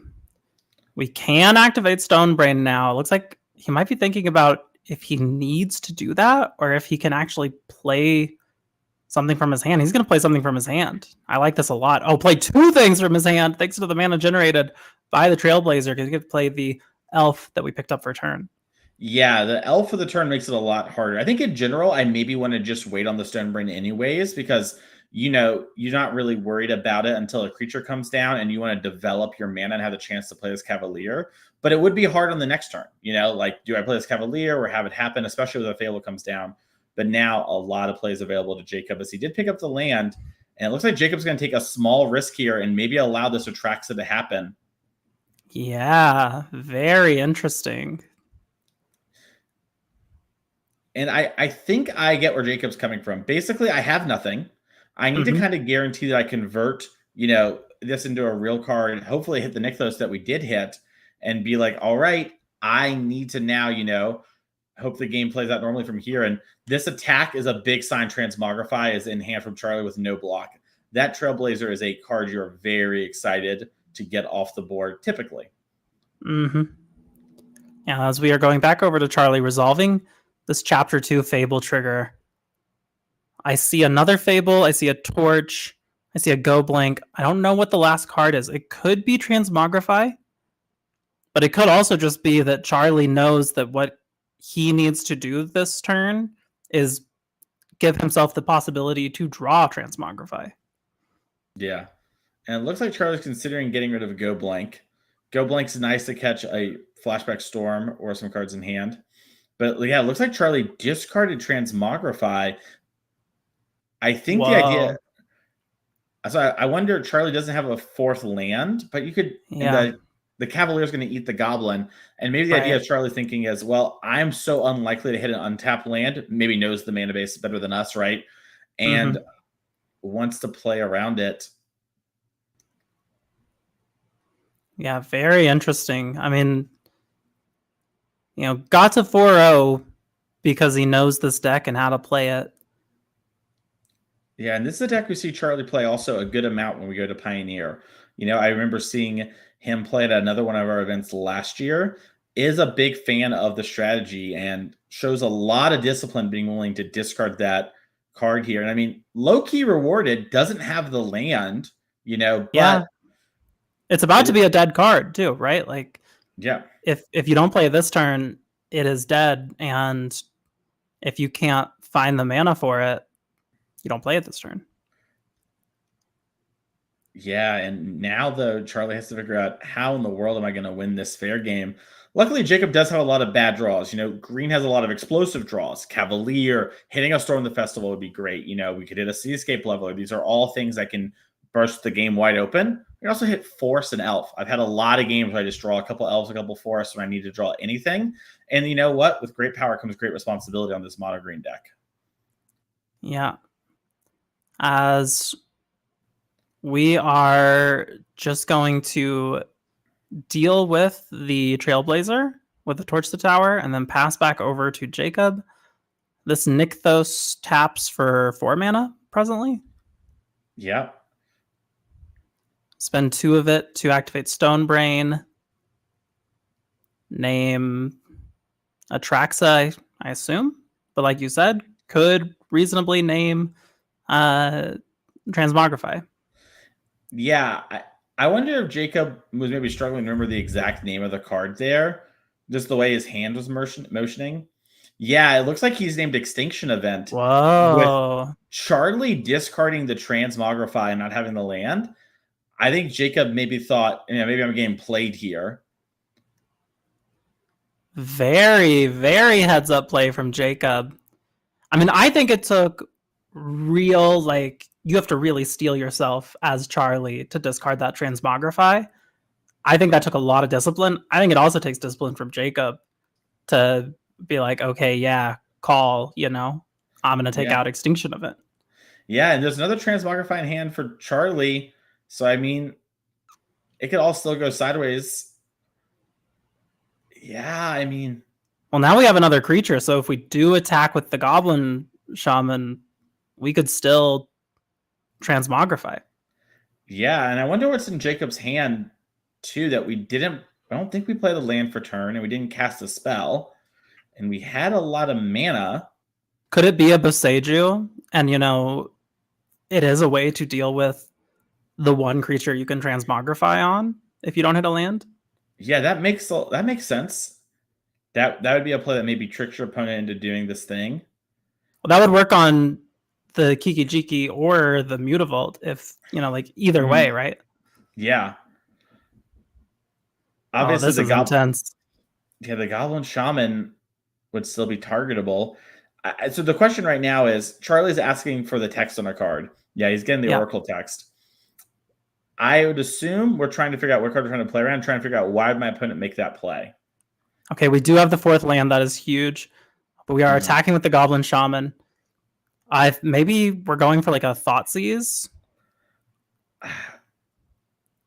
Yeah, I think you nailed it on what the card is. I think that is a Boseiju in hand. And I think Charlie had to interact with one of those elves. Here, you're right. It was the only thing that makes sense. Oh. Yeah, Charlie, you can tell notably is like, oh, I didn't think of this. Yeah. And Niall, I think you did a great job of thinking about why in the world would my opponent make a play like that? And that's something you have to do in these spots, You can't just assume they made a mistake. There has to be some logic behind it. Yeah, and Jacob, really played well there to, know that he had the answer to Kiki Jiki, to Mutavault. And really all Charlie could have done was play that land and play the Transmogrify on the Goblin Shaman. Yeah, and Storm of the Festival post-combat actually misses the Ulvenwad Adi lethal. But you know what? We'll take it given everything here as Charlie's at 2. And we got a Stonebrain. Yeah, Stonebrain for your trouble is pretty nice. So we go back over to Charlie. An Atraxa could still hit the board if we get another Transmogrify, seeing a Fatal Push, a Go Blink. I just don't know. Yeah, and part of the problem is even if Atraxa hits the board, we can transform the oddity and force the chump block. Yeah. I mean, obviously the Atraxa will kill the oddity. You'll draw a bunch of cards. It won't be like over, but it would be not the place you want to be as Go Blink. It just has to get played to get out of the graveyard. But on board, lethal. Well, we can push the oddity at any moment. Yeah, that's true. I guess you can chump block with the Mutavault, so you have a turn. But if Jacob goes for Stonebraining, yeah. All right, this fatal Crack push. the treasure, fatal push, the oddity, attack, chump with the Mutavault. There you go. I mean, Charlie, we've got to go for the throat. That's like it in terms of cards that can stop this. We're just chump blocking again. Invasion here. Gonna get us some redraws. Yeah, very strong. Plukernos Reborn's a good one. Plukernos Reborn, a very good one. Go ahead and make 3/4 mana. Cast the Plukernos. Go ahead and Stonebrain. I mean, at this point, you think you name Atraxa or Transmogrify? Are there any cards that beat you? Do you think you go crazy and name? Well, I don't know, one of the kill spells. Yeah, Jacob knows every card in the deck. I think Unholy Annex might be the name, but like I don't know, because you have the Mutavault has to block the Cavalier this turn, right? Yeah. So you're not going to get really transmogged. Well, it looks like Transmog was the named card. Yeah. And you see it from Charlie here. He's like, when you go to attacks, I will block. Yeah. I mean, no extinction event left. Maybe it was Go for the Throat was the name. But even the problem is if you go for the throat, the Cavalier, I just don't really know how Charlie is supposed to win from here in general. Yeah. So it does make me think you're supposed to actually name something weird with the Stonebrain a second time. Sure, we jump with the Mutavault. One draw for the rest of your life. And it's going to be a Fountain Port. That's going to be it. Congratulations, Jacob. We're going to go back to the booth real quick. Very well played by both players, but Jacob taking it down on Mono Green Devotion, a deck that has been around in Pioneer for a long time and really, really showing results today. And I think we're actually going to get a interview to talk to him here in just a second. Yeah, I mean, should be able to double draw into the top 8 unless something weird sort of happens. We've picked features that we think are in that sort of position. And that's also going to be one where I think Charlie's going to go back and watch and listen to you mention Boseiju and be like, yeah, I just didn't think of it. And it's a huge learning moment for everyone who's watching as well. When your opponent does something weird, you should assume that there's some reason they're doing it, right? And that was also a spot where Charlie could have played around it. If you were Charlie, you could have been like, well, I could just play land, transmogrify this goblin straight up, get Atraxa, and beat the card Boseiju. Is there anything else that matters? And that's going to be one where he's kicking himself. Charlie's still very live for top 8, could easily win out in our last couple rounds of the Swiss, but has a spot where it definitely feels like, dang, let them get away with something. Absolutely. Absolutely one that you kick yourself for a little bit. Yep. As we are waiting a second here for Jacob to come in, but the green deck, I was a little skeptical. As much as I love the green deck and I've played it a lot, it felt like not much had changed, but I think just the raw power of this deck is something that's pretty great. And it sounds like Jacob's actually ready to talk to us here. So let's talk to Jacob about the deck. Hey, how we doing? Good. How are you? Congratulations. Yeah, pretty good. Yeah, I mean, it's the first time I've done pretty all right. So. Oh, so this is your first time at a tournament having a really great start to it, is what you're saying? Yeah, honestly, yeah.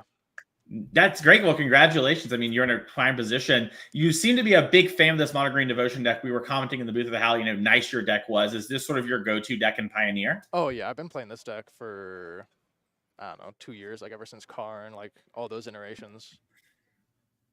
Awesome. Yeah, well, I mean, clearly pilot it very well. Congrats again on taking it down. I wanted to talk to you about the first Stonebrain turn where you name Extinction Event in that last game. Kind of walk us through what was going through your head, how you were feeling, what led you to the Extinction Event naming. Oh, I just thought I was ahead enough on board, and I just didn't want to get blown out. Like, Sure. I think there were a few turns away from being able to transmog, so I wasn't too worried about it. I just wanted to keep my board presence up. Sure. Gotcha. That makes sense. And sort of, you mentioned you've been playing this green deck a lot. Have you liked some of these new things that have entered the green deck since, Pioneer kind of has taken the backseat in the format, things like sharpshooter, stuff like that. Have they been great for you this weekend? I haven't faced anything that I need sharpshooter for, so I can't really talk too much on it, but Sure. I'm really loving having, I'm playing an Emrakul main board. I'm really loving having that. I have Peloconosa main board. It really helps the Phoenix matchup.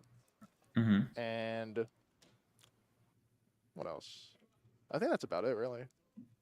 Great.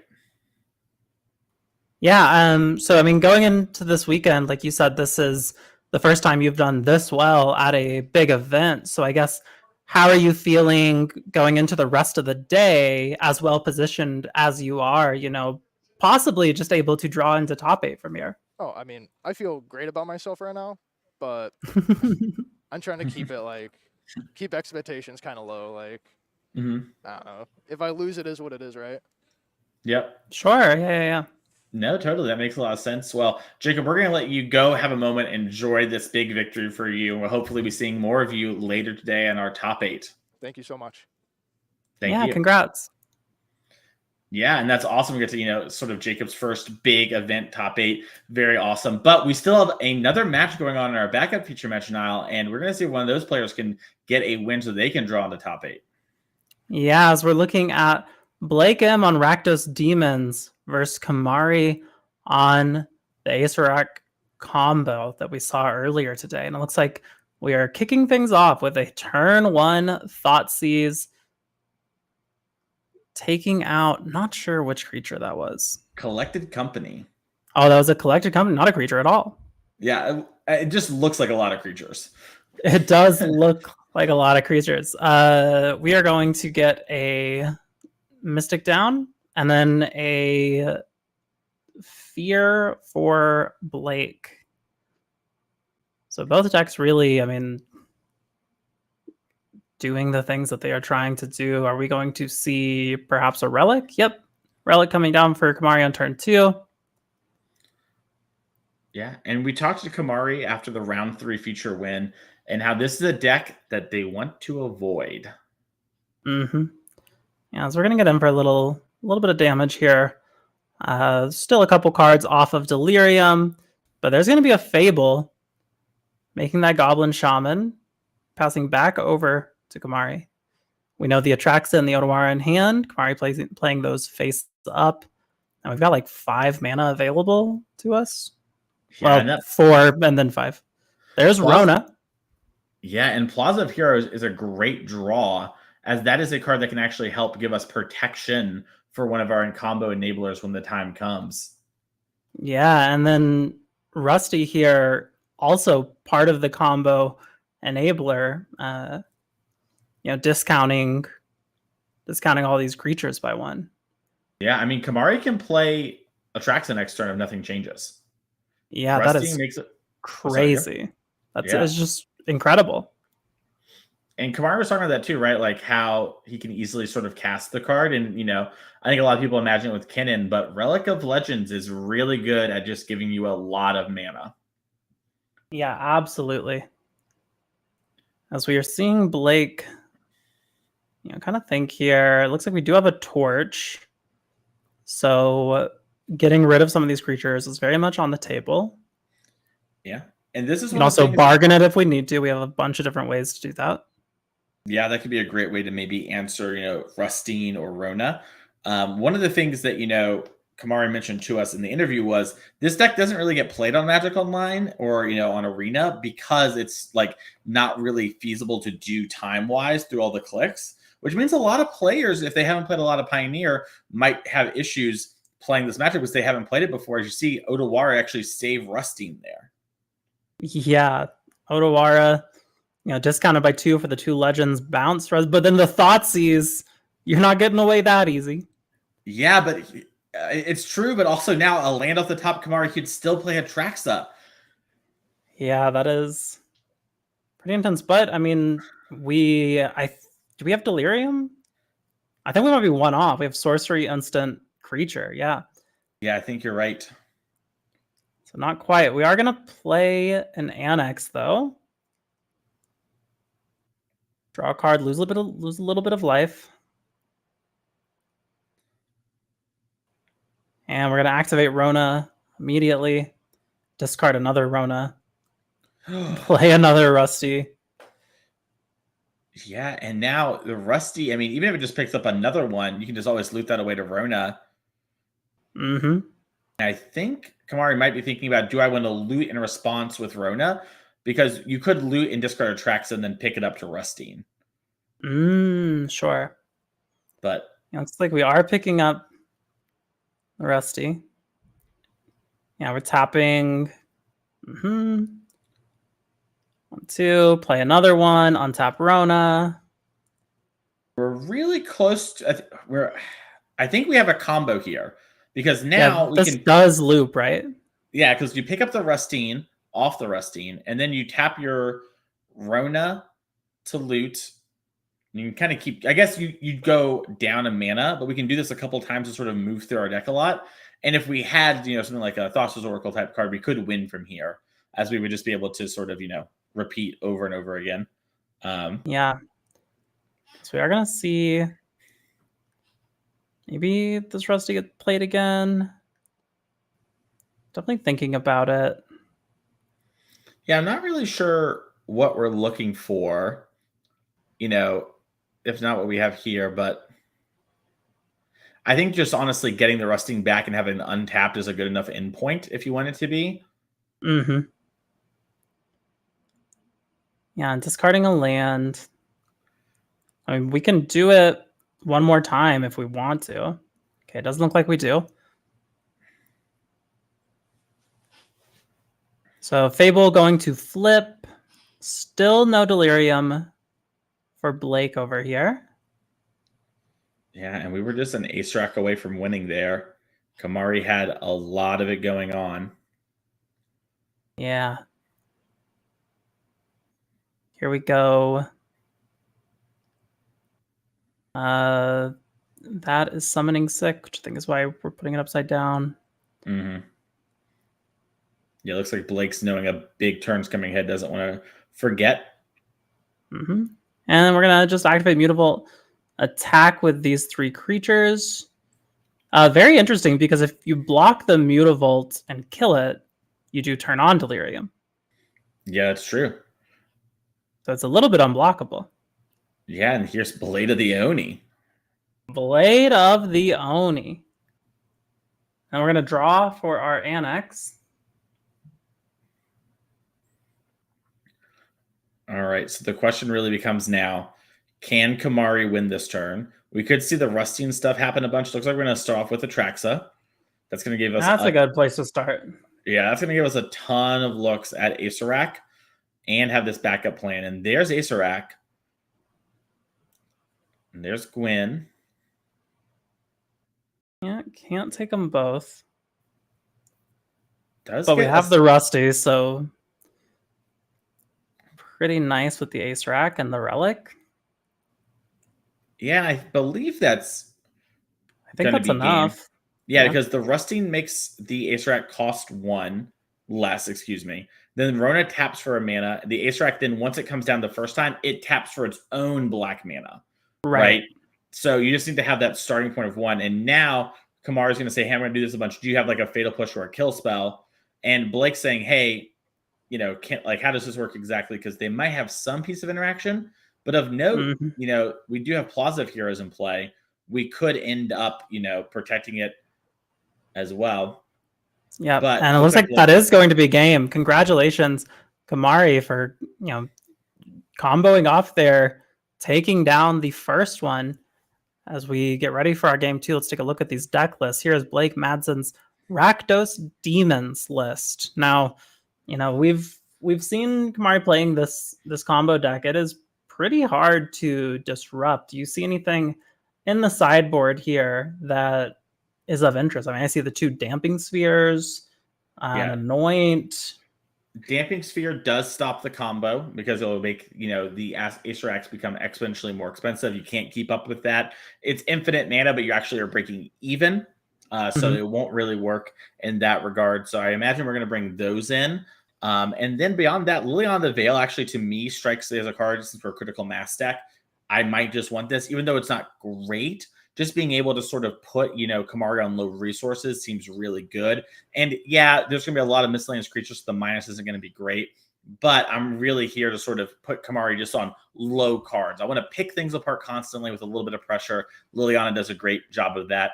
In that same vein, I might do something like Withering Torment, just to have more kill spells. But for the most part, I'm just bringing in interaction. I want to break up these key pieces and not allow Kamari a chance to win. Yeah, and looking at Kamari's list here, I mean, 4 Fatal Push, 4 Thoughtseize, got some more removal. We've got Hearses, and a Frillback. I mean, I feel like there's a lot here that you could make a pretty solid case for bringing in. Yeah, and I think, Kamari, like mentioned earlier, Phoenix and this Rakdos Demons decks are the ones that Kamari wants to sort of avoid. So it makes sense that we have a lot of cards we might want to bring in here. Shaper's Sanctuary is a great way to sort of, I just mentioned, hey, if I was in, the Rakdos player seat, I would like to have a lot of removal. This card does a theoretically good job of stopping that. It is always so awkward. You need to have enough things that actually matter. But this deck does do a good job of that, especially with cards like Rustine to sort of, re-pick up these cards, make you fight through them a lot. And then cards like Thoughtseize can be a good way to clear the path for your combo. Fatal Push could be a good way to protect yourself from getting beat down too much. I imagine we're not going to see all of these things come in, but maybe some sort of combination of them, as it looks like the players are getting started already. Yeah, it looks like already in turn 2 here, Blake playing a Blood Tithe Harvester. Turn 2 for Kamari playing a Rona, very important piece of the engine. Thoughtseize. See Kamari expecting that to be a Fatal Push, but it was not. It looks like Coco is going to be the take once again. Yeah, we see a backup Rona. We also see a Conan. And then a bunch of lands. Another Harvester. That's going to take care of one Rona. I like this play a lot from Blake. Kamari has a ton of lands in hand. Having that Looter could be a great way to get out of this position. Even though you do sort of want to have pressure, just don't let Kamari have a chance to sort of, turn this sort of middling draw into a good one. Yeah, and then the second Blood Tithe Harvester able to take out the second Rona. We're going to play Fable here, get our Goblin Shaman, pass back over to Kamari. And here comes Kennen, Bonder Prodigy. Yeah, and Kennen's going to allow us to make extra mana from things like Lana or Elf. Looks like players are just double checking life totals. There is a Pain land in play.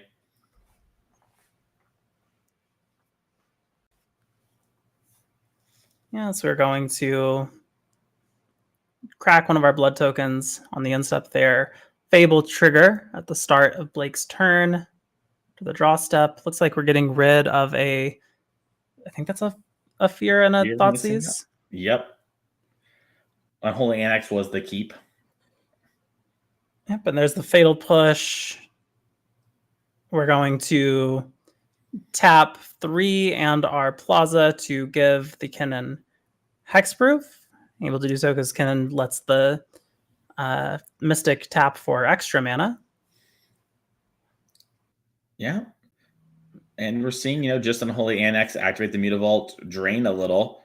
Blake's trying to work through it all. And it's one of those spots, too, where it's a little awkward, where it's like you need to fight through it all, but you don't want them sort of untap with the mana, too, and have maybe some other thing you don't know about or a collected company. So Acerak, not infinite here. This is one of the weird sort of, we're actually just going in to a dungeon. It looks like the first dungeon, I believe, is like scrying. And then is that our only black source at the moment? Or is that a swamp? I can't, I think it's a forest, but it might be a swamp. Because it looks like it is a forest. Yeah. So we Beseiju the Annex down. That's going to get Blake a land.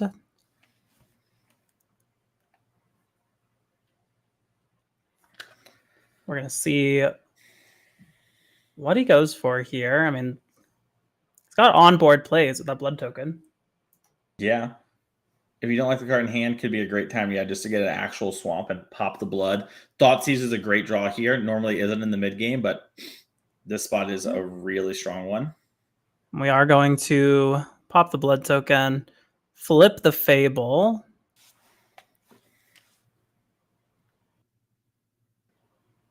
And looks like we might be activating some Mutavolts and just getting in for some damage. Make a treasure, swing with 2 Mutavolts.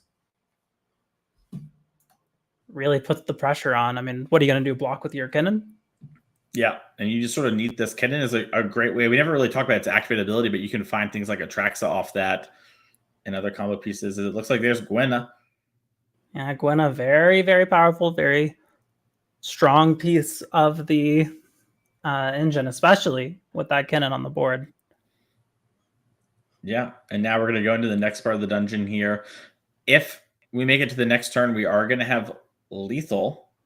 Yeah, we will have the combo wrapped up. But we do have to get there with all the pieces. Like a bunch of lands in Blake's hand. Yeah, we did a lot of rummaging this game, but we had to discard a lot of spells during that because we just had spells at the time. Looked like they didn't line up great.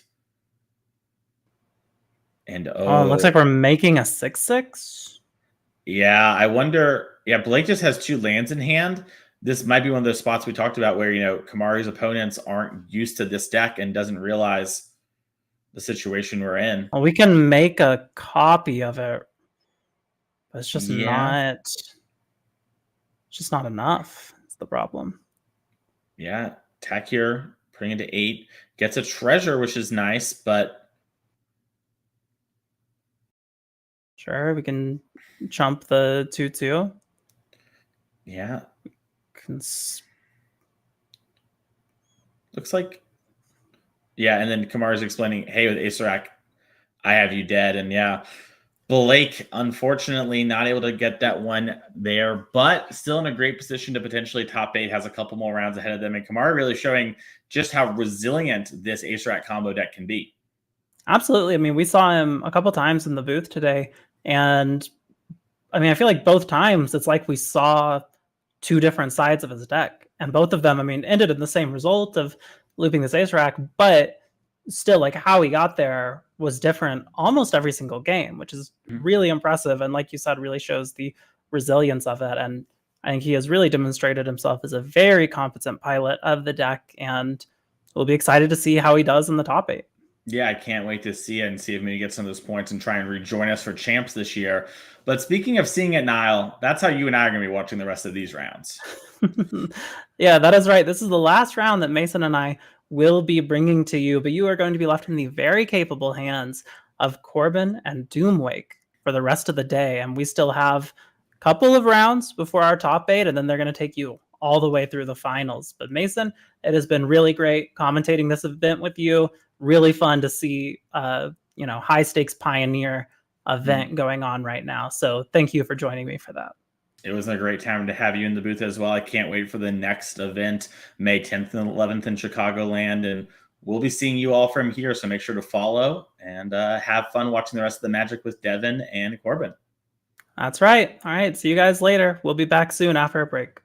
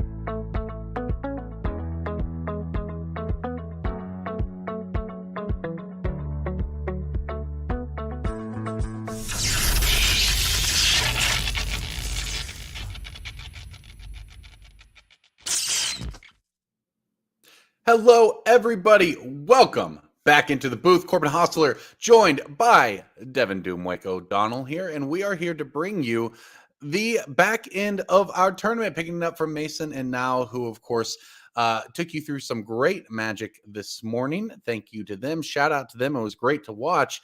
And now we are going to take it the rest of the way. Looking forward to it. Devin, how you doing today?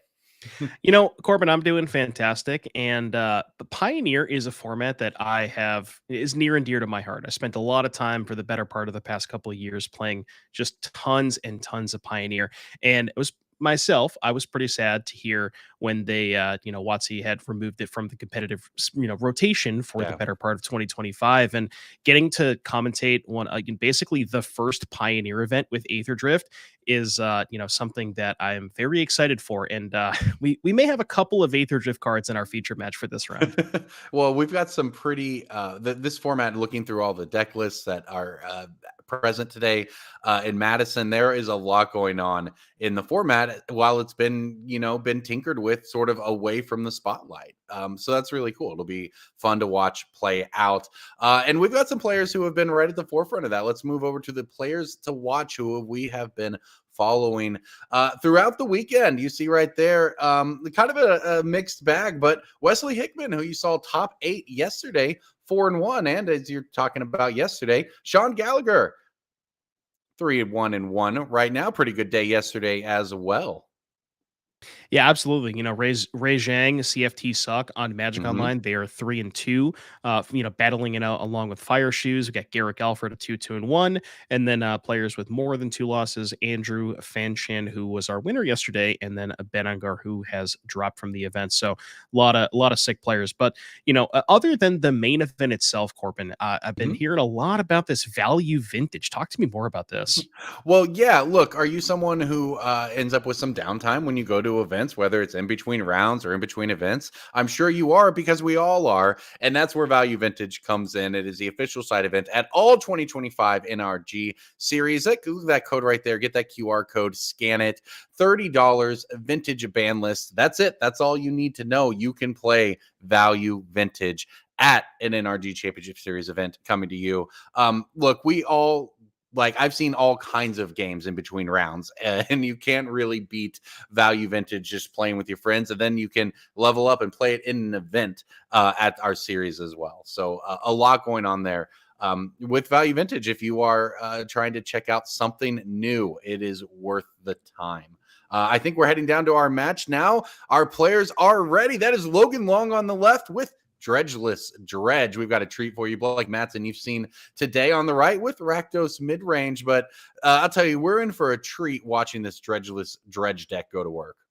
Yeah, Logan's deck is an absolute banger. Just at a 4-1 record right now. There's we mentioned there's a couple of Aether Drift cards. One of them you see on your screen right here, Dredger's Insight, which is a card that allows you to mill some cards. I believe it's mill 4, and then whenever one or more creature or artifacts leave your graveyard, you gain a life, and when the mill 4, you get to put an artifact, creature, or land from among the milled cards into your hand. Now you'll notice there's Stitcher Supplier, there's Dredger's Insight. There's also a lot more self-mill here. We have Cash Grab, Tome Scour, and Otherworldly Gaze. So 20 cards that allow you to self-mill. And then you'll see that Narcomoeba that just hit the battlefield. So whenever that gets milled over, you can get that back. We have Bloodghast, we have Prized Amalgams, Silver Smoke Ghouls to pair with Creeping Chills. There's a lot going on here, Corbin, and I am very excited to see how this deck goes. And there's a lot of power in the battlefield already. That's 4 power on turn 2. This is wild. I know we called it Dredgeless Dredge and then immediately called out Dredger's Insight being played, but maybe shout out to Wizards for the naming there. They knew what they were doing. But this is Torch the Tower to exile the Citrus Supplier. That's great and all, but having any piece of spot removal when your opponent is just looping all of these creatures that you've seen, if you're a modern fan, a veteran of that format, you've seen these creatures before. And if not, if you're newer to the game, well, Narcomoeba is one of the most messed up Magic cards ever printed, and you just wouldn't expect it. It just gets milled. It usually historically powers Dread returns by putting them into play along with the Dread return into your graveyard. In this deck, you're just milling enough cards through that it just comes into play, gives you power to do everything you want. And if you sacrifice engines, and all of these creatures just come back through removal. And Cash Grab, here we go, talking about recent additions to the deck. Another way to get 4 cards into your graveyard while putting one of them into your hand. And that in the Dredge deck often equates to drawing 2 or 3 cards. Yeah, Corbin, we got a reader here for Driven to Despair. I don't know if we can get that one up on screen. That is a card that probably a lot of people have never seen before in their entire life. This is in one of those Aftermath cards. So basically on the front half, you can cast the Driven, and then if it's in your graveyard, you can cast the Despair half, which is until end of turn, all of your creatures gain whenever this creature deals damage to an opponent, that player discards a card. So if you can imagine you're putting a lot of small creatures onto the battlefield, like Narcomoebas, Bloodghast, Prized Amalgams, all that kind of stuff, basically for free with all of your self-mill. You put a lot of stuff onto the battlefield, flash that thing back, basically your opponent discards their entire hand. As far as the matchup is concerned, we said Steve Blake playing the Rectus mid-range deck. One thing I want to touch on that you mentioned is Blake has a lot of kill spells, right? Fatal Pushes, Torch the Tower does exile, but Fatal Push, Go for the Throat, all those kinds of removal spells, those don't really work that well against, Prized Amalgams, Bloodghasts, and Silver Smoke Wolves that can just come back over and over again. Yeah, I mean, and you mentioned Driven to Despair. Narcomoeba has never been so threatening. That's why we play it. I mean, look, I every time my opponent flips over a Narcomoeba, I don't know about you, but I'm pretty threatened because that means they're up to no good. So that's right. Nothing good has ever come of that card. I remember when I first got into Magic, I had heard of sort of the mythical Dredge deck in Legacy, and the first time I loaded it up on Magic Workstation and looked at a hand of 7 cards, I legitimately did not know what to do. I quite literally did not know how I was supposed to make my deck do anything. And I think that honestly excited me about Magic, right? That's really cool piece of discovery. And that's what I see when I see the Dredgeless Dredge deck is just cards coming together in ways that were not expected. Yeah, and as this game is progressing, there was a duress there from Blake, and getting a look at Logan's hand. So the Dredge deck is very good when it can kind of chain a bunch of enablers, but looks like Logan has drawn a lot of the cards you don't want to. The leftovers in the hand right now are Narcomoeba and 2 Prized Amalgams. You want those in the graveyard, not in the hand. And then Blake has developed a second copy of Unholy Annex, and you actually just saw there Logan use a Boseiju on the Blade of the Oni and not one of the annexes to prevent the life loss there, rather than kill one of the annexes to draw cards. So really, that's a sign that Logan is just, trying to protect his life total as much as possible. I mean, at 10 life against 2 annexes and a Mutavault, I'm not sure he's going to have the ability to do that, as I think he picked up another Narcomoeba, and like I said, that's not really where you want those cards. Yeah, this is we're seeing the downside, the fail rate of the deck play out here as you rip Narcomoebas off the top of the deck into your hand, not into your graveyard. Yeah, I guess it is nice that you can play the Amalgam out, right? And it doesn't take a ton to start a bit of a parade of creatures out of the graveyard. And it is true that the Dredger's Insight, the new addition to the deck, that 1 point of life you gain every time something leaves your graveyard. Now, it may not be hugely relevant in this one, but it does come up, right? It's not irrelevant, certainly, over the course of a game. But here we go. More follow-up from Blake, who, of course, has just access to all the cards he could want, thanks to the pair of Unholy Annexes there. Right. And you see here, I mean, Blake is playing a whole bunch of creatures. Maybe he doesn't have any great attacks into the Prized Amalgams, but the thing is, Blake doesn't have to attack. He's dealing 4 damage a turn to Logan. And, with the life gain that Annex provides, it's going to be really hard for Logan to sort of mount any sort of lethal attack. We talked about that Driven Despair in the graveyard. Doesn't look too bad here. There's 3 creatures in play. Blake's got however many cards in hand. But problem is, if you Driven to Despair and attack with all, you're just dead on the crackback, even without, just having creatures in play. Just the 2 annexes and the Mutavault represents lethal by itself. And Blake, unfortunately for Logan, just, had a couple of the enablers early, but kind of didn't really get any of the crazy mills off, and just ended up drawing a bunch of cards that you're not supposed to draw. This is usually how the post board games of, I'm sure you're used to Dredge decks. This is kind of how Dredge plays post board when your opponent has graveyard hate. It's just, cast Prized Amalgam, cast Narcomoeba, and not what you're looking to do game 1. This is just a really interesting game because, I mean, Logan's objectively ahead with the creatures on board, but those Unholy Annexes just completely took it over. It also kind of matters, right, that Blake's removal, as we now see him fire off even more removal, but that his early removal was Torch Tower, so he was able to exile that Citrus Supplier and prevent another 3 cards getting milled. We see a reconfigure here on the Fear of Missing Out. That is what we call a comp. I've never seen anybody reconfigure that. I think it turns it into what, a 5/5? Is it a 5/5 flyer? Let me look up Blade of the Oni. It reconfigure turns it into a 5/5 menace. So Blake cleared the blockers there and was able to attack with the Fear. And you can untap itself too. But as far as the sideboards, what is Logan working with here in the sideboard here, Corbin? Yeah, well, so sort of the one of the issues is that if you're Logan, you want to pick up that game 1 before your opponent has access to their graveyard hate. So that's gonna be difficult. We looked at his sideboard; it's actually more reactive, right? Like all of these cards are reactive cards. So I comes down to what he's willing to trim. I mean, we were talking about Otherworldly Gaze, right? In the pregame is barely being a playable Magic card, and yet pretty decent in this deck. Hey. Don't pretty besmirch decent the name of in this Otherworldly deck, Gaze. I'll say. But you look, Tome Scouring himself, surely you can cut it somewhat at the edges here. I'm not sure, obviously Logan does, where you can afford to trim, but you can trim and then kind of adjust to what you want. Now, looking at that sideboard, do you want any of those cards against your just generic Rakdos mid-range value opponent? Well, you brought up a great point here, Corbin, which is, game 1 versus post-board games. And when you're playing a deck that's sort of this all-in as the Dredgeless Dredge deck is, you expect your opponents to have copious amounts of graveyard hate. So you see a lot of kind of generic answers here, like Into the Floodmaw, Pick Your Poison, Witherbloom Command. Those can take care of most of the sideboard cards that are played, like Leyline of the Void, Grafdigger's Cage, Soul Guide Lantern, Rest in Peace, stuff like that. So if you expect your opponent to have lane lines, the Pick Your Poison seem pretty good. Maybe the Floodmaw as well. I don't think you want to bring in the kill spells because a lot of the creatures in the Rakdos deck are sort of interchangeable. Right. Like, they're all just kind of random threats. So I think you just want to target the lane lines specifically if you expect those. Past that, maybe not a ton else here. Yeah, let's move on and look at the Rakdos sideboard, because I mean that's basically what this comes down to is these post-board games. How much sideboard or graveyard hate does Blake have? And that's where we start, and it looks like a decent amount, right? Extinction Event, if he wants it, Exiles, that could be relevant. But hey, those unlicensed hearses are certainly where we're going to start.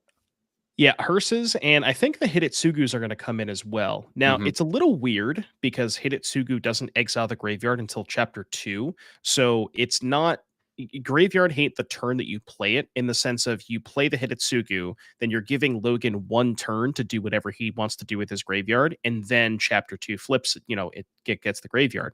So Logan can still have an explosive turn in the face of Hidetsugu, but it kind of cleans everything else up. So I think you want it, and then the hearses as well probably coming in. The Torch is fantastic too, just being able to exile that Stitcher Supplier. I think that's something that Blake really wants.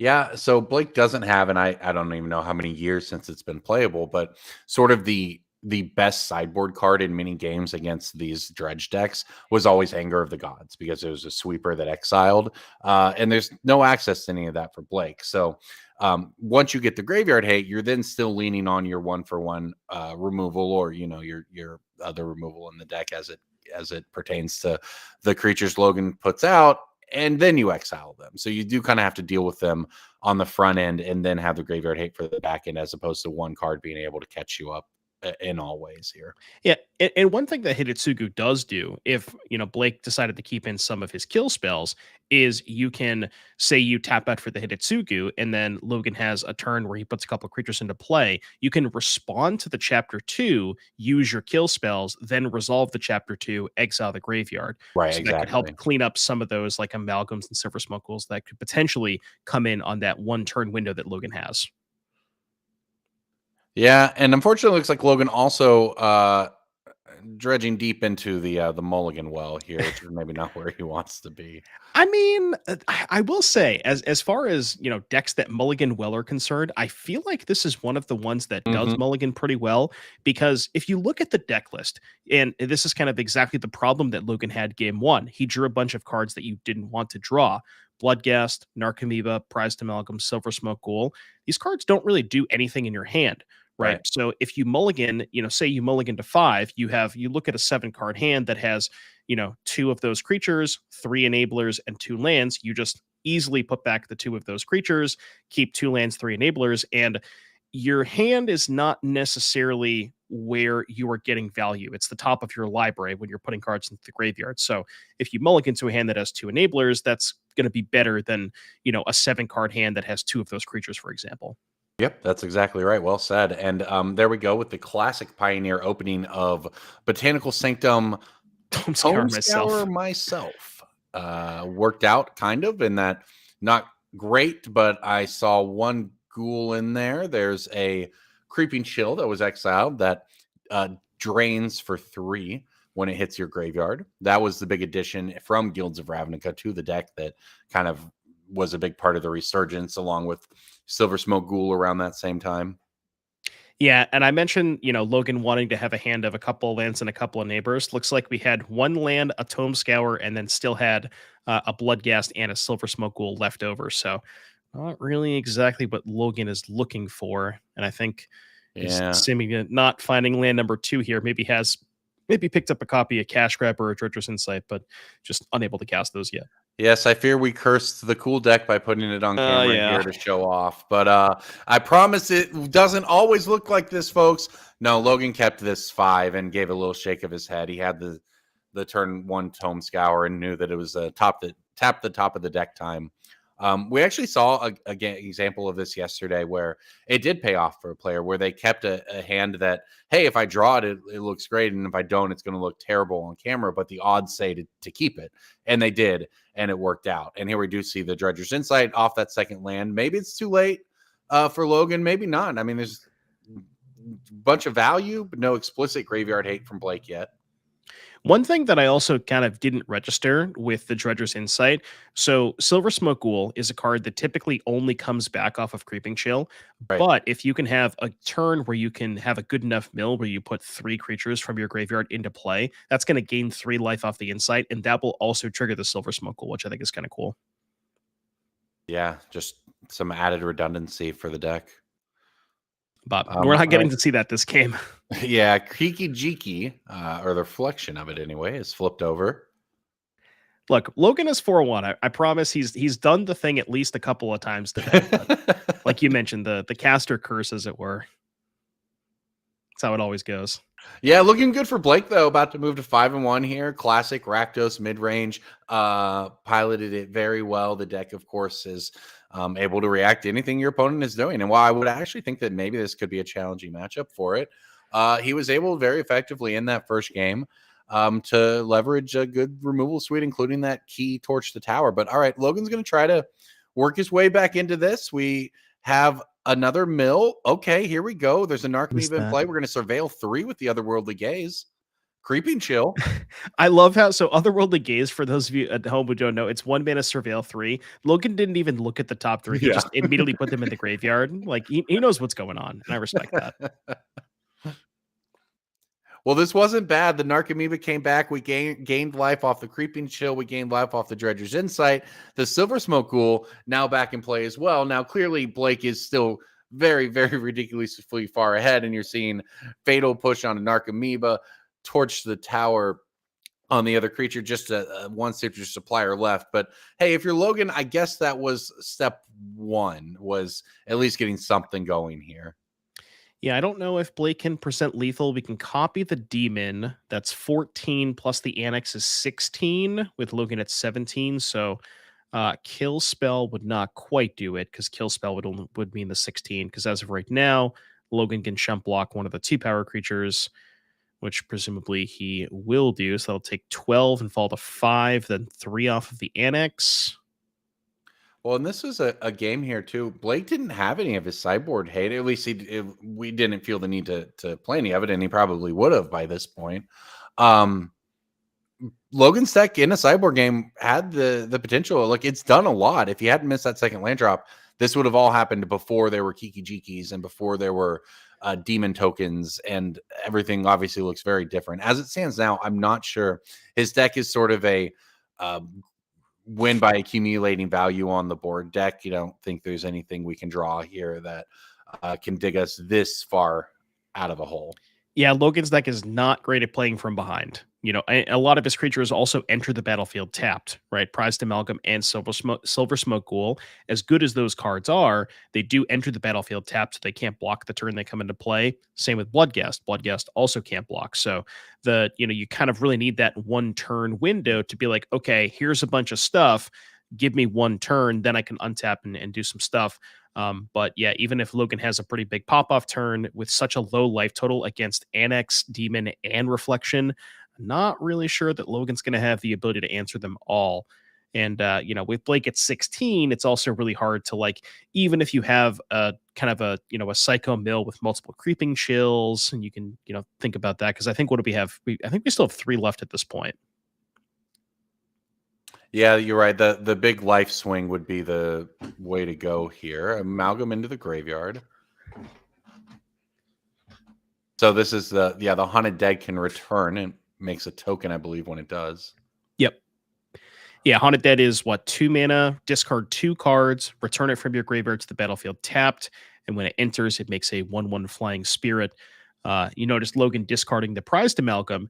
Because discarding is part of the cost, you can discard the Amalgam to the Haunted Dead, and then the Amalgam will see the Haunted Dead come back.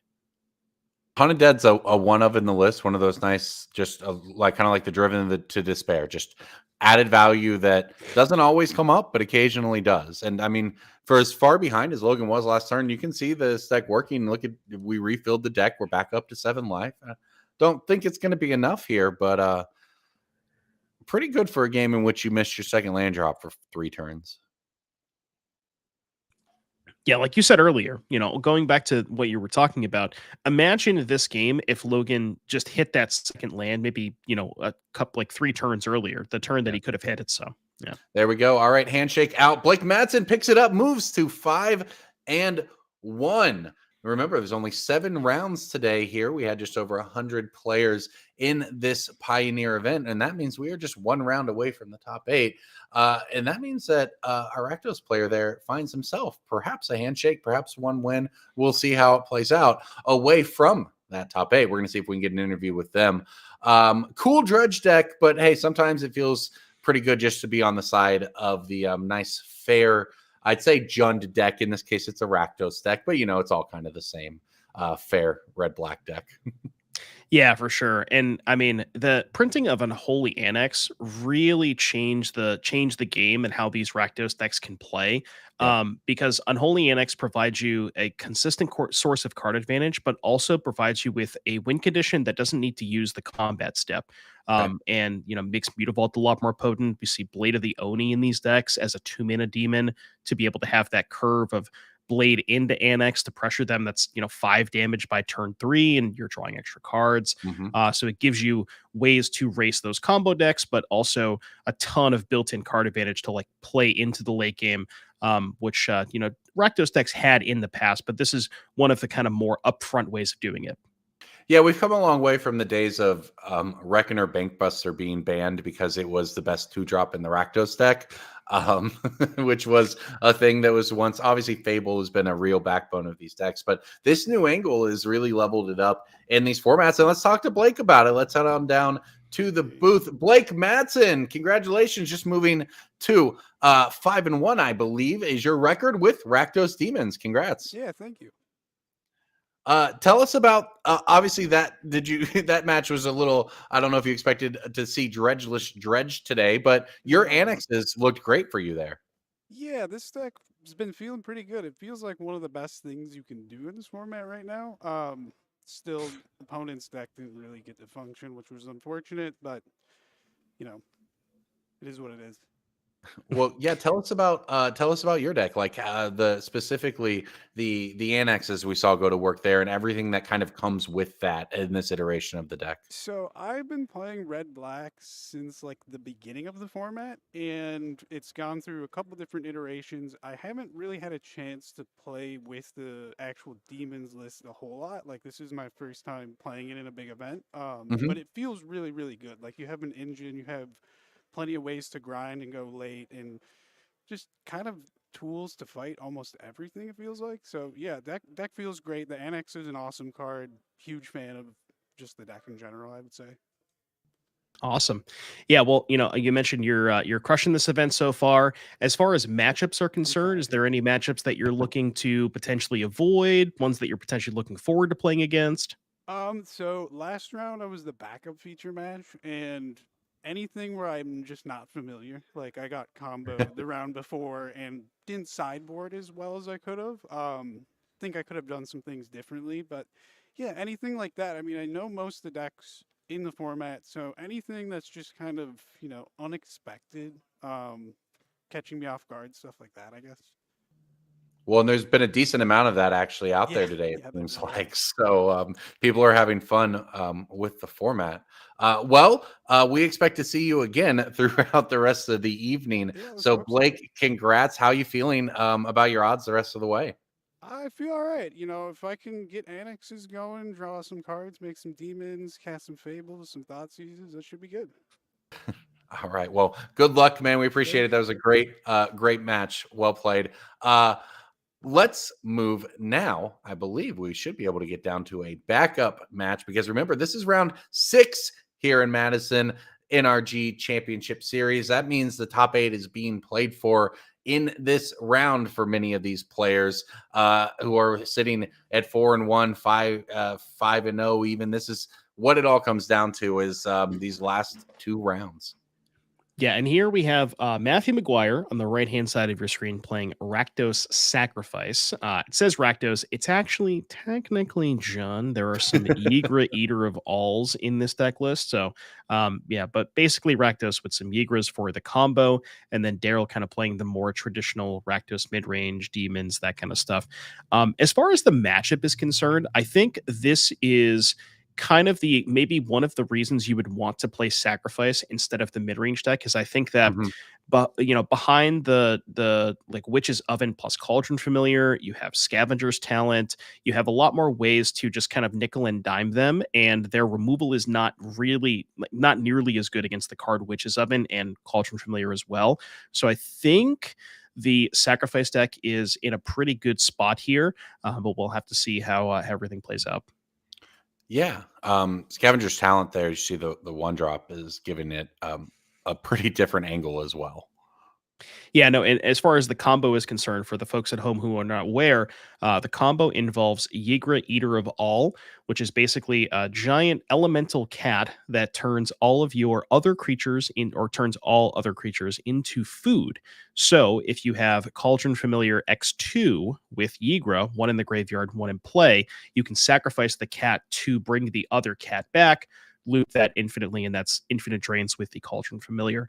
So it kind of gives the deck not only a way to, you're very good at nickel and diming, but then you also have this kind of just end game of, I'm going to put a Ygra into play. And what's also nice about Talent is Talent mills yourself, and then you can mill over the Ygra, and then Chapter 3 allows you to, or Level 3 rather, allows you to sacrifice some permanents to get the Ygra back from your graveyard into play. A lot going on for a 1-mana card you just kind of deploy and use when you need it. These sacrifice decks. I've seen a lot. I was there working through the years of the online events that were just absolutely run over by Cat Oven. So I've seen a lot of Cat Oven in my life, and I have to say I like the Ygra versions of it much more than the versions that plan on just grinding you down 1 point at a time. Yeah, and for the people who play Arena at home, this Cauldron Familiar actually can block. This is not the nerfed version. The Arena specific cards then showing up in Mystery Boosters 2 with the that would be so Alpha, good. A+. Loved it. That'd be great. All right, what's going on here? So there's we got some Cat Oven shenanigans going on. There's a Fable here for Matthew. We got a couple of foods, and I would guess this talent's going to be leveled up this turn. And then what's nice about that, as I mentioned, when you have the talent leveled up, every time you go through the Cat Oven loop, you're milling 4 cards because you're getting 2 from sacking the cat and 2 from sacking the food, and that basically turbocharges turbo self mills you a bunch to eventually find the cat. And then in the process of milling, you might mill over a second cat as well. So it's kind of like it in this weird way, talent is sort of just a 1-card combo by itself. You don't really need a ton else to do with it. And yeah, it's quite the impressive card here. Yeah, and we do see leveling it up, as you mentioned, and passing back, because Matthew has everything, more or less everything he needs in play. You've got the cat, you've got the oven, you've got a fable, you've got a talent. Those 4 cards, and I suppose you have a food token to go along with it. That's going to keep the old-fashioned Rakdos mid-range deck that's trying to attack and block when the annexes aren't going anyway at bay for quite a while. Yeah, and speaking of attacking and blocking, I mean, this is kind of the exact reason why I would rather be on the sacrifice side of things. Right. Is in the situation where Daryl is not applying a ton of pressure early on, Matthew just has infinite time to kind of sculpt and set up the combo eventually. The games that you typically lose from the food side of things are the ones that involve, early annex or maybe blade into annex and get you a little bit of drain along the way. But if there's really no aggressive start here from Daryl, and just Daryl's plan is to trade 1 for 1, you can't really do that against the food decks. Yeah, we also saw Matthew able to fire off a deadly dispute there. You mentioned it, just sculpting the hand, accumulating value, and I think Daryl's on 3 lands, just kind of sitting back.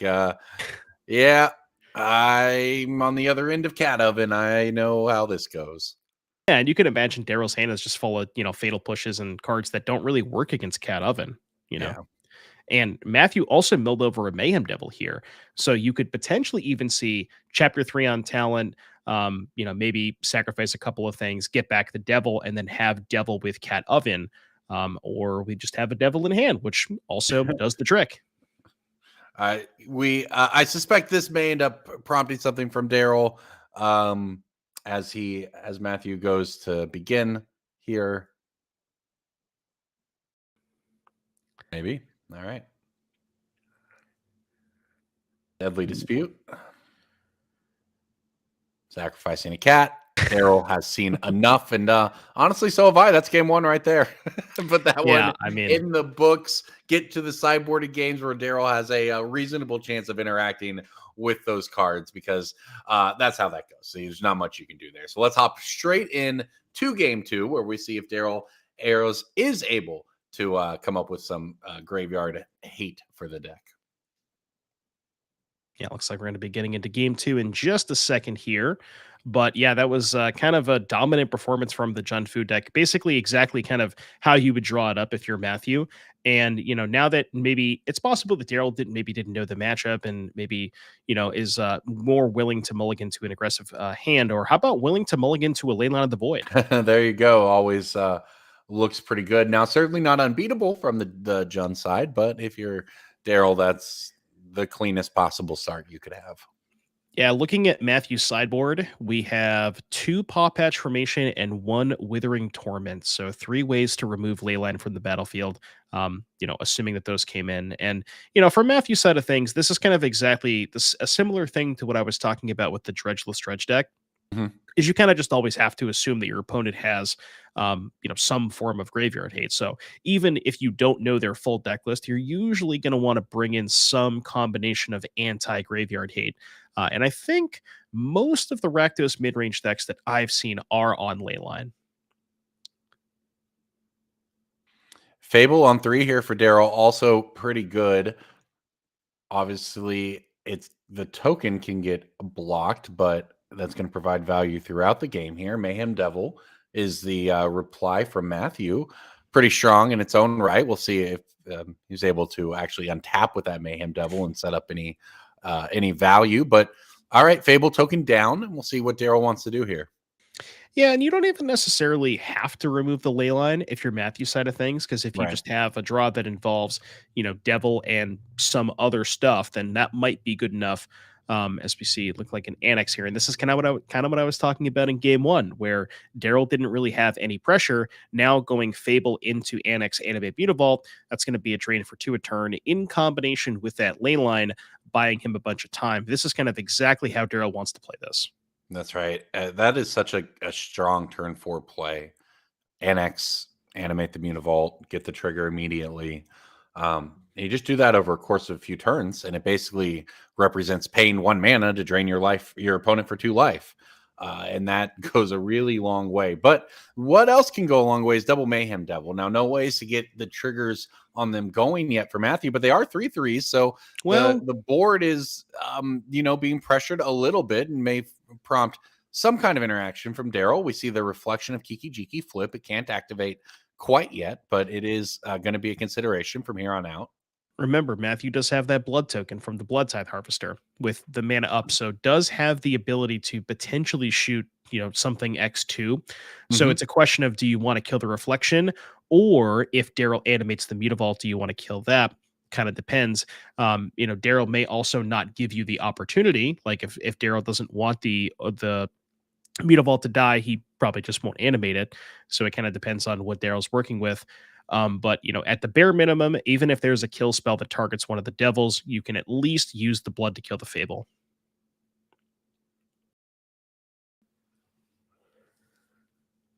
Ooh. Okay. Second Annex Second Mutavault, and second Mutavault for Daryl. This is just like we saw Rakdos in the last round play. Don't need to even worry about attacking when you can just drain your opponent for a bunch. And there we go. We do see the blood token. This will get sacrificed, pitching a cat to get exiled. That gets rid of 1 Mutavault. Second Mutavault, though, gets animated, and that means that double Unholy Annex still drains for 4 life. Yeah, this line would have been fantastic for Matthew if Daryl didn't have the second Mutavault. And I almost, this is kind of exactly how you draw it up for Daryl. Now, still facing down 2 Mayhem Devils. If there's something in Matthew's hand that can trigger them, that can take care of the reflection. I mean, I think the card that Matthew's looking for here is something like a Blood Tithe Harvester, or maybe, a Deadly Dispute, although you don't really want to sacrifice one of the devils, but you do what you got to do. Yeah. Looks like we're thumbing a Paw Patch recruiter. Or a Paw Patch formation. Formation targeting the reflection. Interesting. Okay. So prioritizing getting that off the battlefield, which signifies to me that there probably isn't a way to sacrifice, because if there was, there's a good chance that Matthew would just say, use that to kill the reflection and maybe save the Paw Patch for one of those other 3 enchantments. Ayres down to 16 after the Mayhem Devils hit. Talent is the follow-up. Well, for all that Ayres has working now, he did lose a land last turn to those Mayhem Devils, so a little constricted on what he's able to do here, especially if he is planning on taxing 1 mana again to activate his Mutavault, which he probably has to do. He doesn't have a ton to work with here, and we're actually going for a tap out, maybe a land. Okay, just kidding. It's like me out, juked me. And I think I saw a Fatal Push in Matthew's hand. We're going to get to see the other card after the Thoughtseize. It was the Deadly Dispute. Okay. So a bit awkward. So interesting line that Matthew could have taken, where you could go, I guess you could go Paw Patch, cycle, draw a card, make a food, and then sack the food to the Dispute, and then use the 2 Devil triggers to kill the Fable. That could have been an option. But chose to go for it. That potentially saving the Dispute if he drew, something good to sacrifice next turn. But now it's probably just going to get met with a Thoughtseize. Yeah. Okay. That goes away to the Thoughtseize. So last card in hand for Matthew is now a Fatal Push. Well, this seems like may prompt it. Animating the Mutavault is Daryl.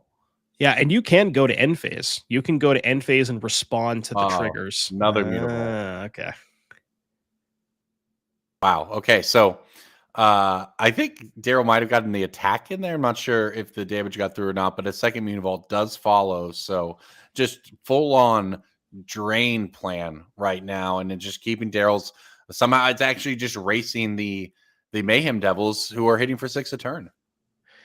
Yeah, and kind of unfortunate here for Matthew that we couldn't sacrifice the talent to the Deadly Dispute. Probably would have if we could have. But from here, okay, we're going to do that. Level 2. And then, really wants to try and find something like maybe a Blood Tithe, or, well, Thoughtseize is not what he was looking for. Is that Annex number 3? Card of the weekend. He picks them up. Look at that. The drain from the Unholy Annexes, making the combat step an afterthought for Rakdos midrange, but Daryl picks it up. Okay, on to game 3 will be these two after that. Some back and forth. Yeah, and I mean that's kind of what I mentioned, where you don't even necessarily need to use the combat phase to kill your opponents with just having like, and I think this is a lot of why you don't see as much Unholy Annex in Standard. Is Mutavault makes that card so much better. The ability to just have what like in your mana base, you don't even have to put a creature in your deck that has the word demon, that has the type demon on it. Just in your mana base, a 1 mana way to animate and turn on those annexes. It turns it into like it's a completely different card when you're involving Mutavault. And oh, by the way, it attacks and blocks should you need it to. It does. It dies to Fatal Push too, but how about another turn 0 ley line for Ayres here, making things pretty good. hard on Matthew. I think he might have even had it on 7 this time. I don't even know if we had to mulligan. Okay, well, Mutavault on turn 2. I don't know if that necessarily portends a turn 3 annex, since you wouldn't be able to activate it, of course, till that 4th turn. But Blood Tithe Harvester is going to eat a Torch the Tower. So a little exchange of resources, leaving behind a blood token and a level 2 talent here. And the Duress is going to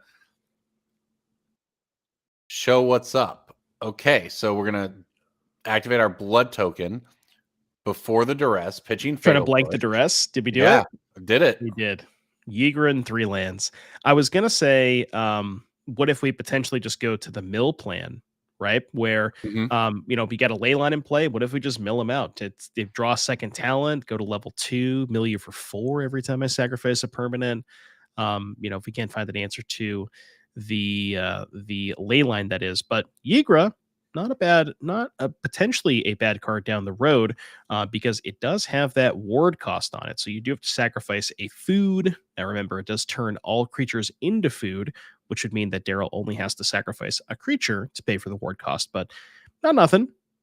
Yeah, and I'm not sure. Matthew's plan kind of worked there, right? I'm not sure if he really wanted to blank the Duress by hitting another land, but it did set up his draw step, where we're able to hit another spell. We're able to play talent. We're able to level the talent. And okay, hope we find an answer to Shieldred, because it's all about more draining 2 at a time. Look, I was going to say maybe there's a chance that Matthew can mill out, because we did draw the second Scavenger's talent, but right. I mean, we're not going to be able to race a Shieldred with 4 mills a turn. So that's All right, not on the table anymore. Ayres is going to read it again. We'll read it too. Yigra, Eater of all, 5 mana, 6/6. Ward cost is sacrifice of food. Other creatures are food artifacts in addition to their types. And whenever food's put into a graveyard from battlefield, you can put counters on your Yigra. So the ward cost, essentially, if I understand this right, would be sacrifice Shieldred to target Yigra. Or Mutavault. Yeah, it could be Mutavault. So if there's a point removal spell. Speaking of which, I'm going to look at Daryl's deck list, because these decks don't always have a bunch of 2 mana kill spells.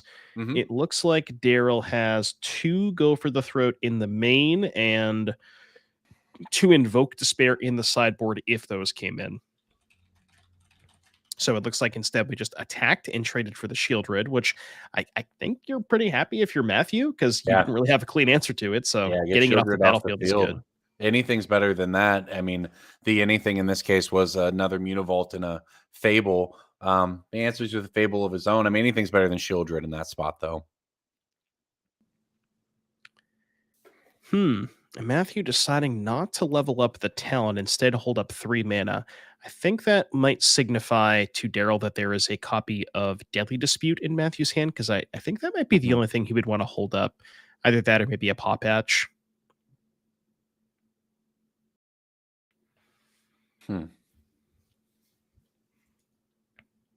Okay, we're animating 1 Mutavault. There's been very frisky Mutavaults this game. They've been getting in for basically 3 turns in a row now, I think. Daryl's got 2 of them too, so I mean, he can really go beatdowns if he wants to. This is something we So- saw come up yesterday, just the 2-color mana vases versus the 3-color mana vases, being able to play utility lands at different rates coming up. So it was actually an Abrade that Matthew was holding up there, and is able to use that to clear the token from the Fable. Another Fable arrives, but okay, Matthew, here you get a shot to draw something new, and board's clear for the moment. Cycle. Yeah, Pitch to the discarding Fable there. Yeah. Blood Crypt to the Fable. Really wants to try and find. I'm trying to think of what would even be his best draw from this spot. Like maybe It's very behind on resources just overall. maybe a Mayhem Devil, but doesn't really have a ton of ways to utilize that. Deadly Dispute, nothing to sacrifice to it. Not when you're in this spot with an empty graveyard versus a ley line, it's really hard to, because you kind of do need you need something else going on for a lot of the top decks to be good, because there's a lot more synergy involved in these decks. Shieldred's Edict is the card. Okay. Yeah, and this is another thing that I was kind of talking about early with in terms of the matchup, right? Where the Rakdos midrange deck is all about 1-for-1ing and in gaining a little bit of card advantage here and there, and the Jund Fu deck is a lot more about synergies. But you'll notice in this game, Matthew drew the Abrade, the Shieldred's Edict, Fatal Push, a Thoughtseize, like a lot of 1-for-1s. I think that's the cards that Daryl wants Matthew to draw on average. Daryl's trying to avoid all of those high synergy cards. So it's kind of a situation where if you're playing those 1-for-1s, it's almost like you're playing a worse version of Rakdos midrange. Exactly. Oh, full level on both of the talents now. Transform Just in case. Yeah, transform the Reflection of Kiki Jiki for Matthew, but he's got to feel extremely far behind here. Obviously, Daryl was even comfortable enough to let Mutavault go to that Edict. The Annex is still sticking around. So a lot going on here for Daryl. And this makes the Demon, we'll tapping out for that. But hey, the Demon is going to be enough that even without the Mutavault, he is able to ensure the drain. Plus, it's a big flyer on its own. So, Matthew, unless there's something great on top of the deck here, we're going to see Daryl complete the comeback here. Yeah, I mean, this is kind of sort of night and day, right? You saw game one, Matthew kind of just easily ran away with the game without any graveyard hate. And then both the post-board games, Daryl had Leyline of the Void, and that's really all he needed. Yeah, that did it. So, all right, Daryl Ayres moving to 5-1. That is 6 rounds in the book, Doom. That means we have one more to go here in Madison before our top 8. And I think we probably have that waiting for you not too far around the corner. So stick with us here. We will be back with more Pioneer action from Madison, Wisconsin. Thanks for hanging out with us in NRG Series. See you on the other side.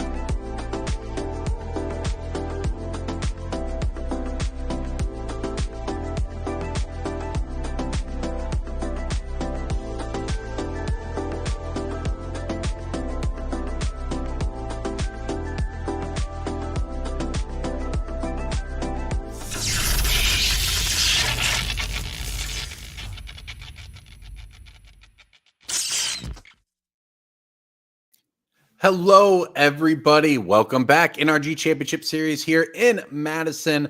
We, Devin Doomwake O'Donnell, are headed to our final round here, round 7, with the top 8 on the line in our Pioneer 5K.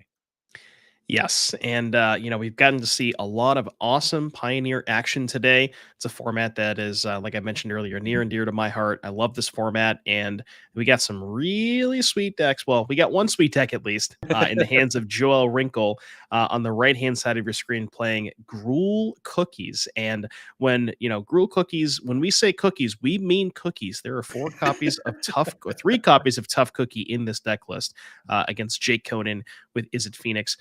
As far as the rest of Joelle's deck, she's got Hardfire Hero that you saw there. There's a lot of counter synergies, right? You have Hardfire Hero pairing with stuff like Inti to trigger it. You have Voldaren Thrill Seeker, which is a way to not only trigger it, but a way to provide a ton of damage with the Hardfire Hero. And then you're pairing Agatha Soul Cauldron with the Thrill Seeker and Tough Cookie. There's a lot of cool synergies in this Gruel deck. And then for Jake, typical Is It Phoenix.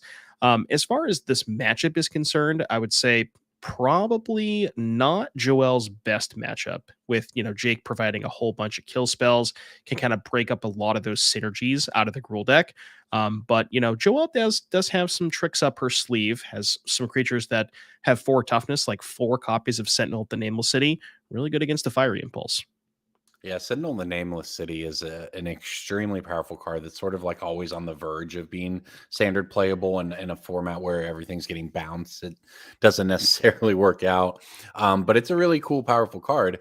And a lot of the features of this Gruel deck is, and a couple of the decks we're looking at for this round, is how many of the cards are legal and standard with just a couple upgrades for Pioneer. And you're seeing obviously one of those here with the Smuggler's Copter getting crewed up by the Tough Cookie.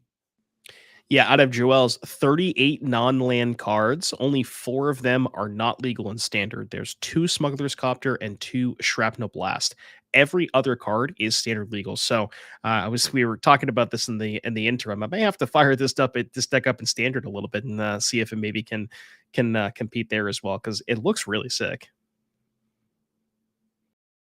Yeah, I mean, this was a pretty decent start, right? Your first creature ran into removal, but you followed up with a Copter, followed up with a Tough Cookie, kind of doing what, your Gruel deck wants to do in this kind of game if you're Joel. That said, on the other side, your Is It Phoenix player, Jake Conan, is Picklock Prankstering, kind of just doing all your Is It Phoenix stuff, trying to set up, and his life total is at 15 when the first Treasure Cruise resolves. So not even under that much danger quite yet. Yeah, Artist Talent discarding Arclight Phoenix too. For people who haven't seen this Phoenix deck with the introduction of Bloomburrow, Artist Talent was really a card that kind of just put this deck over the edge. It kind of turbocharged it a little bit. Yeah. Where it was, I believe at the RC, there were some players were maybe not sure about Artist Talent and how many copies they wanted to play. Some people had 1 or 2. Few people had 4 copies, and the people who had 4 copies definitely did the best out of the Phoenix players. And that card is a lot. It just allows you to churn through, discard Phoenixes, more ways to get Phoenixes out of your hand, more cards in graveyard for Treasure Cruise. Just kind of does everything that this deck wants it to do.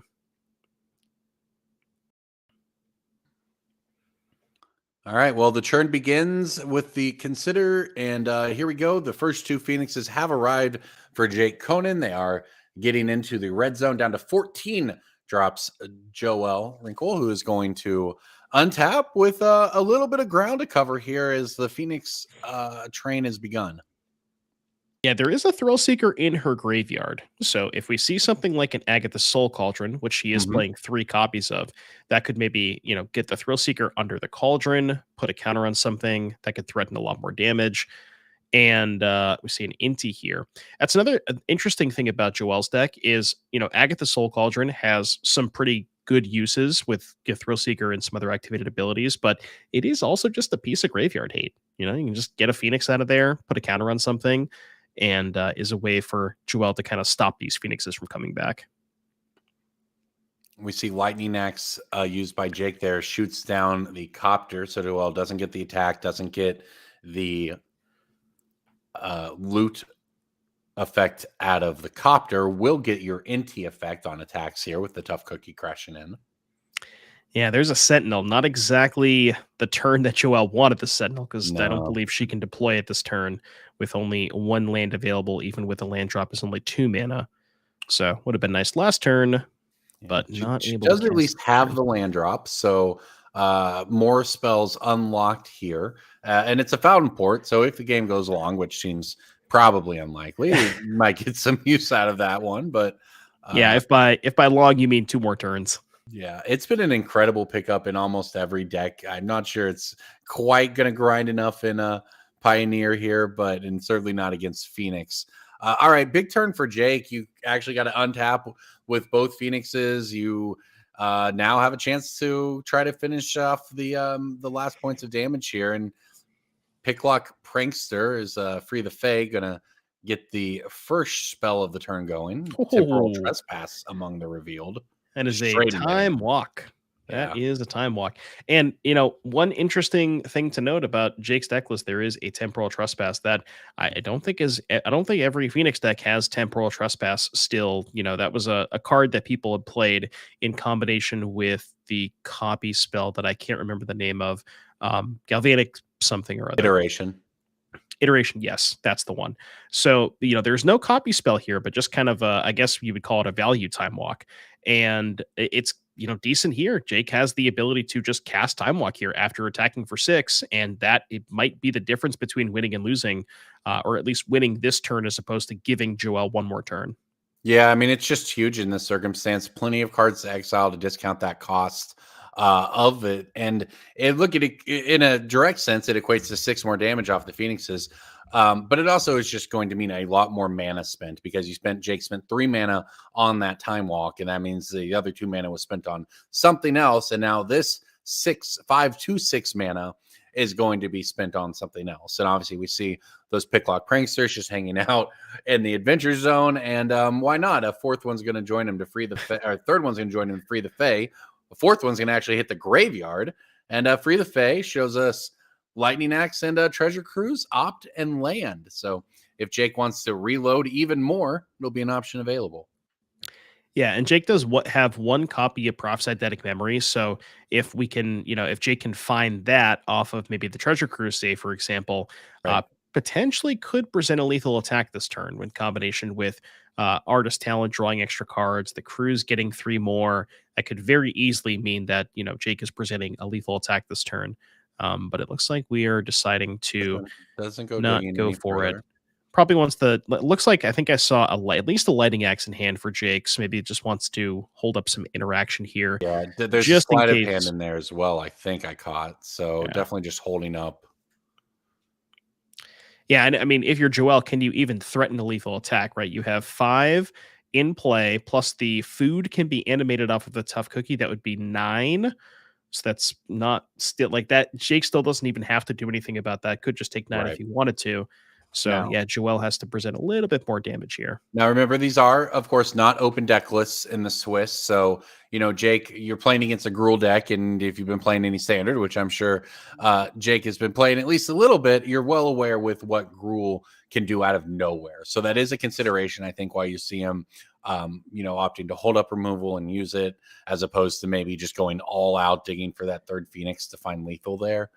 Just doesn't want to miss. There are those 2 copies of Shrapnel Blast that we highlighted earlier as cards that are not legal in standard that are present in Joelle's deck. So if she has land Shrapnel Blast, you can go animate the food, hit for 7, put Jake to 5, and then go land blast. That's 12. But it looks like we do not have that available to us, because that would potentially be a lethal line, but not something that Joelle's going for here.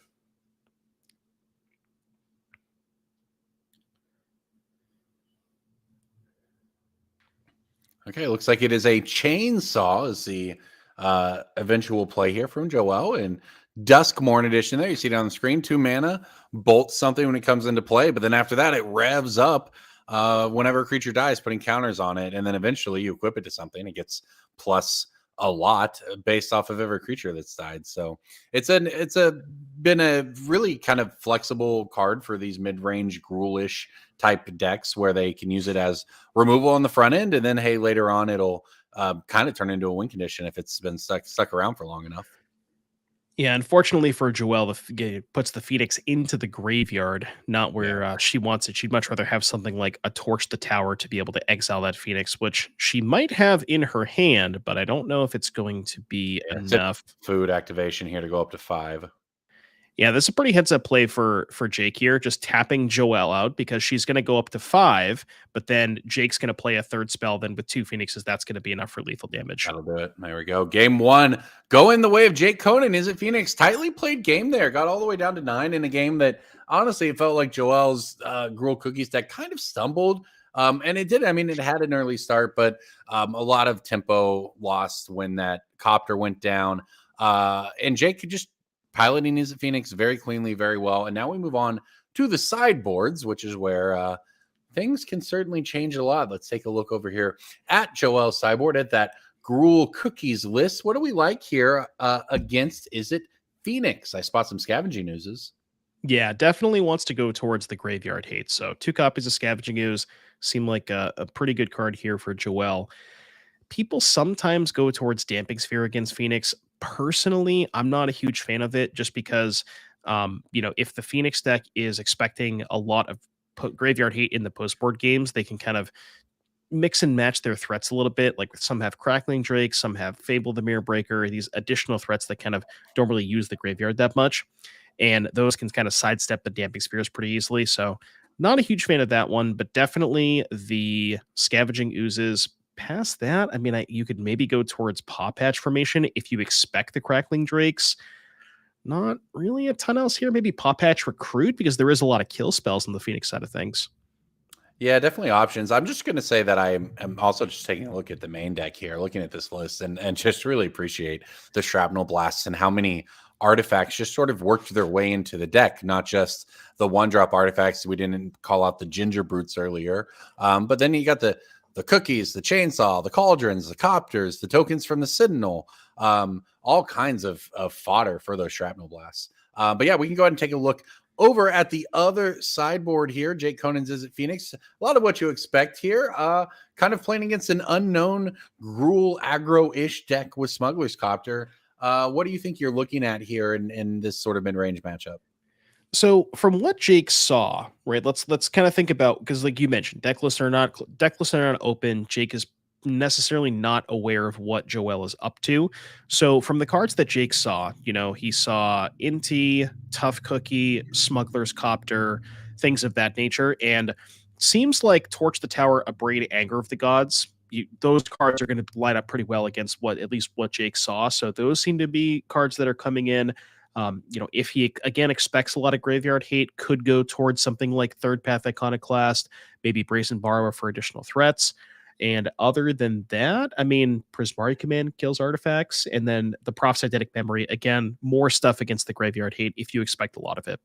Well, Proph's Eidetic Memory has been, and I know there's been other additions like the Talent that have maybe been more transformational to these Phoenix deck, but Eidetic Memory has been the card that's really impressed me over the last, year or whatever since it's been printed, of events, of really allowing these deck to just kind of sidestep a lot of the common both sideboard plans against it and just sort of game plans that work against it. That Eidetic Memory just sort of can make anything threatening, and we'll see if Conan ends up wanting more of it. It looks like a pretty decent sideboard setup. I'm not going to lie for Conan here. It's the question of how much do you do to dilute your own game plan to interact, but certainly a lot of options to go towards. Do you like the idea of going towards the token makers?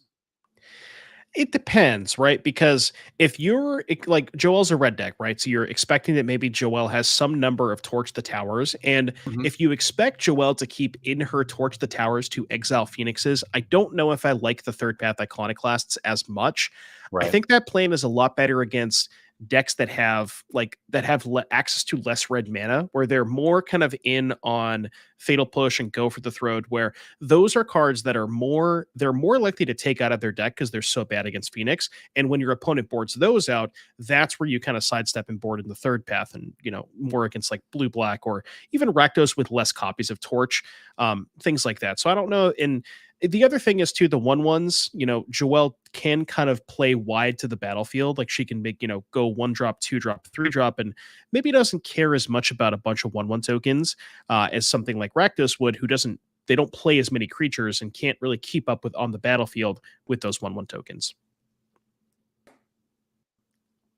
It looks like both players gonna mulligan here. Of course, we know the Is It Phoenix deck extremely proficient at mulligan. You do need a critical mass of spells, but the whole deck just churns through to find you more spells. It's pretty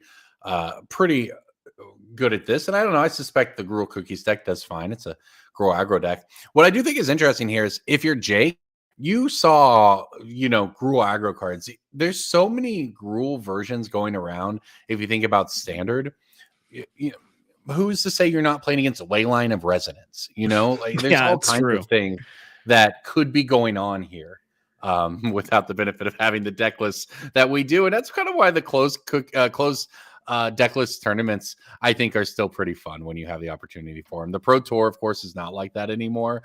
But this is, and that's neat because if my opponent played turn 1 Ginger Brood against me, I would certainly do a double take. Yeah, that's what we got here. Is Joelle crashes in with the Ginger Brew, knocks Jake down over these first couple turns to 18 life rather. And Scavenging Ooze, a perfect follow-up. I mean, I know Ginger Brood's good, but I didn't know it hit for 10 damage.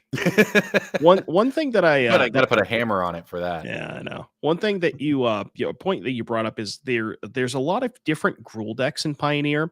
And even I know a lot of people maybe haven't been keeping up with the format, but I still keep an eye on the metagame and see what people are playing. There's a lot of different Gruul decks. There's some that are built around mice, some that are built around Atarka's Command and Reckless Bushwhacker. A lot of different variations within the Gruul archetype. And a nice little 1, 2, 3 here for Joelle, and specifically that Sentinel of the Nameless City. Against a deck like Phoenix that has a whole bunch of Torch the Towers or not Torch the Towers, Fiery Impulses, only Lightning Axe can touch that one. Yeah, and it gets going pretty quick, right? It generates its own growth as it comes into play. Jake was able to find 1 bird there off of the Free the Fae, and we do see the Iconopath hit the battlefield. So I'm going to try to make some blockers is Jake, especially if don't know if he's sitting on removal, but there is now Scavenging Ooze mana available for Joelle. So that graveyard for Jake is not safe at all. And I think he knows that. And that's why we see the 2-drop instead. Yeah, I'm guessing probably not a kill spell in Jake's hand, because if there was one, you would probably want to fire it off on the Ooze before Joelle got to untap with all of her mana, because now she can eat the Arclight Phoenix. So, I mean, if you're in Joelle's seat, you're pretty happy about this outcome, because this is kind of a show of weakness here from Jake. Does have the third path Iconoclast and maybe can make some 1/1s with cantrips, but your battlefield is big enough where you don't care about a couple of 1/1s. You could even attack with everything, put a counter on the Ginger Brood, and then kind of go from there. So and remember, Sentinel is a little mini Titan. It triggers on attacks. So if you're just trying to play this game where we're both building up a board and Jake's trying to go wide with tokens, having a bunch of extra map token triggers around to grow your own team, draw some extra cards, if the game goes that way, not the worst. So we actually see it get bounced there by Into the Flood Maw. So with Joelle having tap mana for Inti for this combat step to get the triggers, that means the Sentinel's actually answered at least for a few turns before it attacks. Yeah, pretty awkward here for Joelle. I think if maybe she knew if she knew that there was a Flood Maw in Jake's hand, probably, maybe wouldn't have played the Inti pre-combat, but she has no way of knowing that. No harm, no foul. Still able to play a land post-combat off of the Inti. Can maybe use that land to pop the map. Potentially want to put it on the Ginger Brood. Yeah, because that one can get around all of these blockers over here. And you can also use the Inti next turn to put more counters in the Ginger Brood. And, with Jake already down to 9, it doesn't really have, I was gonna say doesn't have any haste creatures, but fortunately for Jake, Arclight Phoenix can block that Gingerbread. That's a great point. I don't know if we get Gingerbread back up on the screen, but it has some of the more unique lines of text I think you'll ever see on a Magic card. And it doesn't just say get sacrificed to Shrapnel Blast. It says can't be blocked except by creatures with haste who famously don't do much blocking. But who knows if you get enough counters on this Gingerbread, that could be what an arc like Phoenix gets forced into. I wonder, and I don't know if there's obviously no way of like determining this statistic. I wonder if Arclight Phoenix is the creature with haste that has blocked the most in Magic's history. It has to be up there, right? Possible, yeah. Unless there's some, designed blocker that's a pinger with haste. Is a Staticaster type card sort of thing, right? That was made to block, but has an activated ability it uses. I don't know. Jake, though, is starting the token army that we mentioned, is able to find the lands, is able to use a treasure cruise, has enough of a graveyard for that, because Scavenging Ooze, unlike, some of the other graveyard hate options, doesn't just eat the whole thing at once. It eats very targeted options. So while the Phoenixes won't be coming back, it does mean that there was enough fodder there for Conan to get off a big treasure cruise and start filling up some tokens. And suddenly the evasion on this Gingerbread really does look like a key part of this game. Oh, yeah, especially with the Inti, With Jake at 7, you can go crack with the Gingerbread this turn, get it to 3, that puts Jake to 4, and then next turn, Gingerbread plus Inti is 4 more damage. It looks like Joelle choosing to not attack with the Gingerbread probably has some plans for her mana, if that's where we're going. Mm-hmm. Finds a 1-drop worm there. We haven't got a chance to talk about that one yet, but here you go. Jake's gonna read it. Maybe we can get a chance to do the same. We're talking, of course, about Teething Wormlet. It has Death Touch as long as you control 3 or more artifacts, and there are a lot of artifacts in the deck as we discussed. And it also gets bigger every time an artifact enters the battlefield. Yeah, and one thing I want to point out about this battlefield, bunch of 1/1s look pretty good at chump blocking a big ooze. Not when there's an Inti on the battlefield. Inti gives the creature trample, and you notice there is one creature. No, is there? What's that other card? There's 2 creatures in the graveyard here for Joelle. So that is currently potentially a 7/7 trample that's attacking. And Jake's at 7. He's got to do at least some amount of blocking here. Yeah, 3. We're just soaking up 3 damage here. This is a pretty good spot to be in if you're Joelle. Yeah, all of those, like, if you're going on the go wide token playing with the Phoenix deck, your plan is typically to attack with those, not to get involved in bad blocks. So the Sentinel makes a reappearance, and unless Jake can come up with something pretty nuts here, and the thing is, even the sweepers don't necessarily handle the 4 toughness of any of there's 5 toughness now on the Scoos. So multiple things now that are too big for Jake to sweep away. So really tough spot for him here. And that's why everything hits the graveyard as he goes digging. Yeah, this is kind of exactly what happens when you, like the Phoenix deck, for example, has a bunch of cheap kill spells, the Fiery Impulses, Lightning Axes, all that kind of stuff. But when you take a turn off and you let these creature decks have, 1 turn, maybe 2 turns where they get to, kind of cook with their creatures, it really just kind of snowballs out from like this exactly kind of what happened. And Jake was just really never able to keep up on the battlefield. He's got some 1/1s, and maybe those 1/1s are good if Joelle doesn't have something like Inti. But yeah, if you can't find an answer for it, Jake eventually does, but it's not even a 1-man answer. It's a 2-man answer. Yeah, and we'll see. It may or may not be too late because that he had to clear away so many of them already of his tokens, and now there is still the worm has appeared, the Sentinels reappeared. It's just too many all around. And okay, we're gonna tap out for a treasure cruise. Why not? However, that tapping out for a treasure cruise means you've tapped out, and that means it's going to be shields down almost entirely for Joelle here, just as so 1 much. mana represented from Jake. How about I want to see a Shrapnel Blast? That's what I want. That would be great. Have. Just 5 life for Jake, huh? What are you at? You're at 5? Convenient. All right. Okay. Oh, wow. That was the best one there. Torch the tower on the Gingerbread means that Joelle can't just evade her way in there, and there's no trample at the moment. And Jake's That got was a one more big token. sequence from Jake. So 5 tokens here. There's a 5/5 ooze, a 3/4 sentinel, and a 2/2 worm. So trying to think of how many things can Jake profitably block. You can go chump ooze, chump worm.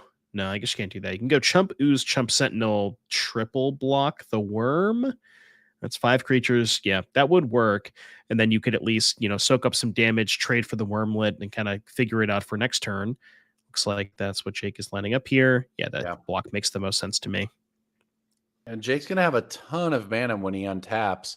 And I don't know if Trespass is still in the deck or not. There's not necessarily enough cards in the graveyard right now. But it is the kind of thing where, despite being obviously very far behind on board right here, Heartfire Hero is a follow-up from Joel. And we'll put the map token onto that.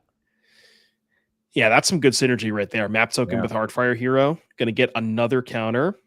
Gingerbrute on top is the reveal. So Jake knows what he's staring down. He's got a lot of cards. He's going to need a way to spend a lot of mana to catch up. That's why I was thinking about something like Temporal Trespass just to give him an opportunity.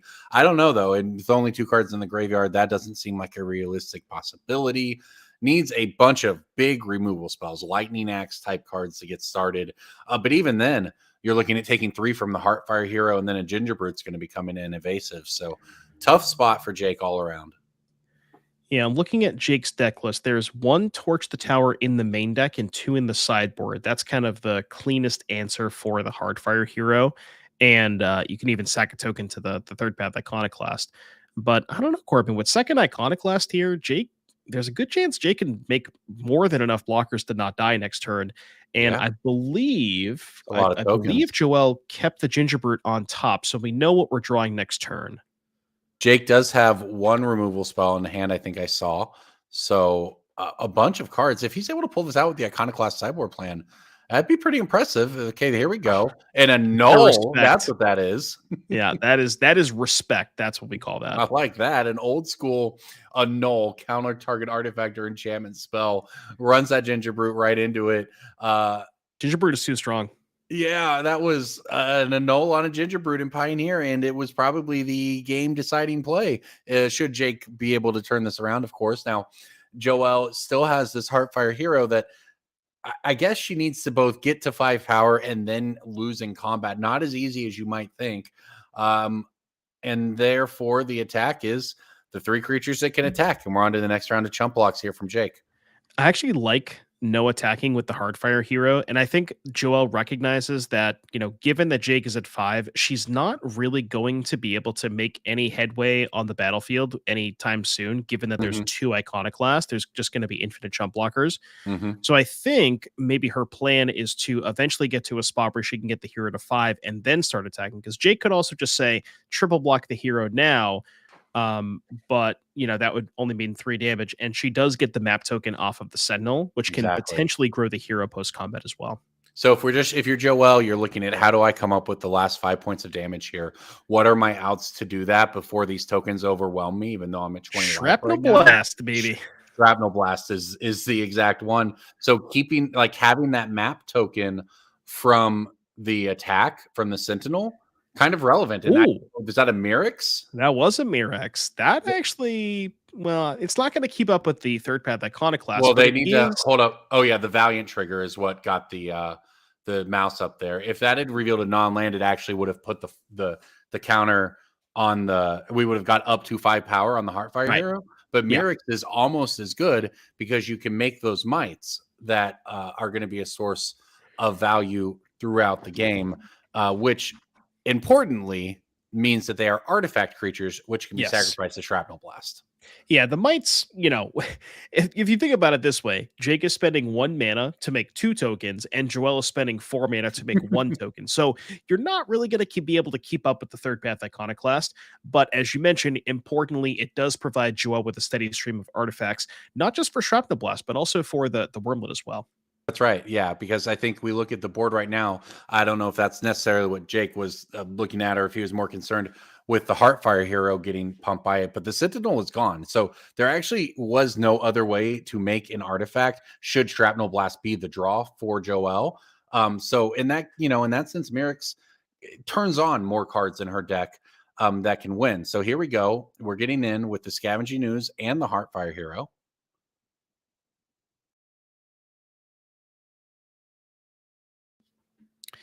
Yeah, and Joelle, shocking there. I think recognizing that her life total doesn't matter as much and just wants to make sure she has more than enough, like as much green mana as possible for the ooze. Because if you think about it from this point on, Jake basically is not going to have a graveyard with how much green mana that Joelle has.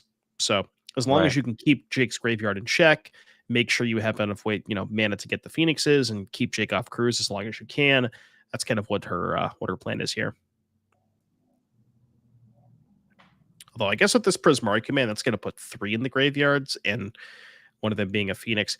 Interesting that Jake deciding to discard the Phoenix instead of rather just hard casting it. I think the leftovers we kept were Consider and 2 kill spells.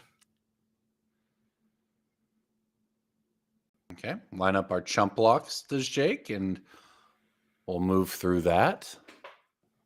Phoenix gets eaten by the Skoos. Ooh, and I think Jake might have a torch. So the Heartfire Hero is a 4/4. It got blocked by a 1/1, so it's a 4/4 with 1 damage on it. Jake can now go torch, sack, deal the remaining 3, get 2 more tokens off the Iconoclast, exile the hero, and scry, assuming that Jake remembers the scry off of the no harm, no foul. We didn't scry off of it, but yeah, and yet another set of triggers with the opt there, now untap. Is it Phoenix doing these? Is it Phoenix thing now with a completely stacked graveyard for something like that? Another treasure cruise. Joelle, arms crossed, knows what she's staring at here. Still live to, I guess, Shrapnel Blast. Shrapnel Blast. The answer. The Heartfire Hero line was nice. That was a very nice lineup of a block and the exile piece of removal there by Jake. But that Heartfire was a legitimate line to victory. Plenty of life, at least for Joelle. Now that the tokens will start to overwhelm pretty quickly at this point. But the Scavenging Ooze can give you a few more life points. And you're basically giving yourself what amounts to a couple draw steps to try and find a Shrapnel Blast as the removal. I'm trying to see exactly what we're looking at here. Some lightning axes and a lot of tokens. There's a lot of stuff going on. All right. The worm hits the graveyard. There's a bunch of tokens in play for Jake, who is going to have lethal from a token swarm in just probably 2 turns or so. So a second treasure cruise of the turn. Why not? Yeah, 2 in the same turn. Got all these cards in my graveyard. Might as well get rid of them. I think that might be the 4th cruise. It's at least the 3rd. I might be the 4th. Pretty silly game. Just shout out to the table crew for having all of these extra cards ready to go for tokens.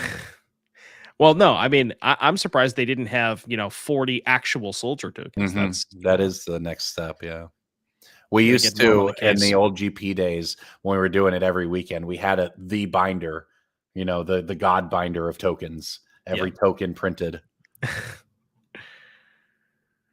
All right, here it is, Corbin. I'm calling it. Shrapnel Blast on top. Oh, all right. Flip it over. Let's see it. Oh, I don't think it was. About Shrapnel Karplusen, Shrapnel Forest. Not quite good enough. Yeah, the Karplusen Blast, not quite as deadly as the Shrapnel. Oh, yeah, Karplusen Blast is way better, yeah. I wonder if Joelle can survive one more turn. I'm trying to count the number of tokens that Jake has, and I'm going to be honest with you. I have 5 green mana open for Joelle. I think it's impossible to count how many tokens Jake has. 1, 2, 3, 4, 8, 9, 10, 13. I want to say it's enough. 15. It might be 15. That's my best guess. Yeah, no, Jake's counting. I think, Joelle has 5 green mana open as well, right? So assuming there's enough creatures in the graveyard, I believe there are, can go up to 18 life here. And if that is enough to survive, you earn yourself another draw step at Shrapnel Blast. Just turn them all sideways, including the Iconoclast. Yeah, I can't imagine we can survive here. Because like you mentioned, we can gain 4. Yeah, we can only gain 4, right? Because the forest is break even. Because it's Painland. So we can gain 4 up to 17. Up to 17. I assume it's lethal.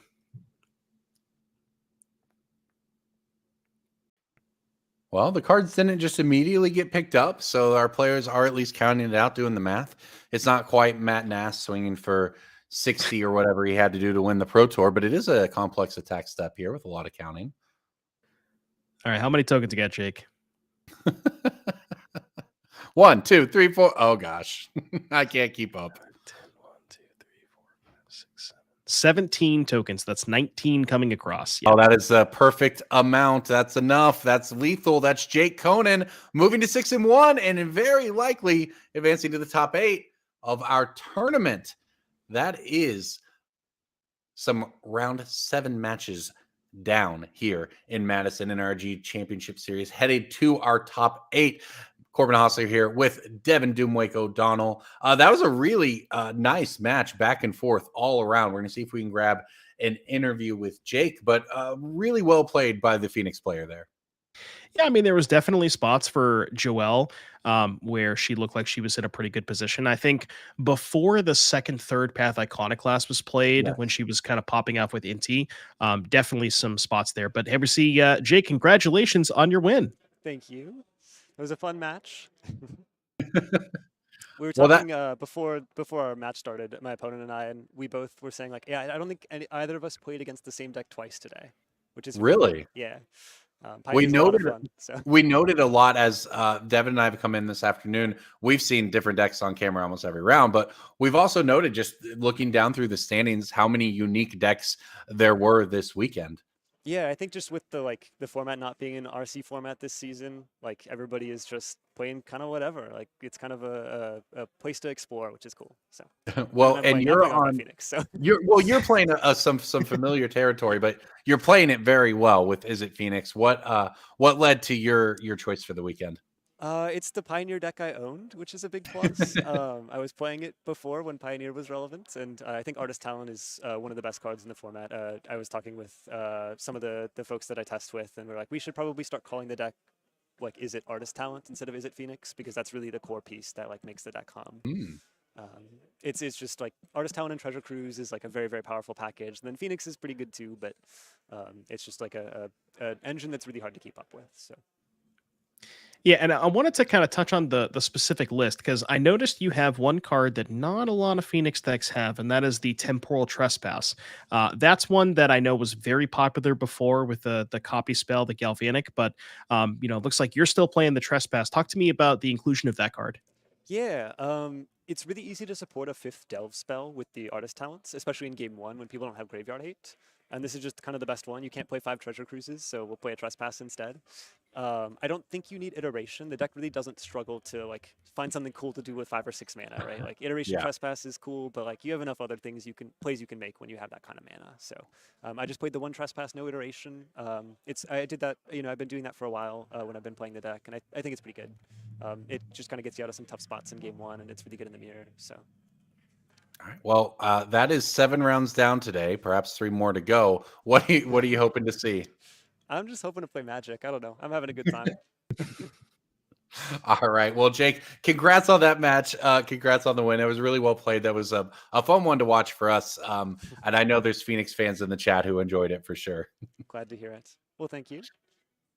Yeah, thank you, man. All right. Well, I believe that brings us to the close of this, because coming up next will be our top 8. We'll have that top 8 announcement, that bracket, and then we will march towards a champion here in Madison NRG Championship Series. Corbin Hostler, Devin Doomwake O'Donnell on the other side. We will be here to bring you through that top 8 towards our champion. We'll see you there. Oh, all right. Actually, just kidding. We were able to deliver a backup match. So as it turns out, we have some more magic for you. We could look good and go to break like we planned, or we can give you some magic. And I think I know which one of those you prefer. It's Matthew Holderness on the left with Rakdos Demons taking on Kamari Boegar on the Acerak combo. Yeah, and we've seen Kamari a couple times on camera playing this really, really sweet Acerak deck. And one thing that Kamari had mentioned a couple of rounds ago is you can't really test this deck on Magic Online because it's not possible to do with the amount of clicks that you need to when you're involved with the Ace Rack combo.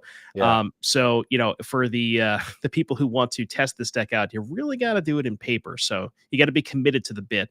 But this deck is really sick. It's utilizing some really cool kind of Legends pieces like Rona and Kinnan and Honest Rutstein to Gwen Eyes of Gaia to kind of ultimately set up this combo where you are reducing the cost of Ace Rack in some form and basically just casting it over and over and over again to go into, I forget which dungeon, but I know one of the dungeons deals your opponent 1 damage. I don't remember the name of that specific dungeon, but basically TLDR, you cast it over and over and over again, and you deal them a bunch of damage.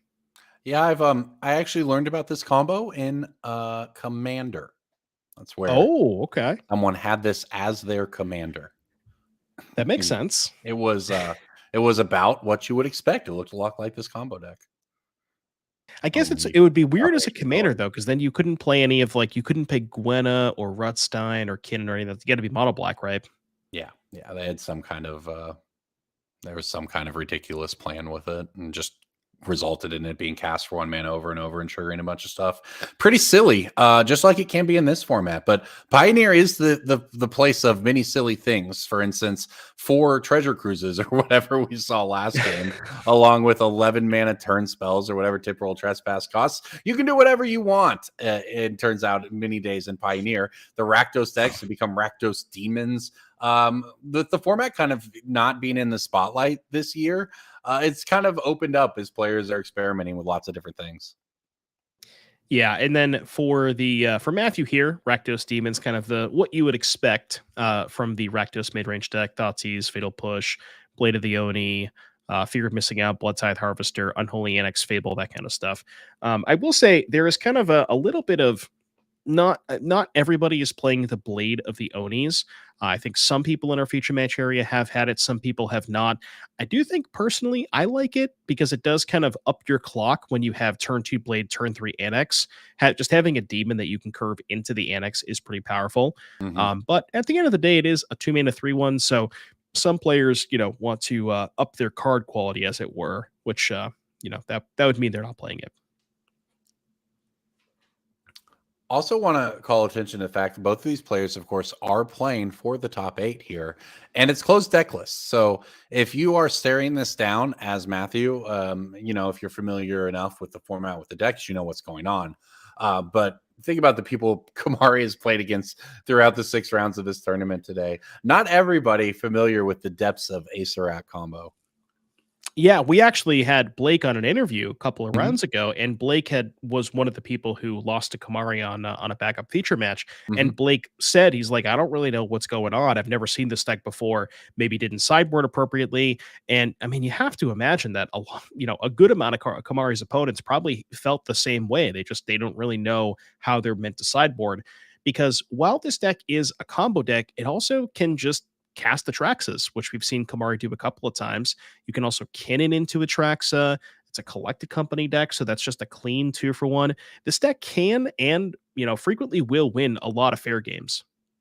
Matthew has had to do a lot of reading today on camera. It's been some wild decks he's been up against. The number of reader cards that have come across. So you're just playing your Rakdos cards, I got some spice. I got the Demons tech. Your opponents are just playing the most ridiculous card you've ever seen in your life. Yeah. Pioneer. Love it. Taking stock of this one, though, both players have gotten out onto the board some. Kamari has been knocked down to 12. Matthew's untapping here. He's going to get a second chapter on the Fable. So the ability to sculpt his hand. He's staring down some, just an assortment of creatures from Kamari's side. If just you're some Matthew, legends. you some start by, legends. Yeah, you start by reading Kinnan again, because it has a lot of words. Essentially, it doubles mana from many sources, and then it can later activate to put things into play, and you have to worry about all parts of the card. So if you're sitting in Matthew's seat here and you do have what looks like a pretty decent start for you, but you have no idea what you're staring down, what do you, and not that we know if that's the case for him, but what do you look at this board and what do you try to evaluate here? Are you trying to advance your own game plan, or are you trying to at all costs remove what's on the board? Presumably you gotta kill some stuff. But what's interesting about this particular board state is that Matthew has picked up the Kinnan several times. And Mhm. reading the Kinnan, understanding that it provides extra mana and the ability to look at the top 7, put any creature into play. And it might look like on this battlefield that Kinnan is the scariest card.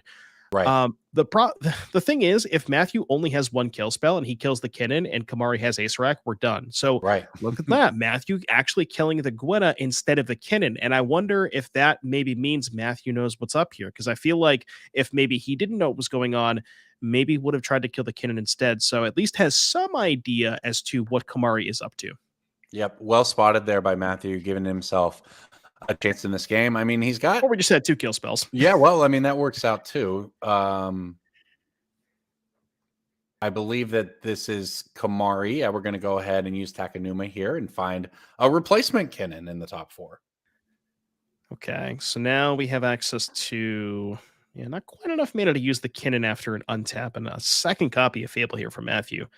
A lot of pressure on Kamari here to find the combo. Now, if there is an Ace-Rack drawn, we don't have the ability to combo, but we can cast the Ace-Rack, I believe, just once. Yeah, I think just once, but ends up finding an elf instead. But if Matthew doesn't have a kill spell next turn, that elf is going to represent a Kinnan activation, which potentially, as we mentioned, could find an Atraxa. Yeah, Kamari's working with 3 copies of Atraxa this weekend. Yeah, here comes the big turn, I think, for Matthew here. If he's able to slam the door here. Not a lot of cards in hand. I can't actually spot what that one was. We do have a Fable act. It might have been a Fear missing out. Yeah, we got a Fable activation he's thinking of. So might as well just say no to the Fable since the Fear just gives you a card anyways. But yeah, Matthew really does need to find a kill spell. Now, granted, if he finds a kill spell, Kamari's working with not much, right? Some mana and a Rutstein. But if no kill spell is found, we're going to get a Kinnan activation, and that could potentially lead towards an Atraxa. Although with Kamari at 7, this is a really big attack. Well, that's where Delirium sits as well. Yeah. He's got that Fear missing out in play. It becomes a consideration later. This is a big swing. And there's a Fatal Push. He had a huge one. The Fatal Push on the Kinnan is enough for Kamari to pick him up. Wow, what a finish there for Matthew. You nailed it. He had to really read that kid and understand that, okay, I think that I can survive from this turn. I need to go after this Gwenna instead. Find the line that allowed him to navigate through to the end there. Nicely played game 1. Yeah, I mean, kind of everything just kind of lined up for Matthew, right? He just had early pressure into the turn where he went kill spell, and second Fable, and was very easily just able to clean up the game from there. Yeah. All right. Well, we'll see if he's able to clean it up. The match. We'll move on to game 2 here between these 2 players here in Madison, playing for the top 8 of our Pioneer 5K. Yeah, and we got, there was an interview with Kamari a little bit earlier, I believe, when Mason and Niall were in the booth, and they were talking to Kamari and, asking, what matchups Kamari wanted to play / didn't play. And this was one of the matchups that Kamari highlighted as a matchup he did not want to play. And I think part of that is just because the Rakdos deck is so good at picking apart so many different pieces of, with all the removal spells. Right. And the Ace-Rack deck is really all about a lot of synergy on the battlefield, and that's no second land here, Corbin. This might be a fast one. Yeah, so Kamari kept 1 land, Mana Dork there, and honestly, seems like a pretty reasonable keep in that the follow-up was Shaper's Sanctuary. That's the enchantment there, which allows you to draw a card whenever your creatures are targeted. So the idea is if you are able to untap with your elf, you can then play the Sanctuary and this other elf, and you're able to draw a card even if they get removed. But Matthew had the 1 mana removal spell, Bolts of the Bird, and the result is an extremely slowed down Kamari. Although I guess finding, another Land of War Elves here is a start, but if there's not an actual land on the top, card of or maybe 2 of the deck, Matthew is likely to just run away with this. This Rakdos deck is too good at drawing ahead and resource advantage if he gets to spend that much more mana than you. Yeah, this is going to be a tough one here. Matthew already, more than ahead on the battlefield, and in the situation where Matthew is using kill spells on Kamari's creatures, the Sanctuary looks great. But Matthew is kind of in a position where now that he knows Kamari is missing land drops, he doesn't even necessarily have to fight over the creatures. He can just keep deploying more threats and say, okay, I'm not going to use my removal spells. I'm just going to race you. And with already 3 types in the graveyard, with 2 fear missing outs in play, if we can discard the 4th type, that's going to represent 8 damage next turn. I'm not there quite yet. We've got Instant Enchantment Creature in the graveyard as that Shieldred hits the bin. For Holderness, all right, we'll see what Kamari is able to find. Is for the first time this game has 2 mana. And unfortunately is able to do nothing with it and sits back, crosses the arms, maybe senses that this is not going the way we hoped it would. Matthew gets in there for 4, knocks Kamari down to 12, follows up with Blood Tithe Harvester. No second land no third land of his own, but both players, I guess, on 2 mana. But that 2 mana was able to be put to use much more early and efficiently by Matthew. And unfortunately, Kamari still not getting there. So a bit of a downer here in this last round of Swiss. Yeah, Matthew can do a lot more with 2 mana than Kamari can. Matthew's 2 mana threats are so much more impactful than Kamari's 2 mana cards. Uses the blood token to go digging for that 3rd land, pitching an extinction event, and does find it. It's an old school Soul for a Spring there. You got that little devil just hanging out in the lava pool. Love that artwork. Yeah. Classic. So good. I've been trying to pick up some more like old school Painlands. I have 1 copy of that Sulphur Springs. It is in loved condition, we'll say that. Yeah, that's nice. Those are quite old. I don't even remember Invasion or something. Maybe I don't remember what it says. Early 2000s type set, maybe, or late 90s even. Yeah, there you go. Ice Age. You're right. Yeah, you're right because he's in a hot spring, isn't he? There you go. All right, Assassin's Trophy for Kamari. Pointed Assassin's Trophy and Blood Tithe. That's when you know you're in a bad spot. Yeah, you do what you got to do, but that is discard tough. to hand size. Otherwise, I imagine. Yeah. By the way, we of course saw that sorcery hit the graveyard, so there is Delirium now for Matthew, right? So, all in all, looking very good for our Rakdos player to take demons perhaps into the top 8. The Unholy Annex, Blade. What is it? Silent Blade of the Oni.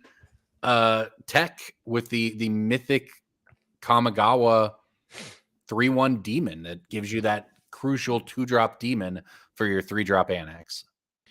Yeah, I got a feeling our top 8's going to have, with how diverse and how many different decks we've seen today and in terms of the Pioneer field, I think our top 8's going to have a good amount of Rakdos, but we'll see when we get there. Hey, there's a 3rd land for Kamari. Probably a little too late to the party, but yeah. There we go. All right. Well, that does that. Unfortunate end for Kamari and the really cool Acerak combo deck. But for Matthew and Rakdos Demons, that is a 6-1 record, a probable top 8 spot, an excellent tournament for him. And for us, we are moving towards our top 8. I believe that's our last match of the round here. So on the other side, we'll have our top 8. But before we do that, we want to take a look at what we have going on here. Let's take a look at the prize pool for this event. You can see it there, this 5K trial regional championship invites out to the top 2, in addition to thousands of dollars being rewarded here. And those all important tournament points for the end of the season. They build you up towards the NRG championship at the end of the season that everyone wants to qualify for. And here you can see the players who are in a good spot to do that. Of course, the players in yellow, or in orange rather, are already qualified for that end of the year championship. Grayson Nimitz leads the leaderboard, but that doesn't matter to him because he's already there. He punched his ticket immediately, as did Fanchen Yang by picking up the win yesterday. You can see Jake Conan, who we've been watching, is 3rd coming into this weekend, and a lot of other great names there, including another top 8er from yesterday, Sean Gallagher. So lots to like on the leaderboard here. And Jake Conan's going to attempt to overtake Ben Unger, who we know dropped out early in this one, for 2nd place. Yep, and then I believe the last, we're just in case you guys want to go out to one of these events, we have the next event coming up here in Chicagoland. That's going to be Saturday, 10K Modern Showdown, followed by a Sunday 5K Standard Trial. That's going to be May 10th and 11th, and after that, we're going to be in Indianapolis. And Corbin, this Indianapolis event is going to be a heater. We have a 10K Standard Showdown on Saturday and a 10K Team Sealed Showdown on Sunday, which is going to be Final Fantasy Team Sealed. That's June 28th and the 29th. Team Sealed, love it. That event is going to be wild. We talked about this yesterday. Final Fantasy likely to be a huge set for Magic, likely to be a ton of fun. And when you pair that with team events, the most fun you can have playing Magic regardless, yeah, you're going to want to be in Indianapolis for the NRG Championship Series, June 28th and 29th. We hope to see you there. We also hope to see you on the other side of this break, because when we come back, it is time for our top 8 here in Madison for the NRG Championship Series. We'll see you there.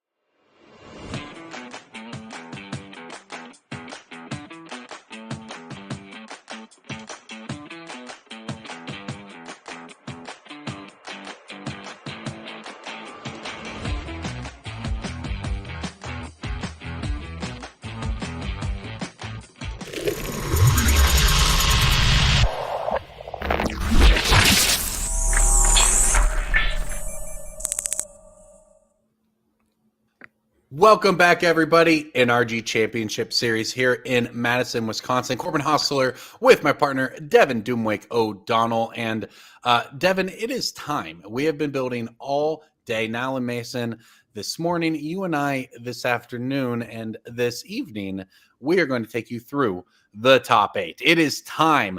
Devin, why don't you take us through what we're looking at here in this top 8? What are we about to watch? Absolutely. So on the left-hand side of your screen, you see Charlie Dusterberg on Rakdos Transmogrify against Daryl Ayres on Rakdos Demons. We got Matthew Holderness and Will Krueger in a Rakdos Demons mirror. We got, you guessed it, Harrison Canfer and Blake Matson in a Rakdos Demons mirror. And the match that we're going to be starting on, which is free of Rakdos, which is Jake Conan and Jacob Tano, which is going to be Is It Phoenix against Mono Green Devotion. Now, we've talked all weekend or all day about how diverse the format is and how we've seen a lot of different decks on camera, but when push comes to shove, a lot of demons rising to the top here. Yeah, we saw all the really cool decks, and then last round the Rakdos decks beat them all. So look, we had a 7-round tournament. A lot of those cool decks, a lot of the way this went, this comes down to one match, right? And we talked about it in round 6. Like the rounds you were playing now, this is what determines top 8. Is this round 6, round 7, round 5? Those late rounds when the rubber really meets the road. And the Rakdos Demons build has been really strong. I think we see people, and I don't even know how you necessarily prepare for Unholy Annex, but the 2-drop demon creature into Unholy Annex on turn 3 has been a really strong piece of the deck that has led to not necessarily its dominance this weekend, but has been a part of its dominance this weekend. Yeah, Unholy Annex is a crazy card, and I'm going to take a look at some of these deck lists. So the 5 demons decks we have, Daryl has 2 Blade of the Oni, Will has 2, Matthew has 2, Blake has 2. Harrison is the only person who is not playing Blade of the Oni. So it's kind of interesting to see how a lot of people did decide to play that Blade of the Oni, which is kind of that 1-2 punch where you have the demon on turn 2, curve that into the Annex on turn 3, immediately get the drain going. It really speeds up the clock too, right? Where you have Rakdos is normally a deck that's a lot about 1-for-1s and killing all your opponent's creatures and kind of like leaning on the card advantage, but the curve of Blade into Annex really allows you to have a lot more of a faster clock against these combo decks like Mono Green Devotion, like the deck that we saw Kamari playing as well. Especially when your turn 1 on the Rakdos deck is likely going to be disruption of some sort, whether it's going to be a fatal push or a red removal spell, or whether it's going to be a Thoughtseize. Your turn 1 is spoken for in an interactive way, which means you can use turn 2 to just tap out and play a 3-1, and you can use turn 3 to just play an enchantment that doesn't really do anything for a while, right? Because you're guaranteed to be interacting with your other turn 1 and turn 4 and turn 5 after that, and the ability to just turn on the Mutavault so you don't have to commit to paying 5 mana for that demon from the Annex also goes a really long way. But yeah, just working the pure card advantage, and of course alongside Fable, the Mirror Breaker, the staple of Rakdos decks, the selection, the churn for a red-black deck is a lot higher than maybe you might think in a vacuum.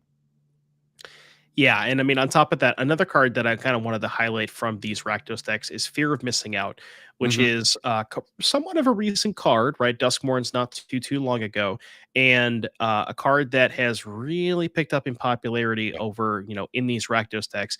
Just allows you, again, another one of those cards that allow you to have a much faster clock where you're untapping your 3 power creature like Bloodtithe Harvester or Blade of the Oni, hitting for an extra 3 points of damage. And once you start getting into the later turns, you can copy it with Fear of Missing Out.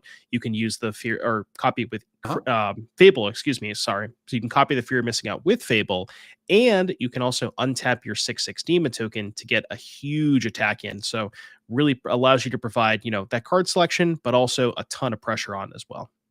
Yeah, it's been a big piece of these decks. Honestly, you mentioned that it's been catching on in standard too, right? In a lot of different, even in sometimes in modern, like it just kind of does a lot in a neat little package. It's been a strong card. So I guess the question is, do we think, and this will be the question for the format moving forward, was Rakdos great this weekend because this new demon tech is super strong, or is it generally true that red black is good in open metagames, which is what everyone we've had on camera on interview talk to us about. Is they, last round they say, well, both of our players hadn't played against the same archetype in 6 rounds. That seemed to be the state of the field today, and I think it makes sense that Thoughtseize is going to be pretty good in that format, especially when you pair it with a proactive game plan. And we've seen Rakdos win a number of games on camera this afternoon without ever taking more than 1 or 2 attack steps. They don't have to get control of the game and then get around to turn 10, 11 by the time they deploy their win conditioner or their Shieldred finally grinds you out into nothing. They can just turn the pressure up extremely quickly now, especially like you mentioned, those fear of missing outs, even adding on to that. So a whole different angle to the Rakdos decks. And of course, while you're busy draining them, you're also not losing any life, right? Because you're gaining life as opposed to typically taking it from you. Everybody.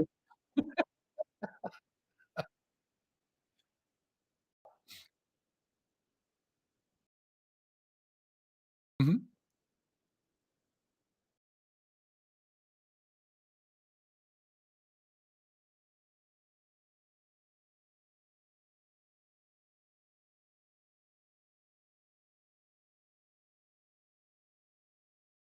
Mhm.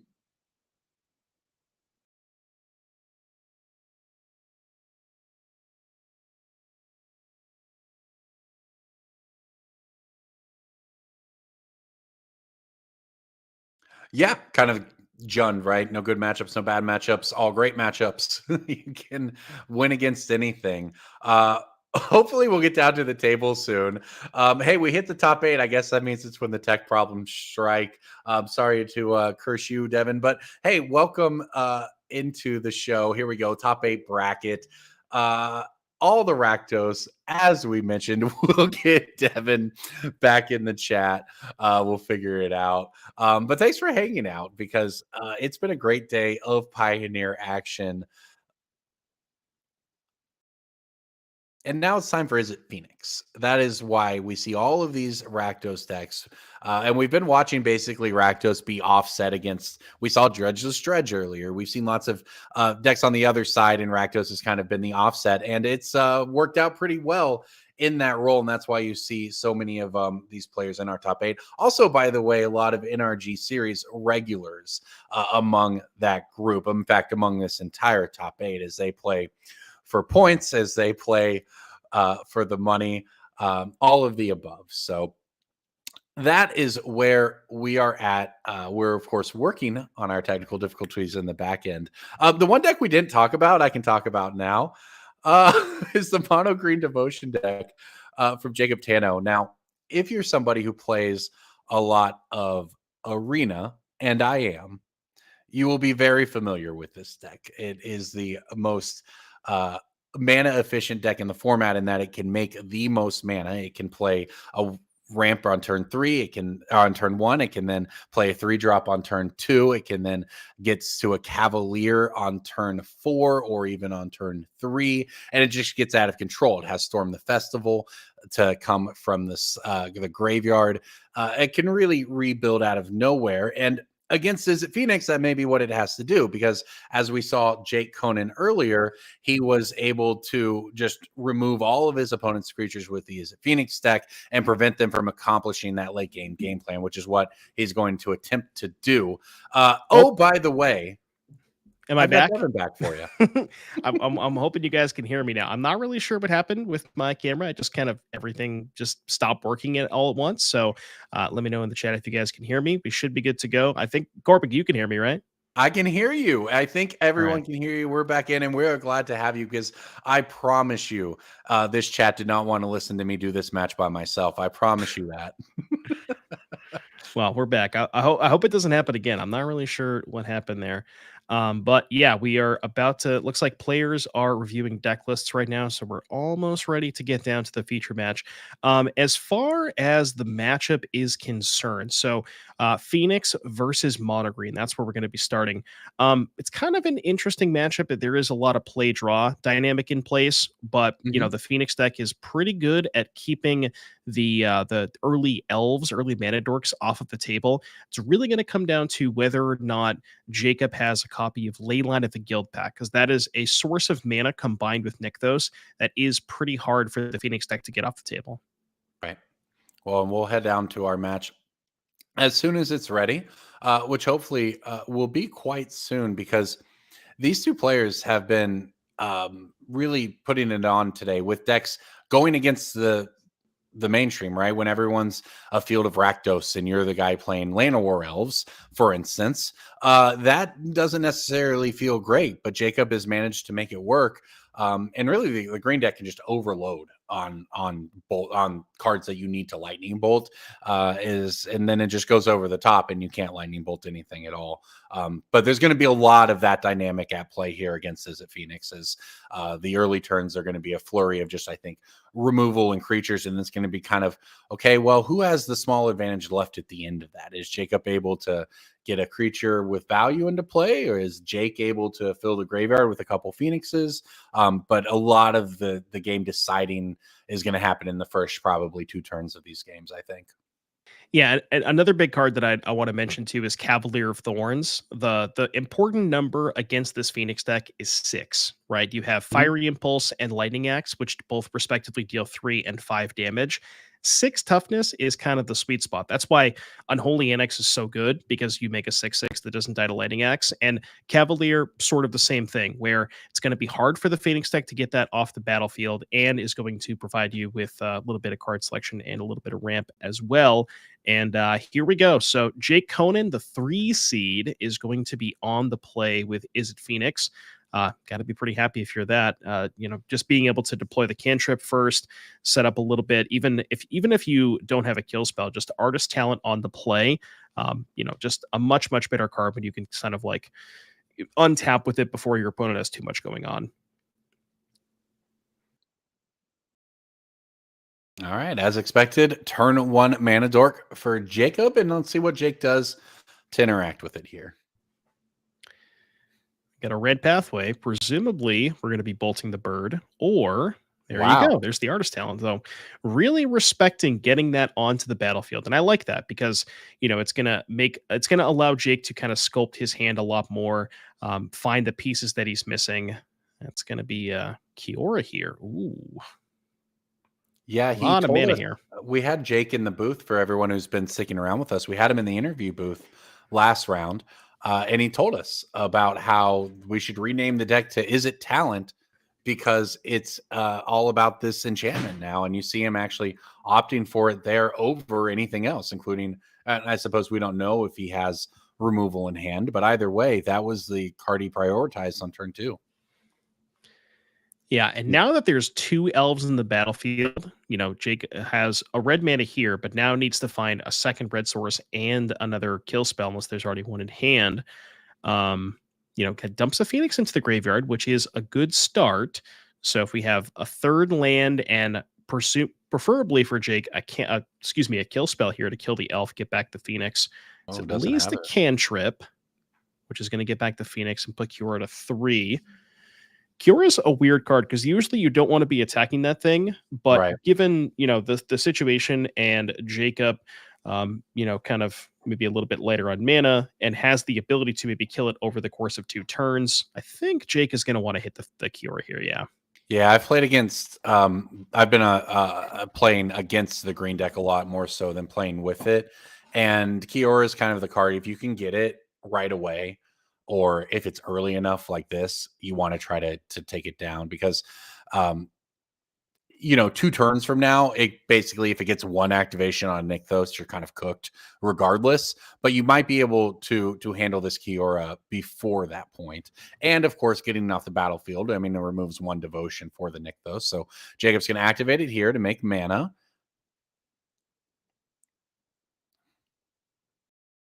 And Pelucranos, also a pretty important threat here for... Thank you. Yeah, Pelucranos important for Jacob, because that one does have reach. So that one can and likely will block the Phoenix if allowed. But if Jake can find something like a lighting axe, can go ahead and take care of that. I will say it's a little awkward for Jake here, the mana, because we do have, we had to play the second pathway on blue to be able to cast the cantrip to get back the Phoenix. But with only one red source available, may not be able to deploy 2 kill spells. So we might, see a situation where Jake can only kill one thing, presumably would kill the Pelucranos, but that'll still at least let Jake up on tap with the Llanowar Elves. Yeah, and that Pelucranos, the one of in the deck, when you transform it, it's actually pretty nuts where it has reach and lifelink, which lifelink is pretty relevant as it turns out in a lot of these matchups we've seen today. And also whenever Pelucranos or another non-token Hydra, I guess, dies, you get a 3/3 life 3/3 with reach and a 3/3 with lifelink. So it's kind of a Wormcoil-esque design there, and it makes it really difficult for aggressive decks or decks that want to hit you for 3 or 6 in the air at a time with a couple of Phoenixes to close the deal before your green deck is able to just completely go over the top. Yeah, this is a really big turn here for Jake, because if Jake cannot remove the Pelucranos, therefore won't be able to remove the Kiora, and that Kiora is going to provide a whole bunch of mana next turn. So, really, I think looking for, okay, there you go. Floodmaw, not a permanent answer, but good enough to take care of the Kiora. And if Jacob does not have a green source in hand, may not be able to redeploy that Pelucranos. And more importantly, taking care of the Kiora means a lot less mana for Jacob next turn. Yeah, really taxed Jacob's mana very effectively to Jake this game through a series of removal spells and even bounce spells. And now, like we talked about, if you can get rid of the Kiora before it gets out of control, you want to do that. And Phoenix is able to take a few turns off of going after face to finish it off. And this is what we talked about before the match, how in that flurry of early spells, who's going to stick something? In this case, it was almost Jacob sticking that Pelucranos, but instead it was Jake getting back that one Phoenix that he was able to successfully deploy into his graveyard in those early turns. And that has been the difference now, because if Kiora was in play here, Jacob would be able to reload much faster. He'd have an additional mana off the Nykthos in the first place. And would just be in generally a much different spot. So those early turns were decisively won by Jake Conan. And now we're seeing him reap the benefits of it, where the mono green devotion deck just can't even find enough ways to make and spend mana. Yeah, that last turn was the big one, right? If Jake didn't find the answer for the Pelucranos, wouldn't have been able to attack with the Phoenix. Cure would have stayed in play, still would have had 3 devotion, would have been able to make, I can't 9 or 10 mana with Nykthos. But now, instead, there's no battlefield. Jacob has no relevant permanents in play, has 2 devotion and no additional mana. And Jake is just sort of left up to his own devices now. Has, the artist talent going. I believe I saw a Cruise in Jake's hand. So can maybe try to find a second or even third copy of Phoenix here to put Jacob on a potential 2-turn clock. And it seems like Jake is kind of poised to just run away from here, because the mono green deck is extremely powerful, but it does not do very well on a battlefield like this, where you need to have a lot of stuff in play to be able to utilize Nykthos and all those kind of permanents. Yeah, that jolt you felt was the corner turning quite abruptly, because we have gone in a completely different direction. And this is now Jake with complete control, mono green trying to find a way back in, and it's just not going to be there in all likelihood, right? Like, you're able to make you need something that gets multiple things in play. Maybe, a Cavalier would ramp and have reach, but 3 Phoenixes, that's a whole bunch of damage. And this one may be over pretty quickly here. That we went just from one turn of, will I have Kiora and Pelucranos, to I have nothing at all, and I probably have no way back in this game. Really, again, well navigated by Jake over the early turns to sequence his spells in a way that allowed him to turn the corner there when he needed to. Yeah, I mean, in theory, if Jacob does get another turn, if Jake doesn't have an answer, well, that's not going to happen. I was going to say, if we don't have an answer to the Pelucranos, maybe we untap with 5 devotion, can do something with Nykthos. But yeah, there's the axe was found to clear that.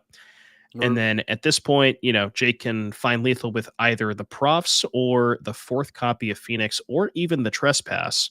Yeah, we're going to go for a Cruise here. Maybe and remember, Jake tapped out for that talent on turn 2. And the entire game, it has just fueled him as he's discarded cards and drawn cards off of it to find what he needs, as he has been able to just churn through the entire deck, all because he was able to opt for that on turn 2. And there we go. 4th Phoenix hits the graveyard. That represents lethal. Jacob knows it. He picks up the cards. Game 1 to Jake Conan here in the top 8.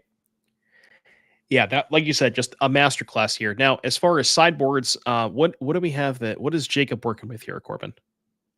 Yeah, so looking at the sideboards here of mono green, obviously you're going to be a little constrained, but hey, we've got some colorless options here. Those Stone Brains, the Might and Wellstone, but then some others, some green spells, some removal, right? Monstrous Emergence. We got Elesh Norn, which is a card that has shown up in this mono green deck, but it can make white mana when it needs to for Elesh Norn. And Elesh Norn is pretty difficult, as it turns out, for a lot of decks to beat. So that is one of the important options over the course of this tournament.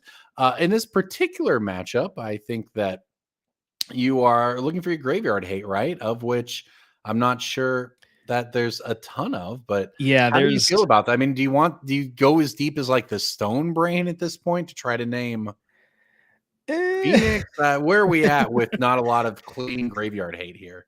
I don't know about that. That one might be a little too out there. Although I guess Stone Brain is maybe more reasonable on the play, where you can, cast it and activate it before your opponent has an opportunity to get too many Phoenixes in play. So but I think that one still might be the Keen-Eyed is the Scavenging Ooze replacement in the mono green deck. It's got the double green. So obviously you're going to pull those in. But yeah, after that, I think it's a little more open-ended. Right. Yeah. Past the Keen-Eyed Curators, I mean, you could consider Scrap Shooter because it does have the keyword reach. So it has 4 toughness and can block Phoenixes. And it also does kill Artist Talent. So now that I think about it, that one is maybe more likely to come in because Artist Talent is such a huge part of Jake's plan. So the Scrap Shooters and the Keen-Eyeds. But other than that, I mean, I don't think you're going to bring in these Monstrous Emergences. In the past, maybe you would have against previous versions of Phoenix that had, 4 copies of Ledger Shredder. But since those have mostly left the deck, there's not really a ton of good targets for Emergence. So probably just the Shooters and the Keen-Eyed Curators. All right, let's take a look over at Jake Conan's sideboard here. Is it Phoenix? You know what you're up against. It's mono green. So what's I'll say this is like somewhat interesting against the mono green deck. And when you're sideboard, you obviously want removal. You need to remove their early creatures, but they have big spells, and sometimes those big spells are non-creature spells, right?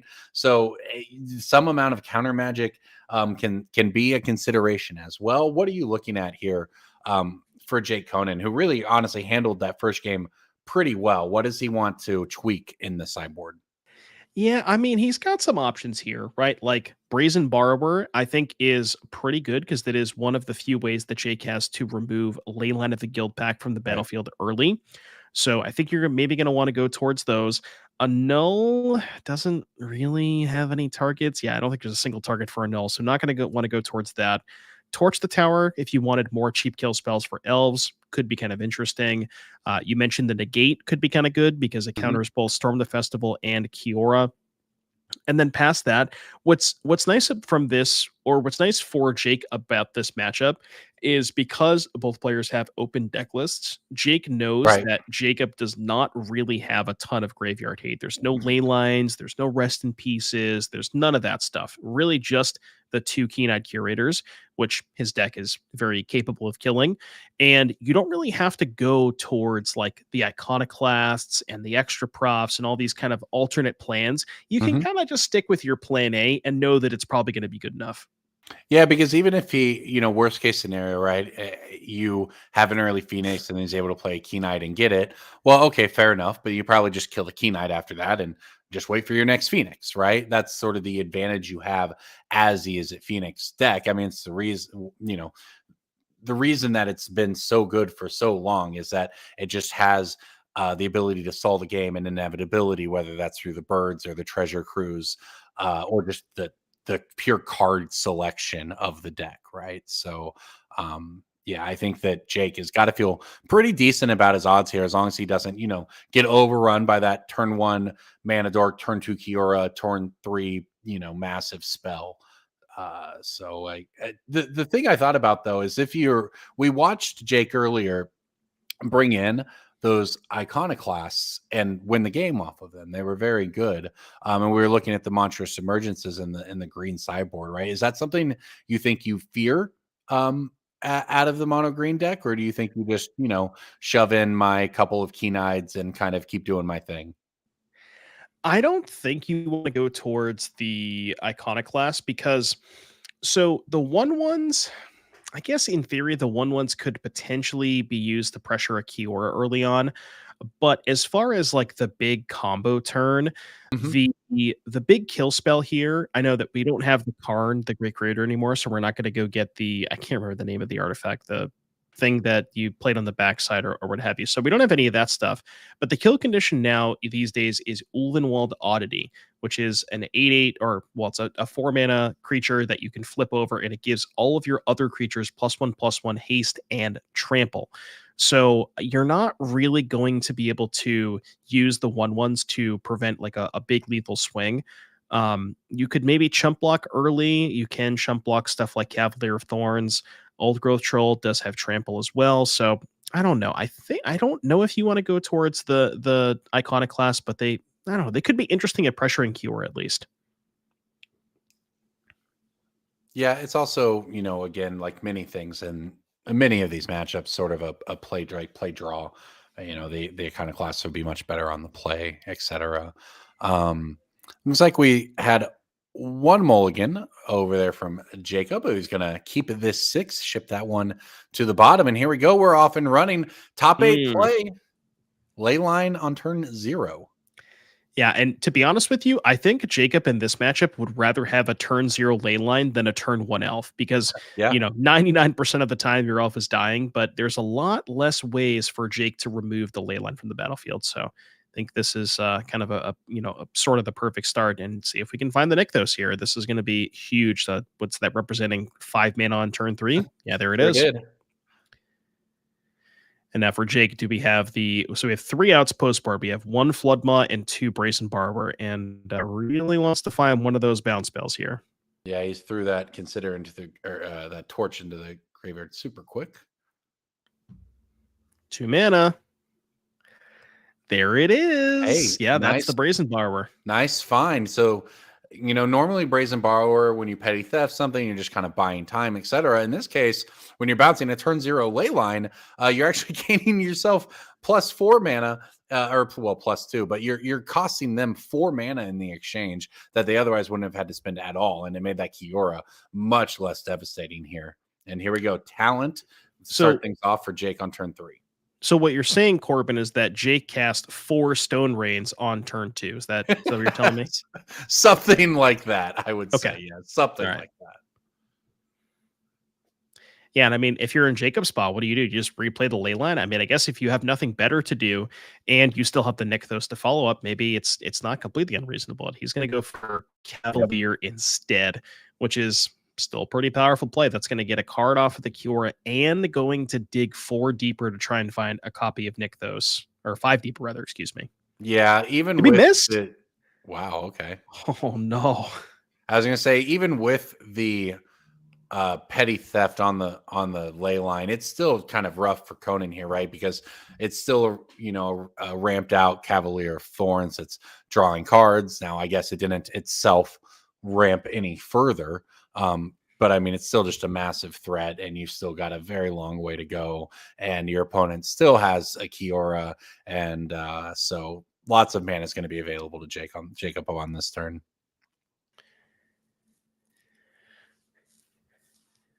Yeah, Tano does have a Nykthos in hand off of that he found off of the invasion. So with the Nykthos presenting 5 devotion, that's going to be 2, turning 2 into 5.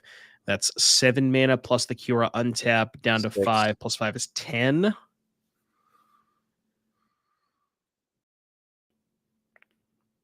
And we'll see what he's able to do with it. That, of course, is the question. Do they have a payoff? Now the green deck is stuffed full of payoffs, and Storm Festival can come from the graveyard. Petty could Theft think number of, 2. Could think of some things to do with 10 mana. Yeah. Petty Theft number 2 here. No, that's Picklock. Oh, I'm sorry. Thank you. Yeah. So we're freeing the Fae here, triggering the talent, discarding a Arc-like Phoenix, which we're then able to keep in the graveyard, is Jake when he casts Treasure Cruise here. So this is a big turn for him, regardless of what he is staring down, whether or not it's enough.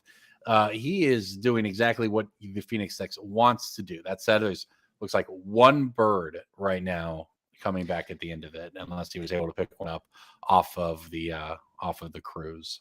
Yeah, and Jacob missing off of the Cavalier, Jake also missing on the Picklock Prankster. So both decks operating at peak efficiency.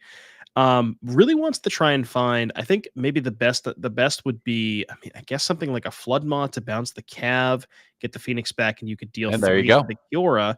And what's nice about that, it looks bad, right? Because you're giving Jacob another Cavalier trigger, but I didn't see the second. He was able to discard. Okay. He must have drawn the Phoenix off of the cruise. He was then able to discard it to the. Got it. The talent is able to bring it back and knock the Kiora down right away. What a huge swing there from Jake. Yeah, because I only saw the first Phoenix, so I didn't realize we had a backup one ready to go. So yeah, that's a huge turn, because now you're basically sort of time walking Jacob, where you're making Jacob spend 5 more mana on Cavalier. That's his entire next turn, and doesn't get to untap with the Kiora, has a lot less devotion. So a lot of good things here for Jake. As I think we lost our feed. Not exactly sure what happened, but I don't know if you guys can hear us. We're going to try and get you back real quick.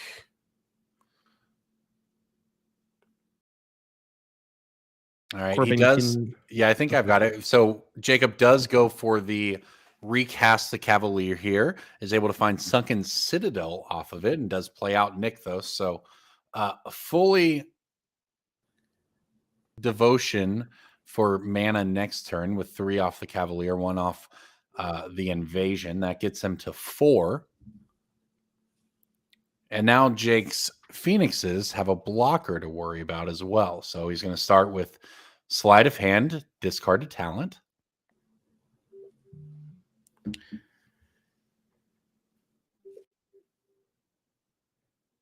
Yeah, so 2 Phoenixes here for Jake. Jacob was able to redeploy the Cavalier of Thorns and see exactly where we can go from here. Now, we have gone through 2 bounce spells, right? We used the Floodmaw and the Barber, so there is only one left, one possible bounce spell left here for Jake. So see if he can maybe find that to, just continuously, just basically keep time walking Jacob over and over again. And how about a Profs? That's going to represent a lot of damage. Well, yeah, and I guess you can get a Phoenix large enough to swing into the Cavalier with that way. But these bounce spells too for Jake have just done so much work when you consider, and there it is, number 2, the Petty Theft, this time for real, hitting the Cavalier back. So Jacob has just spent 10 mana on that Cavalier to have it bounce twice, and now he is taking 9 in the air. This has been just a wildly impressive game by the Phoenix player, and that the Green Devotion player, usually when they spend this much mana, they win the game. But as it turns out, he's just had all this mana go not to waste, I suppose, but just been locked away in his hand after bounce after bounce. Now, the ley line has been redeployed here, and that Sunken Citadel means he can actually activate Nykthos because it can provide 2 mana for land abilities. So is able to, I guess, net some amount of mana, probably 3 mana off of that. And Jake's gonna read this one. That's Scrap Shooter. Yes, it must be. It looks like a Bloomborough card. Second Nykthos comes down. Right, so we made 5 off of the Nykthos. We used 3 to play the shooter with 2 floating, and now we're playing a second Nykthos, which means we have 7 mana, right? 4, 5, 6, 7. So we calve down to 2 floating, and 2 floating means if he finds another Nykthos, we can use that. Looks like did not find another Nykthos. Okay. Well, this is, we just talked about how well it was playing out for Conan last turn, but this is the power of the mono green deck to come back. You're seeing Nykthos really do its thing here. But Sunken Citadel was a nice, quiet MVP of this turn, allowing it to continue. And at the end of this, Jacob's going to end with at least one blocker. I'm not sure that this is going to be enough, but was able to cobble together a really nice turn there by the end of it. It seems as if that creature in play is Keen-Eyed Curator. Okay. So I've lost my license to be able to describe alt art cards anymore. We're going to leave that up to Mason because I'm apparently not good enough at that. But yeah, we have a looks like a cruise here. That's going to be 3. A lot of power here off the profs. Now remember, we've already gone through all the bounce spells. At least we know that, right? And well, I guess everybody knows that because it is open deck list. And that's probably something that Jacob is keeping track of, right? How many bounce spells have you played? And never mind. The Barber in the main deck, right? There's 1 in the main and 2 in the board. So that was the last bounce spell, right? Mm-hmm. Never mind. And there we go. What a set of plays there from Jake, really, right? That was pretty nice all around. I can't say that you see the green deck spend 20 mana very often and just lose the game in a really decisive way, not be able to do anything about it. So that was what we saw in that first one. That one was really nicely done. All right, so we have more magic for you here from the top 8. And that means we're heading to the backup. Now, remember, this was a big Rakdos top 8, and we brought you the non-Rakdos matchup first.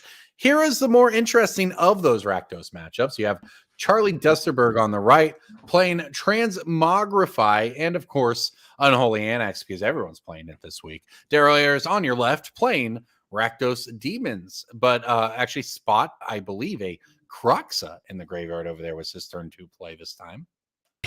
I mean, you wouldn't look at, like, if you came in to this battlefield and you saw a Bankbuster and an Unholy Annex, you would think this is just a Rakdos Demons mirror match. So, yeah, interesting that Charlie has sort of adopted a lot of the things that you would see in a Rakdos mid-range deck, but kind of mixing that into the Transmogrify deck. This matchup is interesting because the card Transmogrify is sort of difficult to resolve against a deck that has Fatal Push and Torch the Tower and some other 1-mana kill spells. So I think this is going to be, a situation where Charlie in the post-board games can lean more on the sort of fair plan with Annex and Bankbuster and kind of try to go toe-to-toe with the Demons card on Daryl's sides. Of course, the top end of the Transmogrify, when you destroy your own creature and go get a creature card from the top of your deck, is Atraxa, as it is in basically every deck across Magic these days, as the reload, the smattering of keywords on that card, is generally just too much value to overcome for opponents. Daryl, though, is, he's playing it real, Rakdos close to the vest, the Shieldred, the classic. I play this and it's just going to drain you. And double Mutavaults also for Daryl. So 1 Mutavault for Charlie. So 2 Mutavaults actually for Charlie. So a lot of aggression in the mana bases, but also some combo in the mana bases if you're Charlie. Yeah. Transmogrify resolving on his Mutavault. Yeah, I mean, you see a treasure up here for Daryl, but does not have that 1-mana kill spell. No Fatal Push, no Torch the Tower. That is going to be a Resolve the Traxa. And it's a situation where, I mean, you look at this battlefield and you see that, Daryl has a Shieldred and Charlie has an Annex. Mm-hmm. That heavily favors Daryl if the game goes, longer to an extent. So Charlie just says, you know what? I ain't got nothing going on. I got a jam, and just did make you have it. And Daryl did not have it. Yeah, it was just that one treasure token, needed a particular set of removal spells, didn't have it. Atraxa hits the board now, and Charlie is just going to be heavily, heavily advantaged from this point, because regardless of what happens to Atraxa, that's a bunch of cards. Now, obviously, if you're able to get a hit in with Atraxa and gain life, that would go a long way here.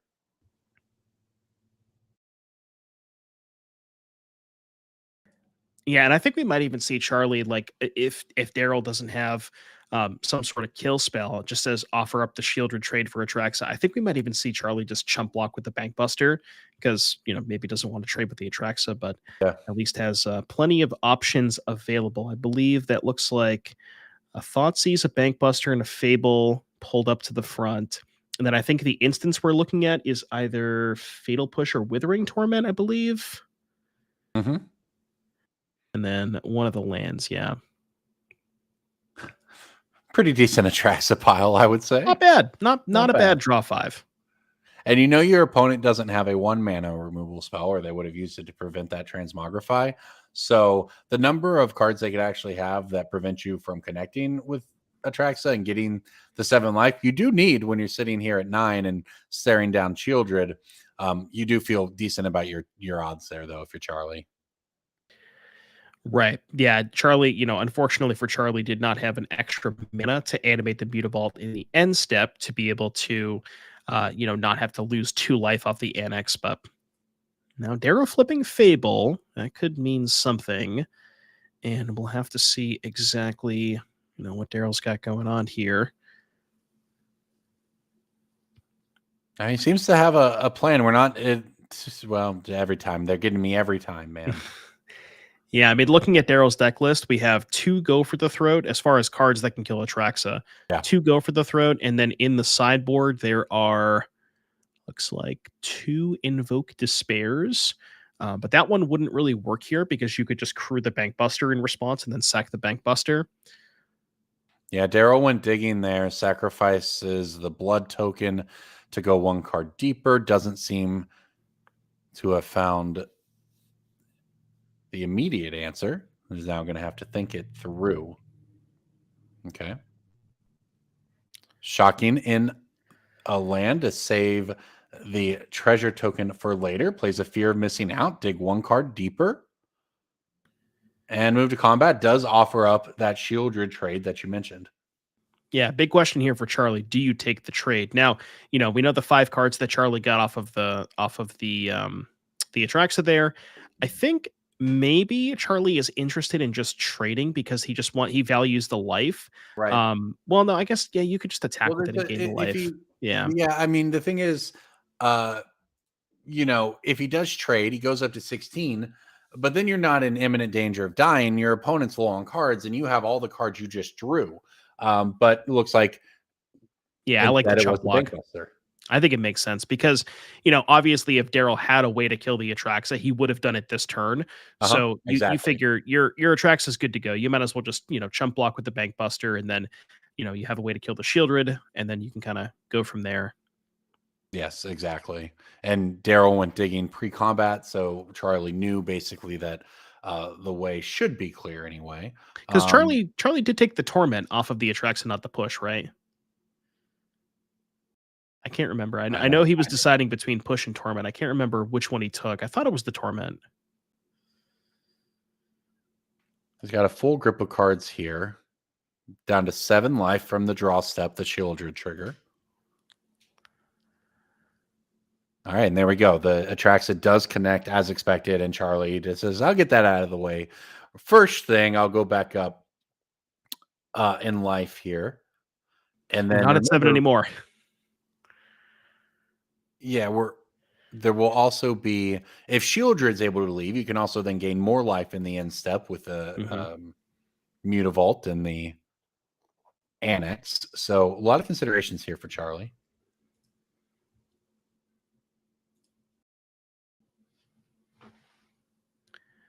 Charlie in the tank here. I wonder what we're thinking about. Maybe we're thinking about potentially making a 6/6 demon. I think we want to try and get the Shieldred off the battlefield as quick as possible. Okay. Yeah, I also think the life totals. Charlie should be at 14 after that Atraxa hit. Yeah, right. Because Charlie went from 7 to 14. Yeah, and Darrow went from 16 to 9. So I think we just have life totals flopped. Yeah, there we go. Yeah. And then Charlie stays at 14 because we gain 2 off of the Shieldred, or we gain 2 off of the Annex and lose 2 off the Shieldred. And that was a Fuel the Flames, Corbin. Yeah, well, I'll put it on the screen for anyone not familiar with that, because that was a big swing here.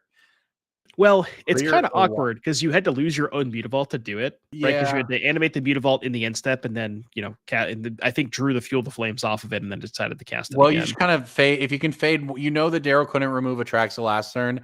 Yeah. Daryl is at 7 life, so if you can just fade the top of the deck here, I guess he might have gone up actually from the Children. Not positive on. No, I think he life actually here. stayed at 7 because he was at 14, took 7 from the Atraxa. The Annex put him down to 5, and then gained 2 on the draw step to go back to 7, I believe. There we go. Yes. So he is at 7, which means he is facing down lethal from Atraxa. And if he doesn't have a way to either draw a card to gain life or get rid of Atraxa, he's just going to lose. And if you're Charlie, you know that was a line you could take because he didn't remove Atraxa last turn. And that's why we see him just take this hit from Shieldred and fall down to 10. You feel pretty okay doing that if you're Charlie. All right, we're lining up some mana. Looks like a Croxa. Croxa escape. Okay. And I'm assuming we have life totals right there. I'm guessing Daryl's at 7. We may have missed a Shielder trigger somewhere in the mix, so it's possible Daryl's at 9. But I can't recall. Yeah, I think. Yeah, and Charlie should be down to. And also, Thoughtseize, so it should be at 10. Even if Daryl was at 9, you could just attack with the Atraxa, play land, and make a demon. Oh, it does look like that might have been the case. So there is the land. We may have life totals. Yeah, there is the land. There is the demon. There is the instep. There's the trigger. And there is the win. Charlie Dusterberg moving on to the semifinals here with Rakdos Transmogrify. Really, I think well deduced by him that, hey, I need to go for the Atraxa play here. And then to figure out that I can keep this Atraxa around and I don't need to worry about this trade. Well done by him there, I think. Yeah, for sure. I mean, just a very, very well played game by both players, and congratulations to Charlie. Yeah. All right. And well, that wraps up our top 8 here in Madison. And that means on the other side of a break, we are heading in to our top 4. So stick with me here, Corbin Hostler, Devin Doomwick O'Donnell. We'll see you on the other side for some top 4 Pioneer action.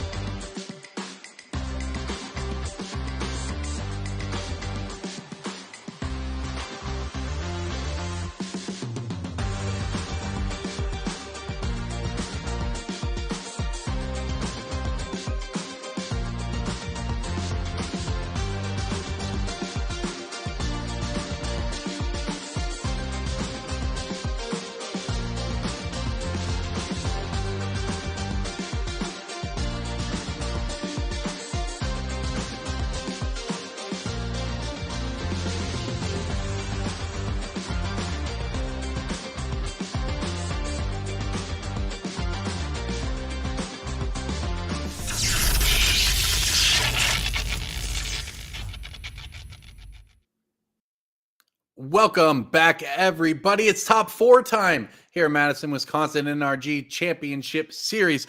Corbin Hostler joined by Devin O'Donnell for this top 4 playoff with you. And it's been a great day of Pioneer and 2 more matches ahead of us, Devin. Yeah, very excited to see what we have in store for you guys. You know, we mentioned there was a lot of Rakdos Demons.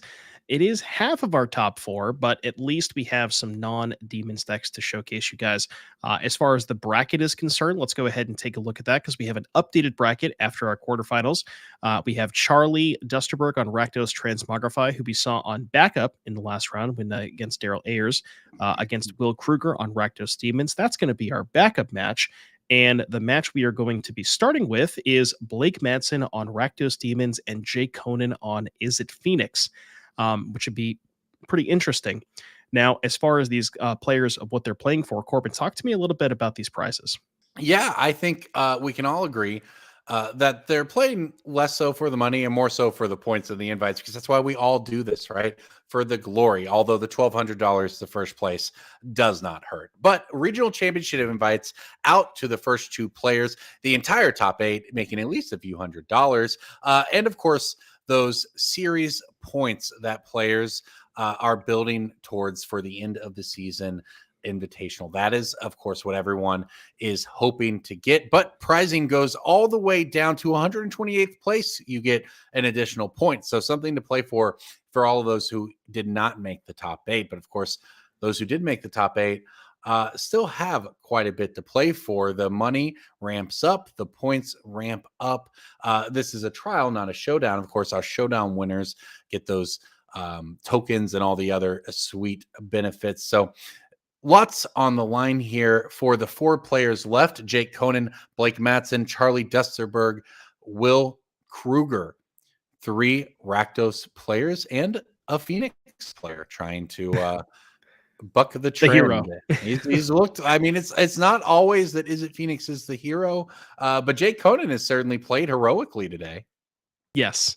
Yeah, you mentioned the leaderboard. I just wanted to, shout out Jake Conan real quick. Very, very high up on the leaderboard. So Jake is someone who is very interested in those points. I mean, all of our players are, but with how high Jake is on the leaderboard, definitely a lot more to play for. So as far as this matchup is concerned, this is kind of the classic, I guess. If you've been playing Pioneer for a long time, you've probably seen Phoenix versus Rakdos in some form or fashion.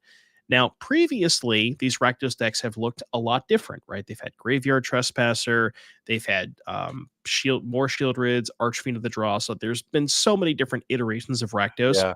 And I think specifically with this version, the introduction of Unholy Annex providing you a 6/6 flying creature, part of the reason that they were playing Archfiend of the Dross before was the fact that it didn't die to Lightning Axe.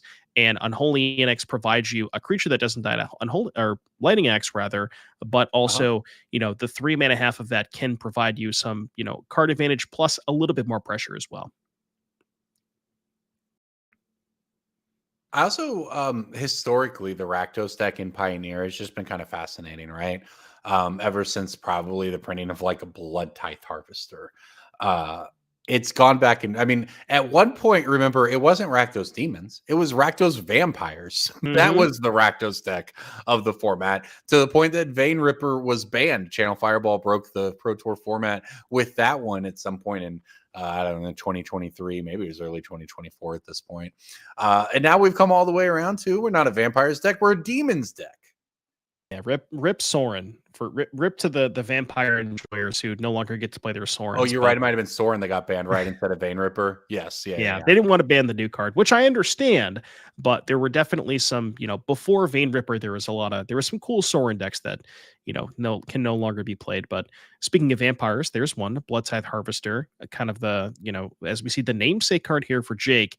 And this is exactly what you're looking for if you're Jake Conan, because Rakdos, not really good at answering enchantments in the battlefield. So that artist talent is going to remain there for a while and provide Jake a ton of advantage. And because we are in a game 1 scenario, doesn't have to worry about any graveyard hate. So can kind of just, sort of go all in and doesn't really have to think about, curses and ley lines and all that stuff. All right, kind of a slow to after watching Jake play against mono green last round and having all kinds of creatures and removal spells in the first 2 turns. This one is downright peaceful by comparison. Is a decent setup here. We see one Phoenix at least in the yard here for Jake. Turn 4 is not going to be very peaceful though. Yeah, this is where it's going to be. This is where peace ends. As we see a second Phoenix discarded, and I think I might have saw a Treasure Cruise there as well for Jake. It might even be Cruise plus Profs, which I guess wouldn't be good this turn because you can't. For those of you who don't know, Profs needs to have a target when you go to combat. So the Phoenixes that you get back from the graveyard would not trigger Profs that turn. So next turn, Profs would be a little bit better, but until the Phoenixes are in play, not going to be quite as good. Yeah, and I think this is our second spell of the turn, right? So we need I'm sure he's got one, right? We got to have one. Yeah, we do. So, all right. So we've got the third spell here, but is this a Phoenix? It's not. So 2 Phoenixes, it looks like. I saw a red card. He might have actually drawn a Phoenix off of the artist talent.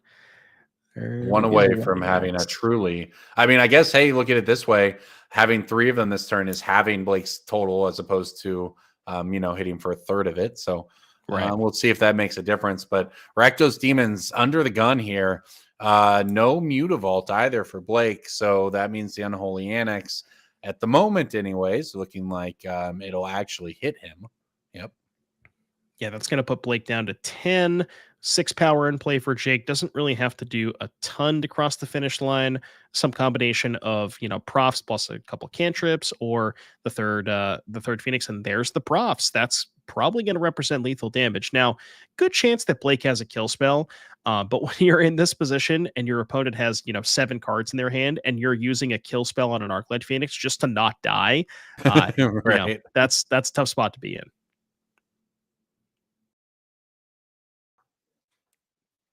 Yeah, I think we were, there's been some talk about why wasn't there more Is It Phoenix across the room today? And one of the answers was, well, there's just a lot of Rakdos finding success. But, Jake Conan has just shown no problem thus far. Obviously, this is a game 1 scenario here.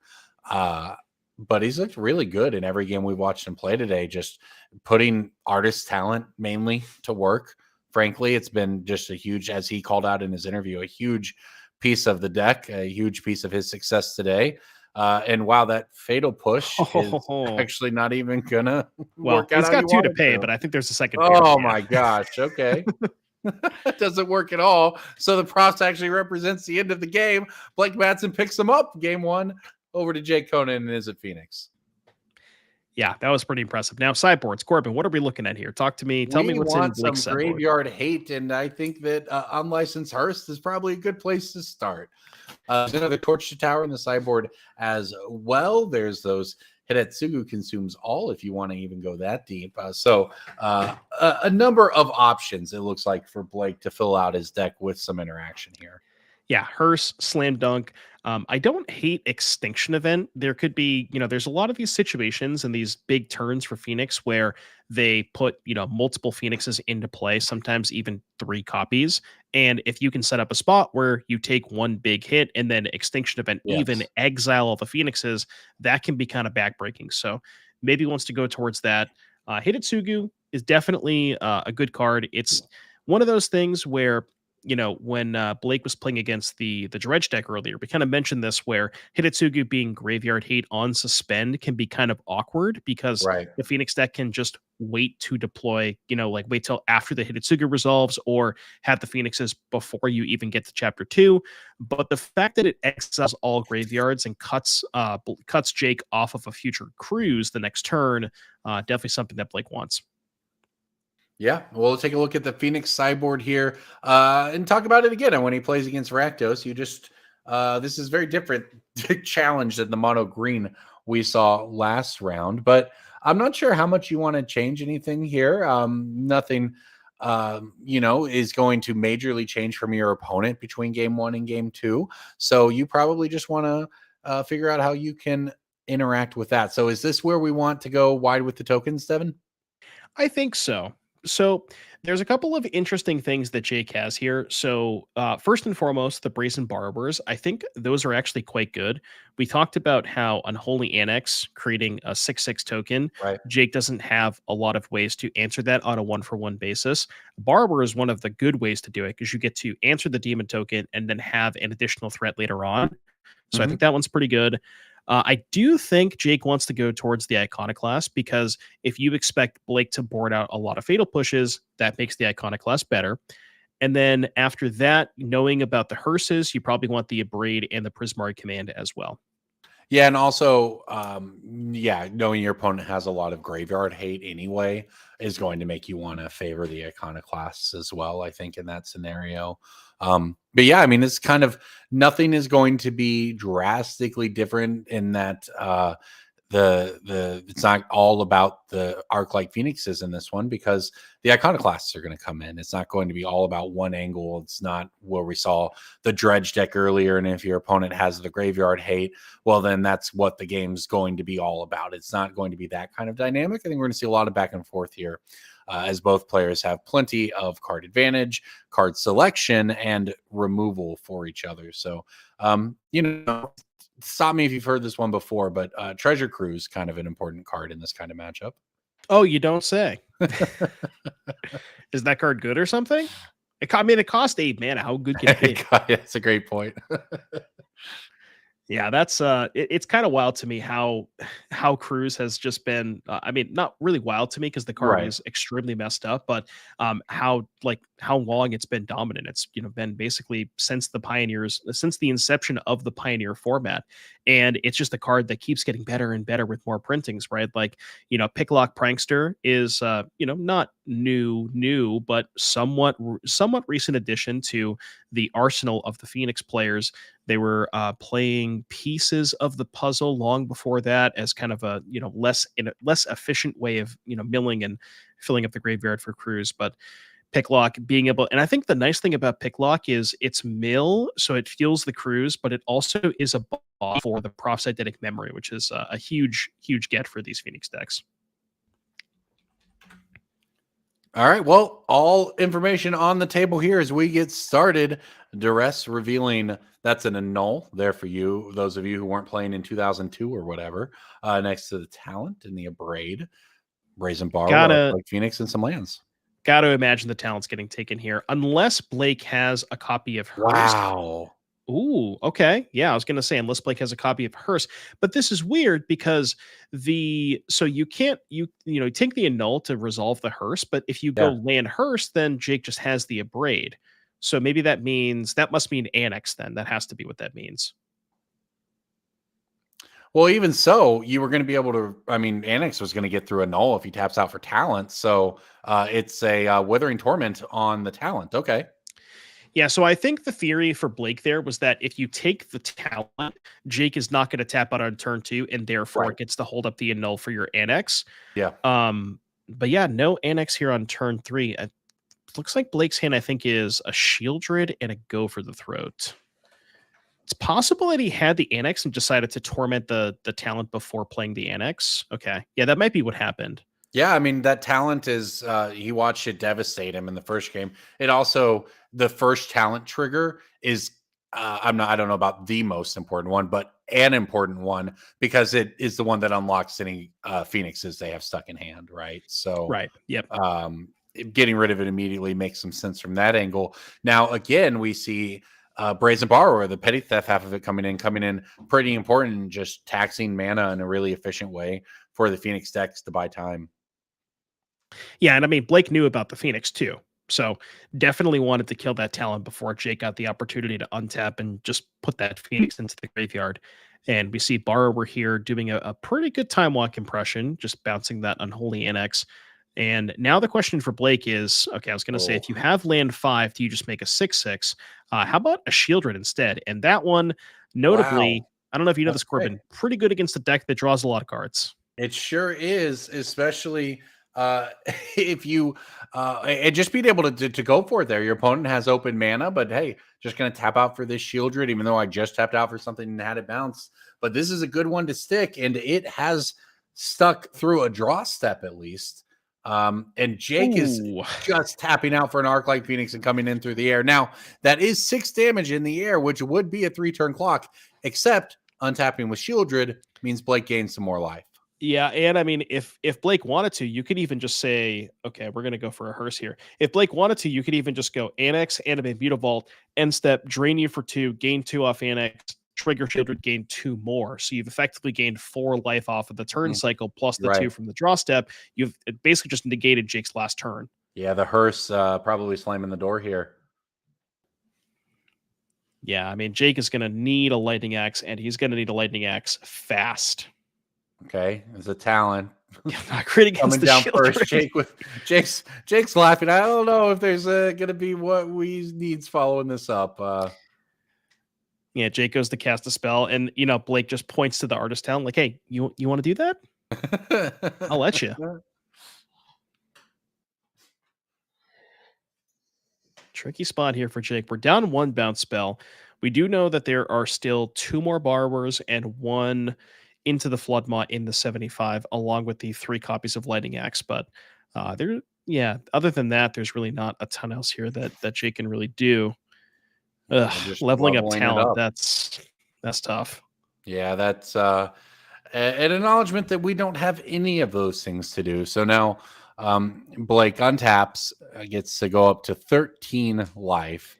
He's got to feel ecstatic about his position in this one, trying to even things up here in the semifinals. He's got the hearse untapped. Shieldred gets in there. The follow-up is that Annex, and then we're going to activate Mutavault here. So just a huge life swing. Yeah, this should have Jake going to 2 to 4 from the he goes to 4 from the Annex, then 2 from the draw step. So this is quite literally his last turn to do anything, and it can't even be a can't into an axe. It just has to be the Lightning Axe. Yeah, so it has to start with the removal. Okay, there we go. Yes, the trigger was caught. 2 life is for Jake. Oh, the hidden mode of Artist Talent. I forgot about this. So Artist Talent level 3 doesn't usually come up, which is why we don't talk about it very often. But level 3 says if a source you control would deal non-combat damage to an opponent or permanent an opponent controls, it deals that much damage plus 2. It works. So a braid, math time, Corbin. A braid deals 3. What's 3 plus 2? I think that's 5. I think it means I think it equals the end of Shieldred here. Shieldred hitting the graveyard. Big play for Jake. Well, the secret mode, as you said, and the last possible moment because he's at 2 life. Well, the problem is he's still dead to Annex. So and he dies to it. No answer was forthcoming to that. And we go on to game 3. Semifinal. Yeah, really interesting. Go ahead. Really interesting game there. I think specifically like that turn 1 decision from Blake on the duress really sculpted the entire game, right? Had the opportunity to take the Artist Talent, decided not to, decided to take the Annul to protect the Unholy Annex that he was going for, and made a lot of sense the way that game played out. Looked that Unholy Annex is kind of what won Blake the game.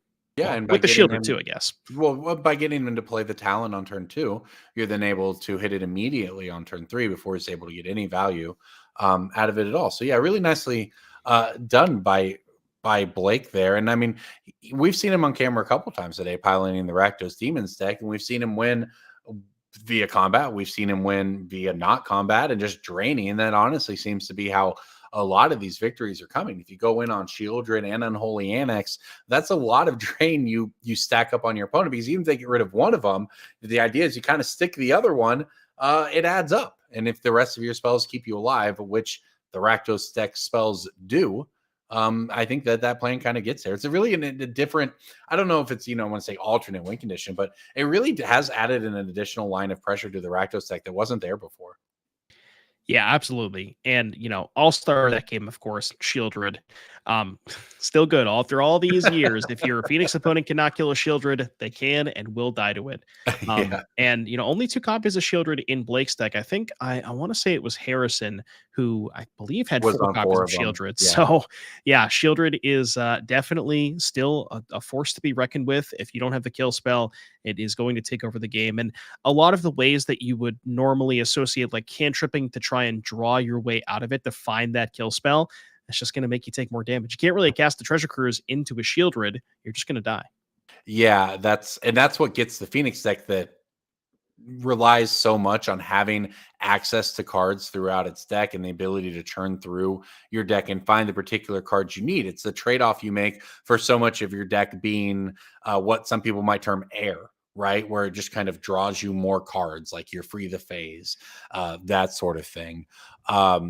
Those spells, that's not necessarily Free the Fae, but your cantrips, all of that just falls apart in the face of a Shieldred. So you have to have the answer basically immediately, or you're not going to be able to dig to find it very effectively.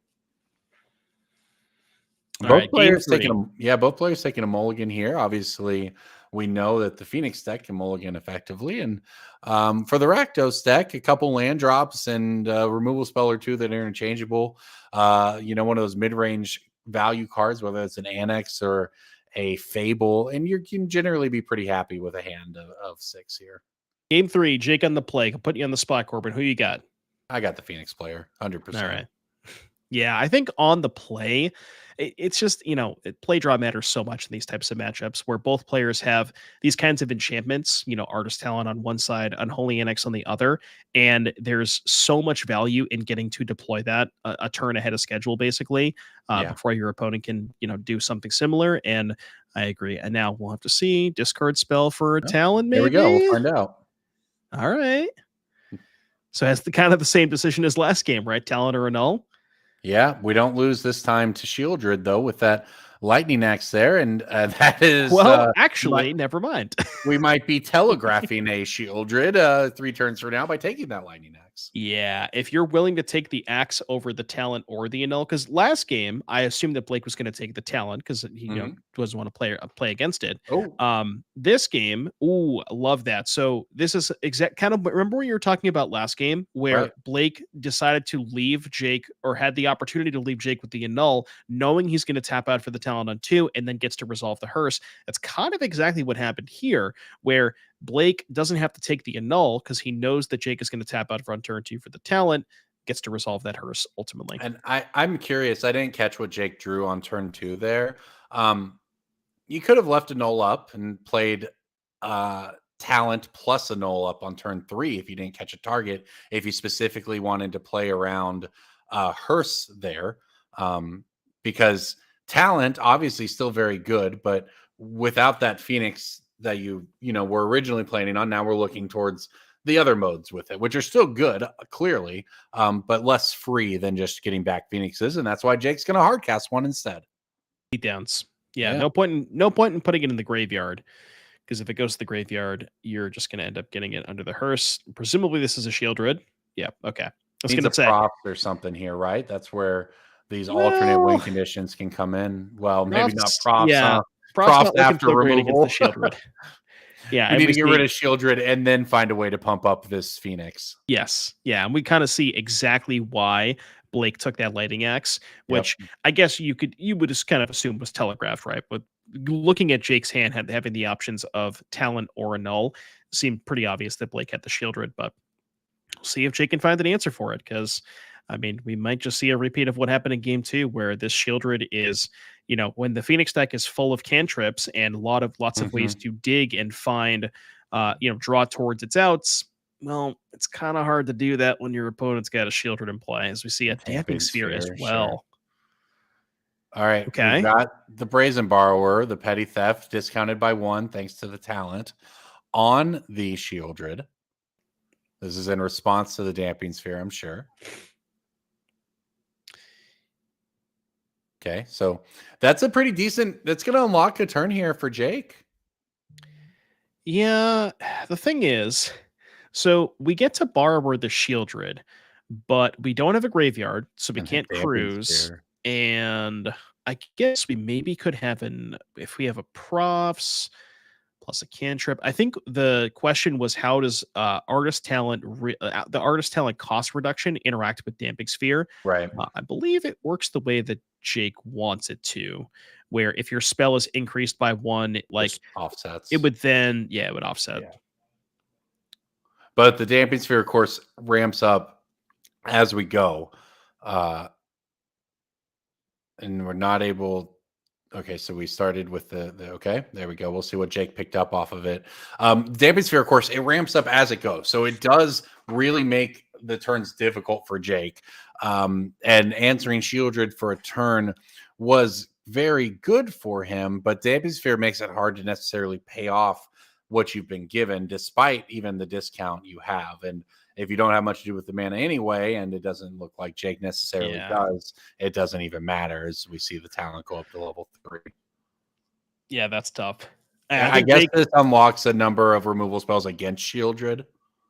Yeah, I think the plan for Jake there was to bounce the Shieldred for a turn and hope to have a big turn where he can go cantrip, discard, find another cantrip, discard, maybe get to a cruise, maybe find a profs. But not only did we kind of stop and basically brick off of that, the Damping Sphere also put a huge, stopgap in that where, the Damping Sphere limits, even with the Artist Talent reduction, still limits Jake as to what he can actually do.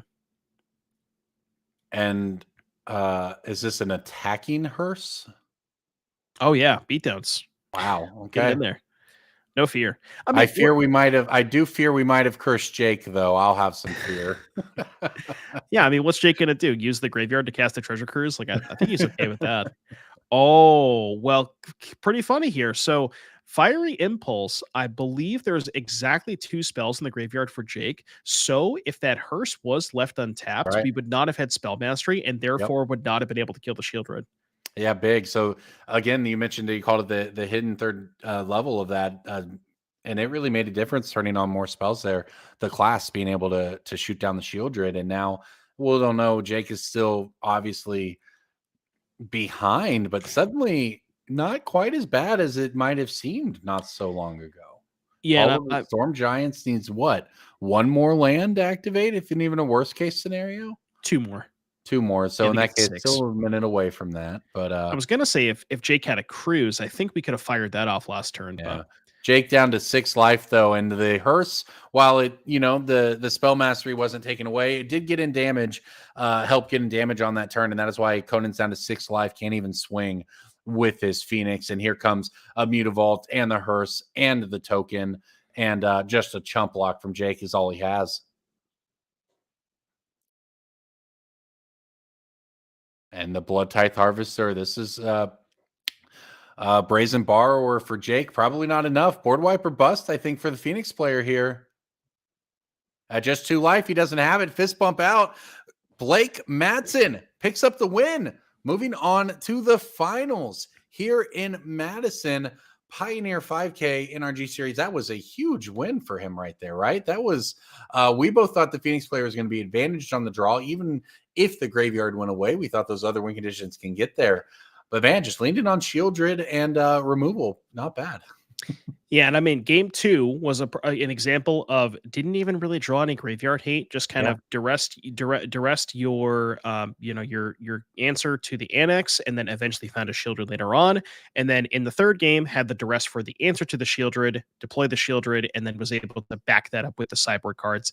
So definitely sort of the general mix of like disruption plus pressure, a little bit of both. That's kind of exactly what happened in those post-board games where game 1 was maybe not able to accomplish both of those. Yeah, Rakdos has looked very good, and now it's going to have a chance in the finals. As a matter of fact, I think it's safe to say that a Rakdos deck will win the finals, given the state of the other semis. So we will see you on the other side here as we head towards the championship of the NRG series in Madison.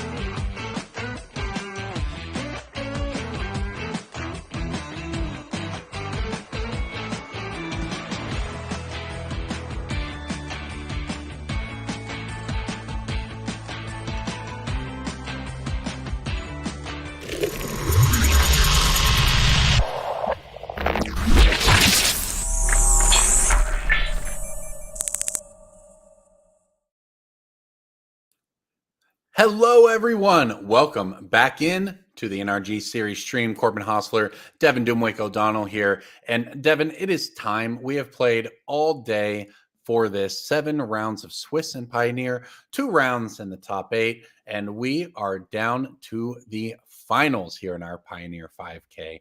Cannot wait for this match. So we have the 2 Rakdos players who have survived. We saw a lot of Rakdos today, and that is where we're headed next. But let's look at what these players are playing for and what is on the line here in our 5K trial.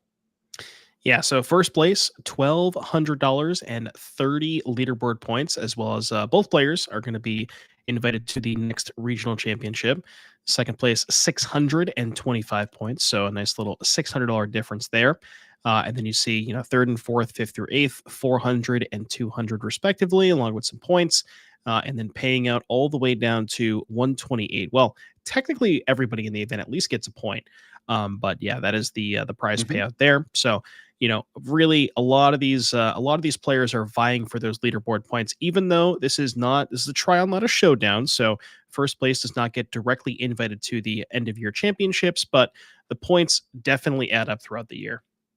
Yeah, they sure do, especially once you've hit that top 8, right? It increases by quite a bit. And by the way, both of these players you'll see in the finals may or may not have already had these, but regional invite championships, nothing to scoff at either. Is of course almost everybody who plays on a series like the NRG series also plays on the RC series and the PT road to the PT, all of that that we have going here. This, of course, being an excellent step on the way to everyone's magic dreams, which is part of it as the invitational at the end of the year that those points add up towards. So that is what they're playing for. And we are about ready to head down into that finals. Here you go. The players who are playing on your left, Blake Matson. On your right, Will Krueger, Rakdos Demon on both sides. 2025 trial winner trophy in the middle. That's what's on the line. Here we go. It's a nice looking trophy. As far as the matchup is concerned, you see the names Rakdos Demons, and I'm going to be honest with you, there's not a ton of differences between the deck lists either. So the differences are Will has 3 Shieldred, where Blake has 2 Shieldred and 1 Croxa. And Will has 2 Go for the Throat, where Blake has 1 Go for the Throat and 1 Bitter Triumph. Everything else is the same. So, I mean, you think about it that way. And as far as the differences here, I do think having the Croxa, if the game goes long enough to the point where you can, escape the Croxa, I think that is a pretty significant upside. Like I would rather be the person who has the Croxa rather than the third Shieldred, because there is, enough ways to kill Shieldred, and there's not, there's no graveyard trespassers to be able to punish those Croxas. Yeah, and I mean, in a resource battle like this, as the first Shieldred arrives, it all just comes down to who has the last threat standing, right? And that's exactly what Croxa is good for, is coming out of your graveyard to be that last threat standing, escaping your graveyard, if you will. We'll see if Blake has an answer here to Shieldred, though. Does have that annex going and has the Mutavault ready to activate for it. Second annex. I mentioned I'd rather be the person on the Croxa than the Shieldred. Well, not if the person who the non-Shieldred player doesn't have an answer to the Shieldred. As we see, there's going to be some break evens, right? Because an interesting one. Each of the draws will be you lose 2, but you gain 2. So, Blake not losing a ton of life here because the annexes do regain the life. But yeah, without an answer to the Shieldred, it is going to be kind of tough for Blake to just not be dead on the following turn. Yeah, that's obviously great long-term card advantage, but the fact you have to tax yourself a mana to not just get burned out by your own annexes means that Blake maybe would not have preferred that for that turn. Now he does have extra cards for this turn, but as a result, you're facing down an additional threat, including a Mutavault on your opponent's side. So you basically decide, okay, I have to spend my own mana activating my Mutavault so that my own annexes don't kill me. And all of a sudden you're looking at basically just 4 mana available to deal with Shieldred and try to watch your game. Oh boy. Well, Blake's only play that doesn't leave him dead on board is 5 mana, make a 6/6, which means if Will has basically anything, we're good, because on board he can animate the Mutavault, send everything. Blake trades for the Shieldred, goes to 4 because remember the annexes do break even since Blake has a demon in play. That's right. But any kill spell is going to do it here for Will, even a fatal push. And he has the second trigger of the second chapter here of the Fable, the sculpt of the hand even more. When we see a Blood Crypt hit the graveyard. Yeah, interesting. Only discarding 1 here, and that's why. That go for the throat. Activates the Mutavault, and just like that, we thought it might go long, but instead it actually went pretty quick. Both these players know what's up in the matchup. Will Krueger taking game 1 of like Matson there. Rakdos Demons in the not quite 75 card mirror, but pretty darn close over the course of the at least the 60. Says something about Rakdos Demons this week, doesn't it? Yeah, absolutely. Definitely one of the, I think might be the most played deck of the weekend. There were 5 copies in the top 8, and definitely, that was the highlight of the weekend for sure. Now, as far as the sideboards are concerned, because we mentioned how the main decks are essentially identical. There's 2 cards difference in the main deck. The sideboards is where it gets a little interesting. Both of these sideboards are pretty different. So for Blake has an additional copy of Kroxa. I think that's going to be something he definitely wants to go towards. Presuming the game doesn't, we don't have a repeat of game 1, I guess. Liliana of the Veil is kind of interesting as this way to, play it, kill the first, kill your creature, just get an immediate edict, and then have this permanent in play that can threaten to eventually sort of quote unquote end the game with the ultimate. So that might be something that Blake wants to go towards. I don't know if you want these additional kill spells like Torch and Anoint with Affliction. The Torments, on the other hand, I think are pretty good because it's one of your few ways that you can get the Annex off the battlefield. Yeah. And then past that, Extinction Event is interesting, but it kind of lines up weirdly. Like if you both have evens in play, you don't necessarily want to cast that.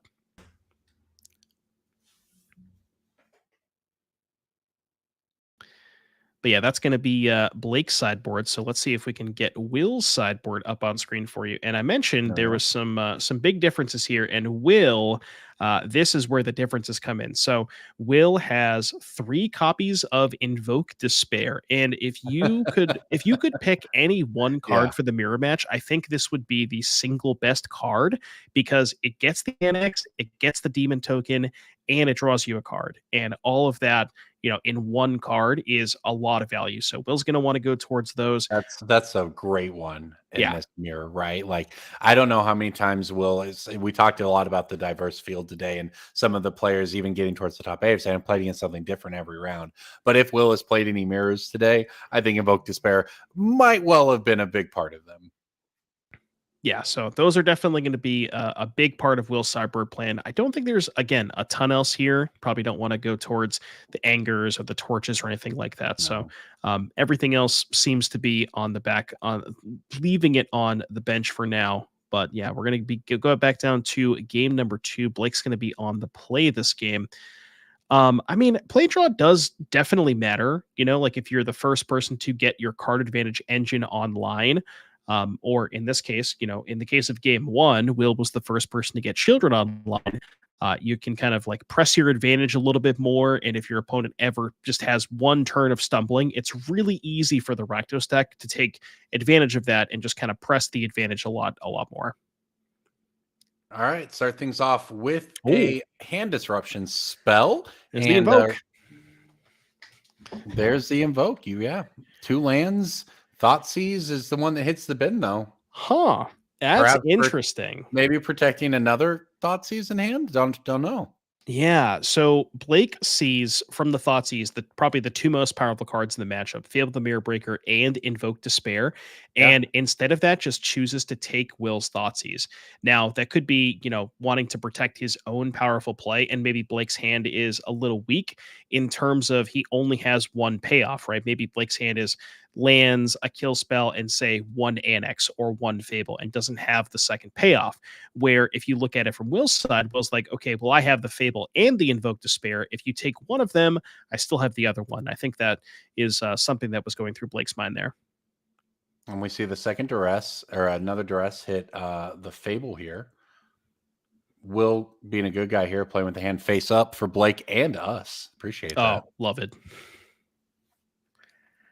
Okay, All well, right. the hand disruption part down under control here for Blake, but still Will as the finds the Blood Tithe Harvester on turn 2. So you're probably not all that upset with the state of things if you're Will. You're building towards that Invoke Despair later on. Another one. Well, coming from we're not Blake building here. towards anything now. Yeah, there we go.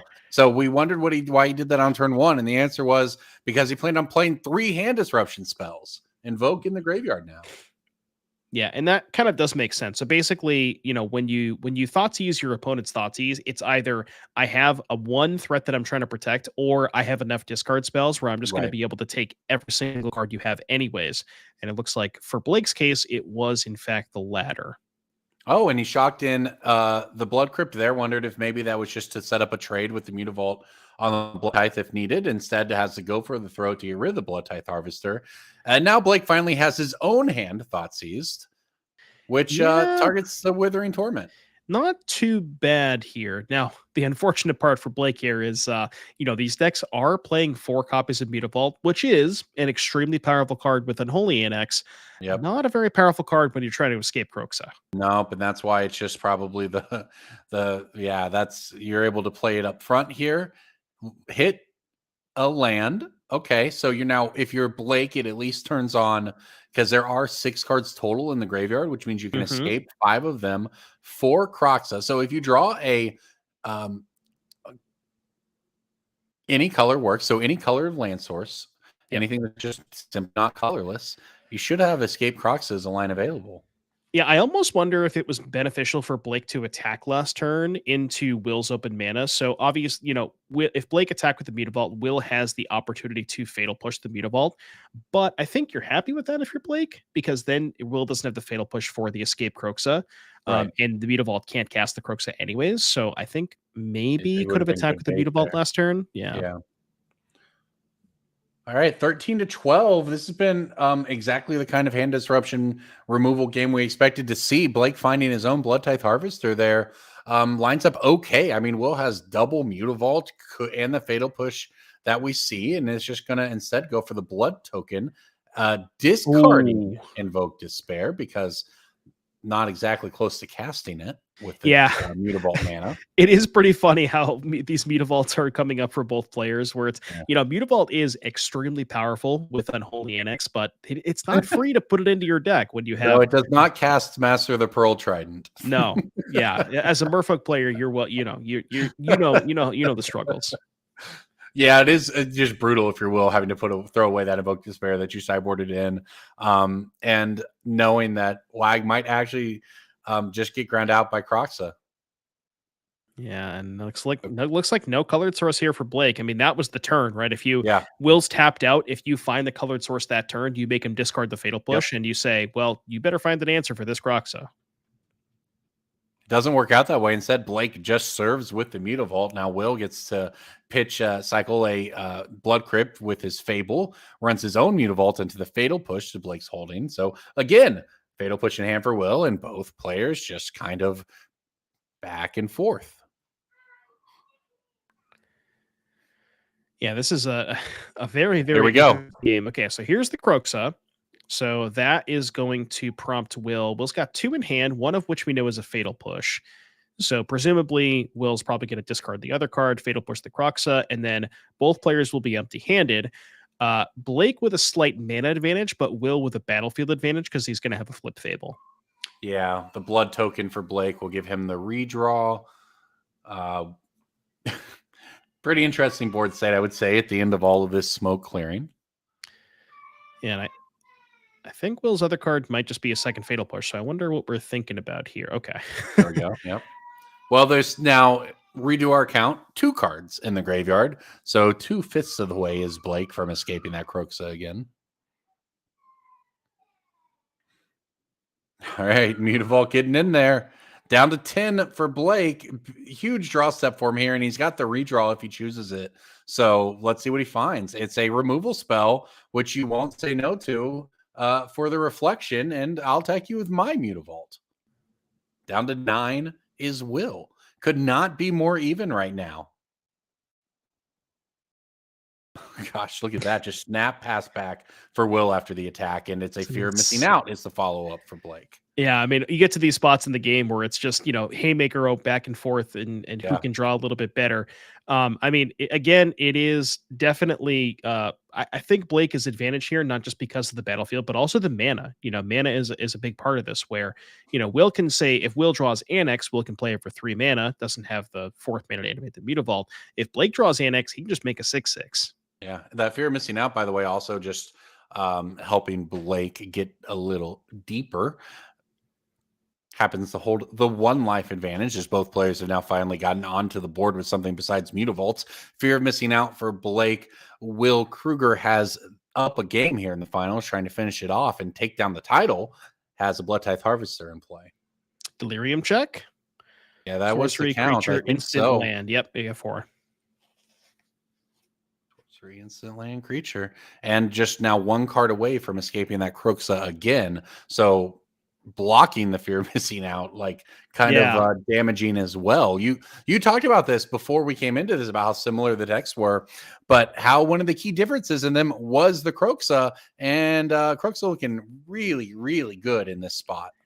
Yeah, it was kind of awkward game 1 where Blake was just under the gun with a turn 4 Shieldred, didn't have an answer to it. And when you're that far behind, it's, Croaks is not going to do anything when you're in a spot like that. But in a game like this, that's a lot more about top decking and resources and who can amass more card advantage or just, who top decks better. Croaks is really good in those games. All right. And there we go. That, I believe, will send us into the final of the finals, because why not? We want all of our money's worth. That means a game 3 between these 2 players. What a back and forth one that was. I think we were coming up on the 3rd Kroxa cast to be the difference maker. Yeah, that was definitely a lot less of a one-sided affair than game 1 was. We mentioned how game 1, Will just had a Shieldred. Blake didn't have an answer for it. It was just kind of all that mattered. And then in that game was like you said, a lot more back and forth, where a lot more trading of resources. And ultimately, I think that game came down to Blake just having a mana advantage. And like Blake having 5 mana to Will's 3 is going to be on average a lot better in those top deck situations, because has, mana to play Annex for 5 and has the Kroxa. And, Kroxa we highlighted it in the first game. Kroxa is the 1 card difference. Well, not the 1 card. Basically Blake has Kroxa, Will has Invoke Despair. But that game was just all about Kroxa. I'm going to take a small step back here with the Kroxa, because what we did see come up for both players was the Mutavaults clashing with escaping Kroxa, with casting Invoke Despair. I don't know if these Rakdos decks have quite reached their final form yet. With that that was a struggle for both players in that game. And both of these players are in the finals. So this deck, this Rakdos deck that we saw really dominant today, it has some deficiencies, as we saw there, even though it clearly has the power level to compete with anything in the format. And that's why it's an all Rakdos finals here in game 3. Blake Matson, Will Krueger, one of these 2 will be your champion. Shieldred hits the graveyard from a discard spell. Yeah, it looks like Will had a tap land. Blake had a Blackleaf and a Thoughtseize. Now not going to have to contend with that Shieldred, at least the first copy. And no 2-drop here for Blake. Yeah, it looks like we have a kill spell instead. And I think Blake has a Fable the Mirror Breaker, and I think he might have an Annex as well. Oh, second push, brutal turn here. Whenever you get to these early stages of the game, if you can double spell on turn 2, this is how you break serve, right? Where you get to, the turn that your opponent, your Will went 2-drop into 3-drop, but the fact that you have double push, untap, play your 3-drop, now you're ahead on the battlefield. You might be behind a turn on mana, but you are, ahead on the battlefield, and you're kind of putting Will to the test. these players played these first few turns lightning quick. I am sure that they have played the Rectos Mirror plenty of times. Both players with a Fable in play. Will, if you're trying to figure out what you're looking at there, those are the revealed cards, I believe, from to Blake from his hand that they're missing out, and go for the throat there as he resolves the second chapter of the Fable. He has more cards in his hand, so both players with resources to go still. We've got a long way to go, but it's been a quick series of trades back and forth. But now Will goes into the tank trying to figure out what is the best way through this. I'm staring down a 2/2 from Fable that can create additional mana for my opponent. We know how relevant that could be. So does thinking about whether he wants to remove that or whether perhaps it's better to just develop his own game plan. There's the considerations going through Will's head right now. Yeah, the first 3 turns are easy. When you just go 1, 2, 3, you don't really have any other decisions on the first couple of turns. But once you get to these stages of the game, where you get to these like double spell turns, I would guess that Will probably has maybe a land and another 1 or a 2-drop in his hand, and he can deploy 2 of his 3 spells and trying to figure out which 2 spells that I want to cast this turn. Thinking about, should I go for the Throat the 2/2 to keep Blake off mana? Because if I don't, then Blake might just cast Unholy Annex next turn. There's a lot of things going through Will's. By Unholy Annex, I meant the Ritual Chamber, but a lot of things going through Will's head. And chooses not to play the Fear of Missing Out, which is another sign that the last card in Will's hand is very good. All right. Blake has his own Fear of Missing Out, pitches a land. Oh, it's funny that he discarded the Urborg, because the Urborg would actually have allowed him to have the Mutavault tap for Croaks and mana, but it would also allow Will's Mutavault to tap for Invoke Despair. So it's kind of like a double-edged sword. Yeah, say the Urborgs obviously help cover up some of the problems and the that you can run into in corner cases. In this case, it's just good Fear of Missing Out fodder. Fear of Missing Out is what actually meets the go for the throat here. Yeah, so Will ideally, maybe looking for like draw land for turn, play land, fear into another 3-drop.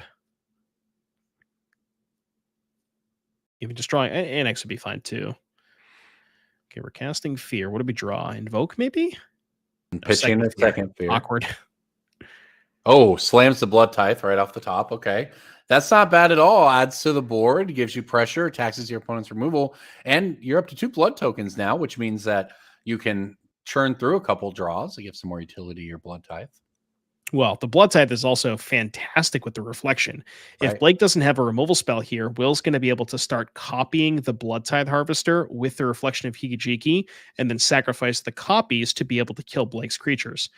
So Will has a decision here. Which creature would he rather copy? And then in turn, which one do you want to sacrifice to Liliana? It looks like he prefers copying the Fear of Missing Out, which is, a little interesting because that reflection on Blake's side is a little scary. So we'll give it a little bit of a think here.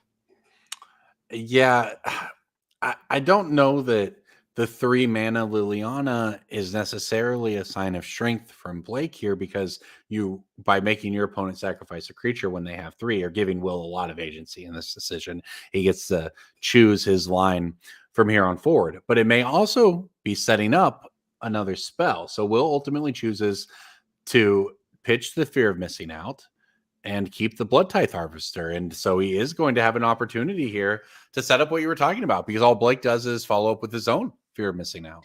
Yeah, and you see Will almost sacrifice that Blood Tithe Harvester, and I think Will is very, very happy with the decision that he made, given the fact that Blake's follow-up was also a Fear of Missing Out. Now, Will has another decision here. Do you sacrifice both Harvesters to kill the Fear of Missing Out and the Reflection, or do you just sacrifice the copy and keep the original in play? Kind of depends on what he drew. It looks like he picked up an Annex.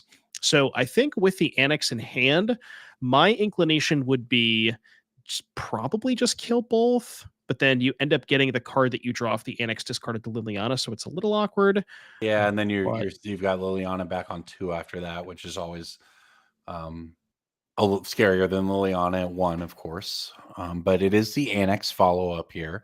So able to set that up, able to still have a reflection that he's activated in a Blood Tithe Harvester. Honestly, looking pretty okay if you're Will. So On to Blake's side here, you've untapped. You do have access to plenty of mana. You get to tick up a Liliana, and that's what he's going to start with. You better hope that what you've got is great. Instead, it's a fear of missing out. So to the top of the deck we go for help. Yeah, I mean, Blake drawing a couple of fear of missing outs here, which don't look that great, but I think there's Delirium, right? Enchantment, land, instant, creature, sorcery. So we have 5 types. So his fear of missing outs could provide a good amount of pressure. And because Will was not willing to sacrifice the Harvester to kill the fear, he's probably not going to trade. So this is pretty likely a 6-point attack here for Blake, putting Will to 12. And then you say, next turn, maybe Will uses 5 mana to make a demon, and then you have the Liliana to Edict. So it's not, this one's going to be close.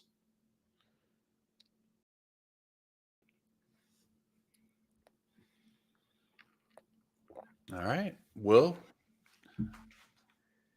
untaps for his turn. He's thinking about it. I don't think he's drawn here. We're thinking in our upkeep here. Yeah, I would say at this point, Will is definitely ahead, but doesn't quite have the full stranglehold on the game yet, because let's assume that Will draws land this turn, right? Because he wants to do the annex and make a demon. If he draws a land, doesn't have enough mana to be able to make a demon and reflection copy Blood Tithe. So if you make a demon, you're risking Blake untapping with 2 fear of missing outs, with 2 Mutavaults in play for a huge combat next turn. So Will really going through all the permutations of what Blake can draw. What do I need to kill this turn? Do I have to sacrifice my Harvester? I think what might end up happening is Will's just going to go copy the Harvester with reflection, sack the copy, kill a fear of missing out, and then do the Mutavault trick to drain Blake for 2 and then leave up a couple of mana. Yeah, I mean, just keeping essentially parity by doing that, right? That seems fine because every activation you get out of Kiki that turns into a Blood Tithe Harvester that then removes a creature is gaining you card advantage. So basically, if you can find a way to not die while doing that, if you can feel comfortable enough with your life total, then you're going to be able to grind Blake out from this point. I think that's what Will's thinking. And it seems like, hey, this plan might work out okay for him here because he still has a blocker back. He's at 14 life, which feels pretty safe. And he's getting the cards off of Annex here. So honestly, looking pretty okay in this situation if you're Will, although here goes Liliana. It's going to sacrifice itself to make Will sacrifice. And looks like he's thinking about turning on the Mutavault here, but thinking about it. Yeah, this is tricky because if Blake drew a kill spell, Will sacrificing the Mutavault means that the Reflection Blood Tithe loop is going to be broken up now. Right. So this is going to be really interesting. It's all comes down to what Blake drew off of for the turn. It looks like perhaps nothing because we're going to combat, although we didn't fire up 2 Mutavaults, so that's maybe a sign of strength here for Blake that we at least drew something we can cast. Yeah, slamming a Shieldred or something like that here would certainly change the math quite quickly. So we'll thinking through Shieldred probably one of the weaker cards that Blake could have here because there's so many bloods in play where Will could just untap and copy the Harvester, sack the copy, kill the Shieldred. Oh, true, because he can just Well, yeah, if he's kind of has to be a kill spell.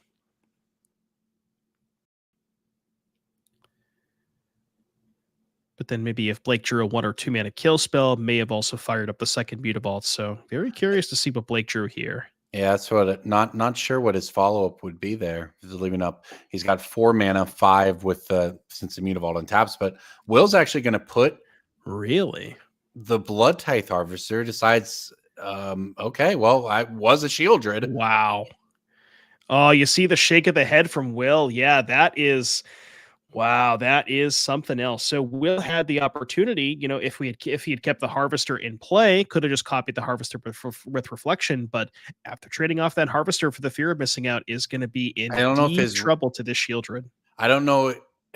Yeah, I don't know if his read was Annex plus Mutavault activation there. Might have been. Yeah. That may have been his read, but instead it was Shieldred, and the Harvester is gone, and Will is down to 8 life.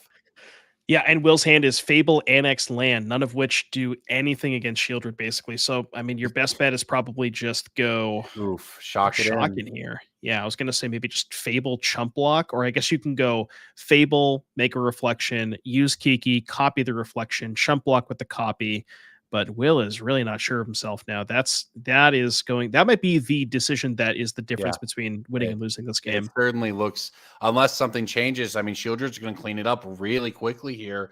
Those blood tokens can't even go digging that deep for Will because of Shieldred. Yeah, and I mean that's a judgment call. I don't even think Will necessarily made an incorrect play. I think he just made a judgment call of, this is the time where I want to trade off my Blood Tithe Harvester. And look at Will's hand. I mean, he has another Annex and a Fable the Mirror Breaker, plenty of gas in hand. If Blake's card, if he has the read where Blake didn't draw Shieldred, maybe that's an okay play. But just had the wrong read here and is getting severely punished for it. Yeah, has to just bite the bullet, activate a blood token, pitch an Annex. Blake does not miss that Shieldred trigger, one of the more important Shieldred triggers of his life. I think Will drew a second Blood Grip. That is not going to do it. Yeah, and okay, well, I'm still thinking it through. I don't know if he's going to go ahead and not shock. He's going to go ahead and play it untap, or no, he is going to tap it in. Okay. We're at 2 life at the end of all of it as Will after the trigger from the Annex. Yeah, and that does it. Handshake over. Blake Matson Shieldred was enough to finish it off, and he takes it down, coming back to win the finals. And that trophy on that side of the table will be his. Congratulations, Blake Matson. You are the victor of the Pioneer 5K here in Madison. Congratulations. What an ending that was. Yeah, crazy match. And I think if Will goes back and watches that one, he's going to be kicking himself. Again, I don't really think that Will made an incorrect play. I think he made a judgment call whether or not Blake drew, some big creature versus any other 3-mana card advantage engine. And because Will's hand was all gas at that point with a Fable and an Annex, I think, just a unfortunate, judgment call there. And congratulations to Blake. Played very, very well. And the Croxes, they took it home.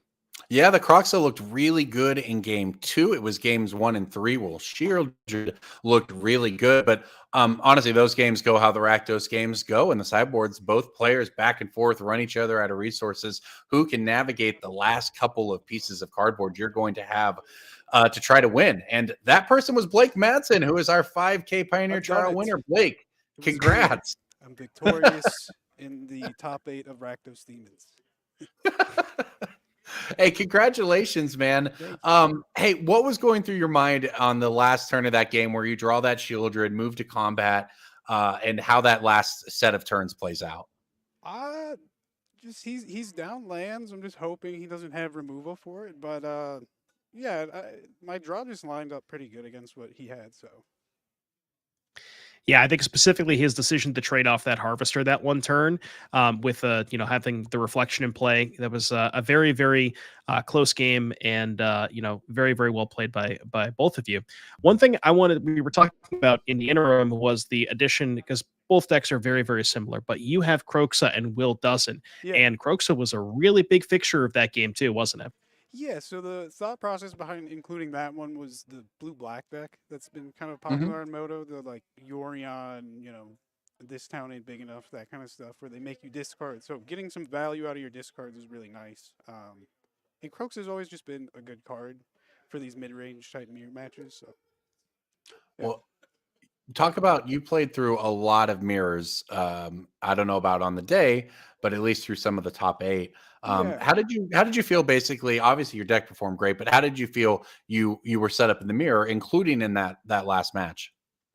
So I got a couple of Lilianas. I have a couple more removal spells in the sideboard. A lot of people are on Invoke Despair, and obviously that card is awesome when it's on the stack and you're casting it, but I think it's pretty bad everywhere else. Like, you have 4 Mutavaults in your deck. I don't know.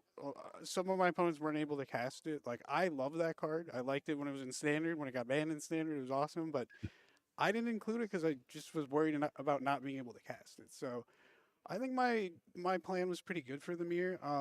I will say I think I played the first game of that finals match a little too loose. I could have slowed things down and tried to drag it out, but I don't know. Happy how I played otherwise. So. Well, yeah, man. Congratulations. It Thank was a great win. And I'm sure you've got a car of friends and maybe some dinner to attend to Yeah. after this. Anyone you want to shout out as helping you out this weekend? Yeah, my buddy Sean Gallagher convinced me to come down. He drove us, so shout out to him. He top aided yesterday in standard. Mhm. So yeah. Yeah, absolutely. Well, Blake, congratulations again. We will see you Congrats, man. and some future NRG events. Yeah, let's hope so. All right. Well, thank you all of you for hanging out with us. Let's talk about those future events before we get out of here. Where can you find us next? It's Chicagoland on May 10th and 11th. 10K Modern Showdown on Saturday, followed by a 5K standard trial on Sunday, sponsored, of course, by Ultimate Guard. Chicagoland, May 10th and 11th. Don't want to miss that one. And then Indianapolis, and this is where we have the 10K Team Showdown, Final Fantasy Team Sealed, along with a 10K Standard Showdown, June 28th and 29th. You don't want to miss it. Indianapolis, Indiana. That is going to be a highlight of the entire year. I already know it. Team Showdown, Indianapolis. But first, we have to wrap it here in Madison. This was a great weekend. All of us here have enjoyed bringing you Magic. Devin, Doomwake, O'Donnell, we got to see some great action in the top 8. What is your takeaway from today?